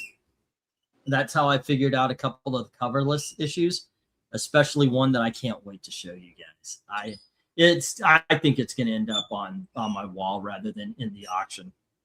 Metal Men. You know, these ended up incomplete, but I don't know. Maybe I'll put them all together for $1 if somebody wants to try. I mean, here's a Jack Kirby. If you guys can identify it just by the page I'm showing. But this might actually, this is a splash page, so this might actually be complete. It says the ending right there, so I don't know. Some of these, though, the staples, this one isn't. Oh, well, here we go. Commandian Goliath is on the chapter 2. God damn, Jack Kirby was so good. Look at that. That is some, I mean, look at this. That is some great freaking action right there. I don't know. Giant size Justice League. It starts already with the action. It's got the end, though. The end's there. I don't know. I know that's a reprint story because it's the one where they're bowling. Red Wolf. You know, so some of these came incomplete, and I was like, I don't know what I'm gonna do. Am I just gonna throw these out, or what? Am I gonna keep? This is a Batman, maybe a Batman family or something. You know, but that's been one thing I've been going through trying to do when I first got this is try to figure out what I'm looking at. This is anybody know a book called Peculiar? Peculiar? Elucidar? Is that what it is? Pelucidar. Man. Yeah, so it looks Spanish. Well, it's in English, but go figure. Man, that book sure is Pelucidar. It's Pelucidar, yeah. Go figure. I never heard of it before. This is a Two-Gun Kid book, but it's got the ending, but it looks like it starts in the story, but there you go. It's a Two-Gun Kid. So I've been going through this. I really got excited about this one until they until in story they mentioned they already fought the X-Men, because this is a Silver Age this is a Silver Age X-Men with the Brotherhood of Evil mutants. You know, so I was like, holy shit, am I holding a first appearance of Oh boy. But this is how it ends. If you guys recognize this story at all. Yeah. Kirby was awesome drawing animals. Yeah, it's... But wait a second, is this the first appearance or the one where the Blob joins the... Eric, do you recognize this at all? Probably would have been like number 5. Is that when it's first Blob? First Blob, yeah, but I don't think this is first Blob. It's first Blob joins the evil mutants. Or maybe it is first Blob, because it's got Magneto searching for the new mutant. And then it has them finding him. With one such as him on our side, we shall. What's up? Strange, there's a mental block there I cannot penetrate. Maybe it's the second appearance of the Blob. I don't know. Whatever that would be. Because the first appearance of the Blob has the Blob going to the mansion and trying to be an X-Men and just not working out. So this is when the evil mutants meet him. So if you guys know what that is, Edgar Rice Burroughs, Pelucidar, but Eglantine is called Peculiar Bald Man. Okay. Huh. But there you go. Yeah, I think this is the second appearance of the Blob. But I found that kind of stuff all over. I mean, here's a Golden Age Batman. Or maybe an early Silver. So I've got to go. This is an easy one to find, though, because there's a Batman story with a title. So really all I have to do is I've got to type it in the computer. If anybody wants to look this up, The 7 Wonders of the Underworld. Batman, The 7 Wonders of the Underworld. If you want to look it up, find out what number of the Batman this is. But I know I've got Batman number 72 already. And then this is, oh, well, this says right out. I guess this one's complete. This is The Witching Hour, issue number 3. It's not in the great, I mean, obviously they're coverless, but this one, like the first wrap is loose. But yeah, it's pretty cool. But I have coverless that are complete, and they look a lot better than that. And I've got some with the top torn off. I've got some that are complete and have covers, but there's something damaged on the cover. If it's too bad, I put it in as 50 centers. If it looks like you could actually read it, it's $1 or $2. I don't go higher than 3 or 4 on many. I think there's 1 or 2. There's a Journey into Mystery. It's 108. It's a Loki book, and I know even in the condition it's in, it's a $20 book. So yeah. Let's see. I'm still aiming my bidding rifle at the Silver Age Mary Jane issues you showed yesterday. I showed a Silver Age Mary Jane issue. Oh, okay, yeah. The first cameo of Mary Jane. Yeah, I've got that over there. It looks a lot better in the bag, by the way. Let's see. I may be bidding a lot more in this low-grade silver than I did today. On another note, Stacey Dash is still a smoke show. Yes. That's Batman number 89, says Jim Sorensen. There you go. We got a Batman 89. I mean, under 100, a Batman under 100, that's pretty damn good. So I'm going to put those together. We're going to have it's a 1-box auction. I'm going to try to have before our show on Wednesday night. But we'll see. We'll see how that goes. Wednesday night, we're going to be talking about what made us comic book collectors. Like, what is the comic book that brought you into the fold? That would be pretty cool. If you want to jump in and join like One Slick Dude did, Trusty, you're invited. Definitely Pixel. Dom, tell us what made you a comic book collector. I don't think I remember. Yeah. And I'm looking forward to it. Tuesday, let me find out what cover ranking we're doing on Tuesday. I think I've got it. I think it's going to be like the House of Mystery or House of Secrets. It's one of those two. And then we've got, or it's the Sinister House of Forbidden Love or something like that. Yeah, the Sinister House of Pancakes, yes. Because I wanted to do the houses just for fun. So there you go. How much will some of these old coverless Batmans start at? Just a couple of dollars if it's over $1. Like even with these that are incomplete, you know, I might double them up for $1 or $2 tops. It's not going to be an expensive auction. It really isn't. Some of the books are going to be worth more than others, and I kid you. You know what, Eric? Should I show off the big dog now, or should I wait? I don't know. I kind of want to show it off. What do you think? Do it now in case I needs to hit the ATM between now and your auction. See if anybody wants to offer it up, because I kid you not, it is a book so awesome. Coverless, it is selling for $150 and more on eBay. Give me just a second. Do it. It's funny. I said it's a blockbuster. I wouldn't give him $1 for it. That's just me. No cover, no interest. I don't care. Right. Yeah. But wait till you see what this is. Okay.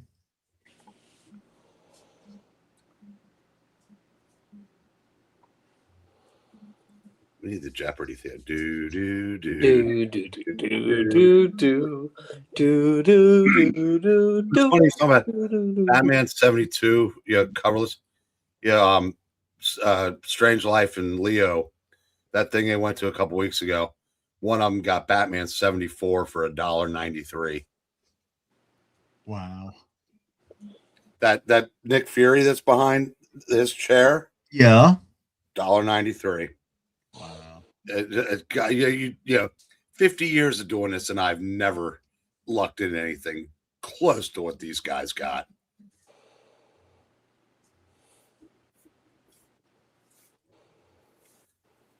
Clint, I don't think we have that much time. He'll be back.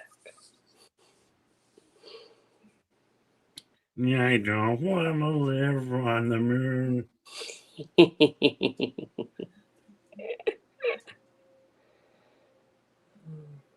Of course, after hearing that, I'm sure a bunch of people are booking passage.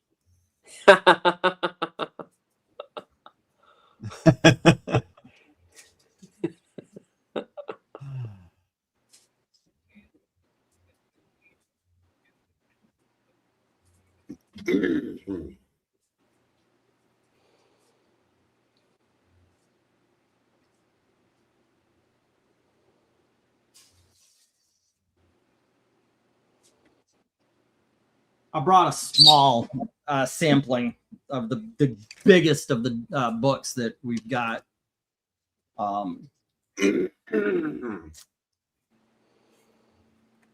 Let's see. Show off a couple of these. We have a few people left. Marvel Collector's Item. Classics, issue number 1. This is the Batman number 72. That is, I don't like that, but that's the only way it went into the bag. Marvel Tales number 1, and it does have that right out of the cover there. Giant Size Invaders number 1. Frank Robbins. Challengers of say again. I said Frank Robbins. Challengers of the Unknown, issue number 12. Sergeant Fury and his Howling Commandos. This is all the way back to issue number 7. Wow. There we go. Our Army at War. And talk about go all the way back. Here's issue number 33. The Flash. This is actually an 80-page giant, issue number 4.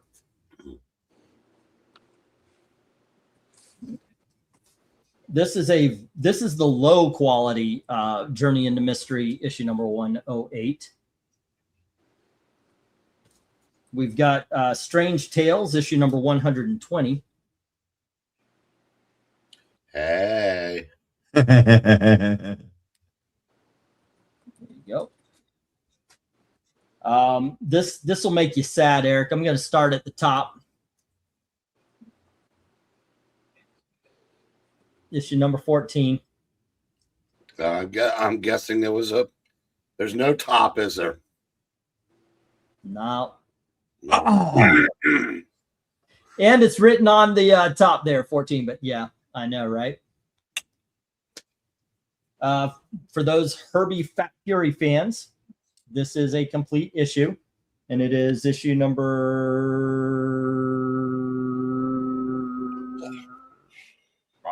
something. And then we have the Atom number 26.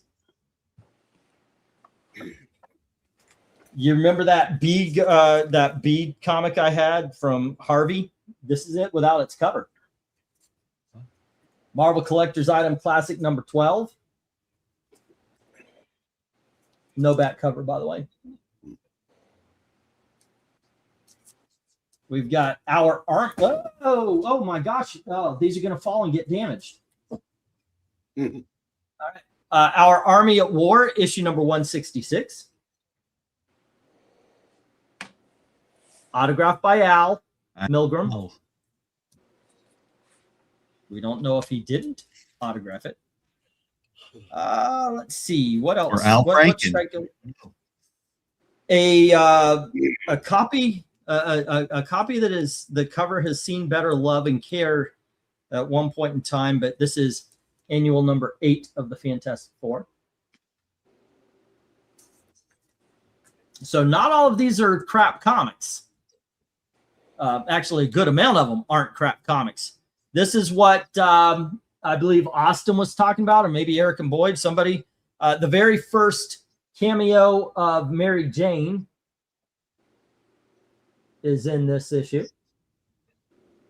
This is a mid to low grade of Journey into Mystery 108. So this one actually has dollar value to it. This is more like a $15, $20 book. Daredevil, issue number 5, and it's complete.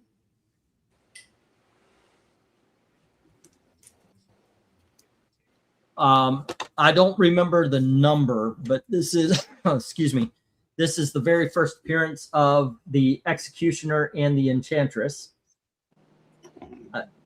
If you remember, do you guys remember the Journey into Mystery number? No. Hold on just a second. Let me get rid of the banner that's crawling across the bottom there. And this is the one, this is what I did. I looked at it, I realized what it could be, what it could possibly be. So I went, and first thing I wanted to check, and Eric, by the way, right away knew, I showed this to him already, right away knew it wasn't what I thought it was. I said, it's a Fantastic Four comic. And I said, well, I got to check, is it Fantastic Four, or is it Marvel's Greatest Comics? Right away I found out it's not, it's Fantastic Four. The second thing I needed to find out was, is it a different printing? If it does it, and I wanted to make sure. So I went to the Marvel's Bullpen Bulletin, where it had a list of comic books that came out at the same time. And I was looking for, is it up against Tales of Suspense, or is it up against Iron Man 100 or something, Power Man or something like that, like it would be if it was Marvel Greatest? And it wasn't. And then I had to find out, is it his first appearance or is it his second appearance? And ladies and gentlemen, I shit you not, this is going for $150 to $200. I hold in my hands right now the first appearance of Black Panther. This came in a junk box. Now, granted, you may not be impressed because it's coverless, but I'm telling you, even at that's what it's selling for. It's selling for $150 to $200. I'm guessing, like, if I wanted to put it out there, I'd try $100. Otherwise, I think it would look really kind of nice up against right next to Satana, because I got a fucking first appearance of Black fucking Panther. Are you kidding me?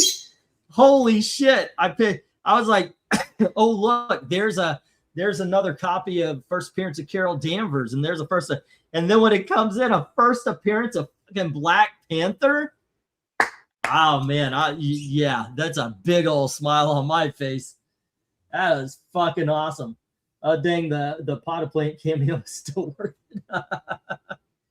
But yeah, that was pretty cool, man. I'm jazzed. Now, if somebody wants to offer me, if somebody wants to make a bid on it, I'll consider it. To be honest, I just don't know what I should do. What do you think? What do you think, Trusty? Sell or keep? How would I know?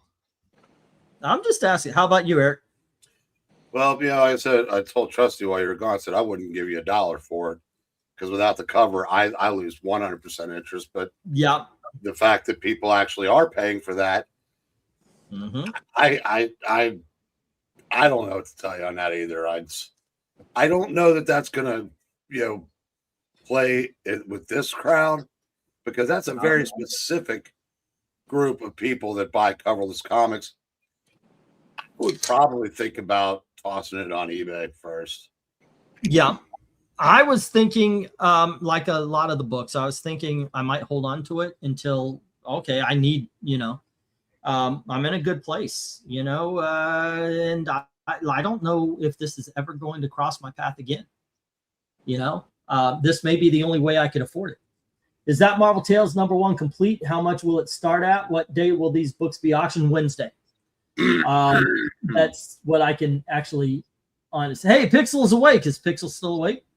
Oh, no.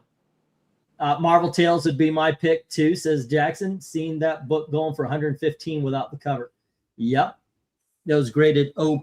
Yeah, that's actually when I looked at Comic Realm, that's what I figured. Anything without the cover, it would be I'd go to the 0.5 and then drop a couple of bucks. So yeah. But that Marvel Tales is really cool. If that piece wasn't missing out of the cover, I would think about bidding. But because I always loved that. I've had it a couple times. And somebody's running around. Somebody has that on a shirt, which is also very cool. I can't remember which one Clint has that. Clint is saying, sell it for sure. You need more money. Build a safety net for when famine times hit again. Yeah, that's what I was thinking. Right now I'm not, but if famine times do hit again, I could sell it then. Give it all a shot here first. You never know, says Eric and Boyd. No, wait, I mean the Collector's Classics #1. And I got to tell you, this is just a bunch I grabbed onto, and these are probably the more impressive ones. But there's other Our Army at Wars, there's other Marvel, there's other DC that I haven't shown off, and so there you can see, even though they are damaged, some of them are way damaged. There's some interesting things here. So join us for the auction on Wednesday. It'll be before our usual comic book talk show. I might push the comic book talk show to 10 or 10:30 as usual, but I'm just very jazzed, man. I'm really excited about this stuff. Unfortunately, look at that. That is really cool. And then you look at the back cover. It's damaged. What are you going to do? Some of this stuff, though, it's like you take it out of this crap bag and you put it into a new one, and it actually looks better. It looks better out of the bags than it does. I mean, look at this yellow, dirty ass shit right here. Yeah. But I was actually at first I was disappointed because I bought them for the Captain Marvel books, and they're only the Captain Marvel stories. It's first appearance of Marvel, first appearance of Carol Danvers. So I was like, shit, I'm going to take a bath, but I'm happy camper. All right, kids. I would bid on some of the coverless books you showed, says Michael. Cool. You guys have a great time. Join us for tomorrow in the cover ranking if we have it, which I'm hoping we do. The only thing I could think of is if I fall asleep. I've been doing that a lot recently. Go sleep. Yeah, I've been napping. Yeah. You could go sleep. You guys have a great night. And as always, thank you very, very much for watching. Have a good time. Bye now.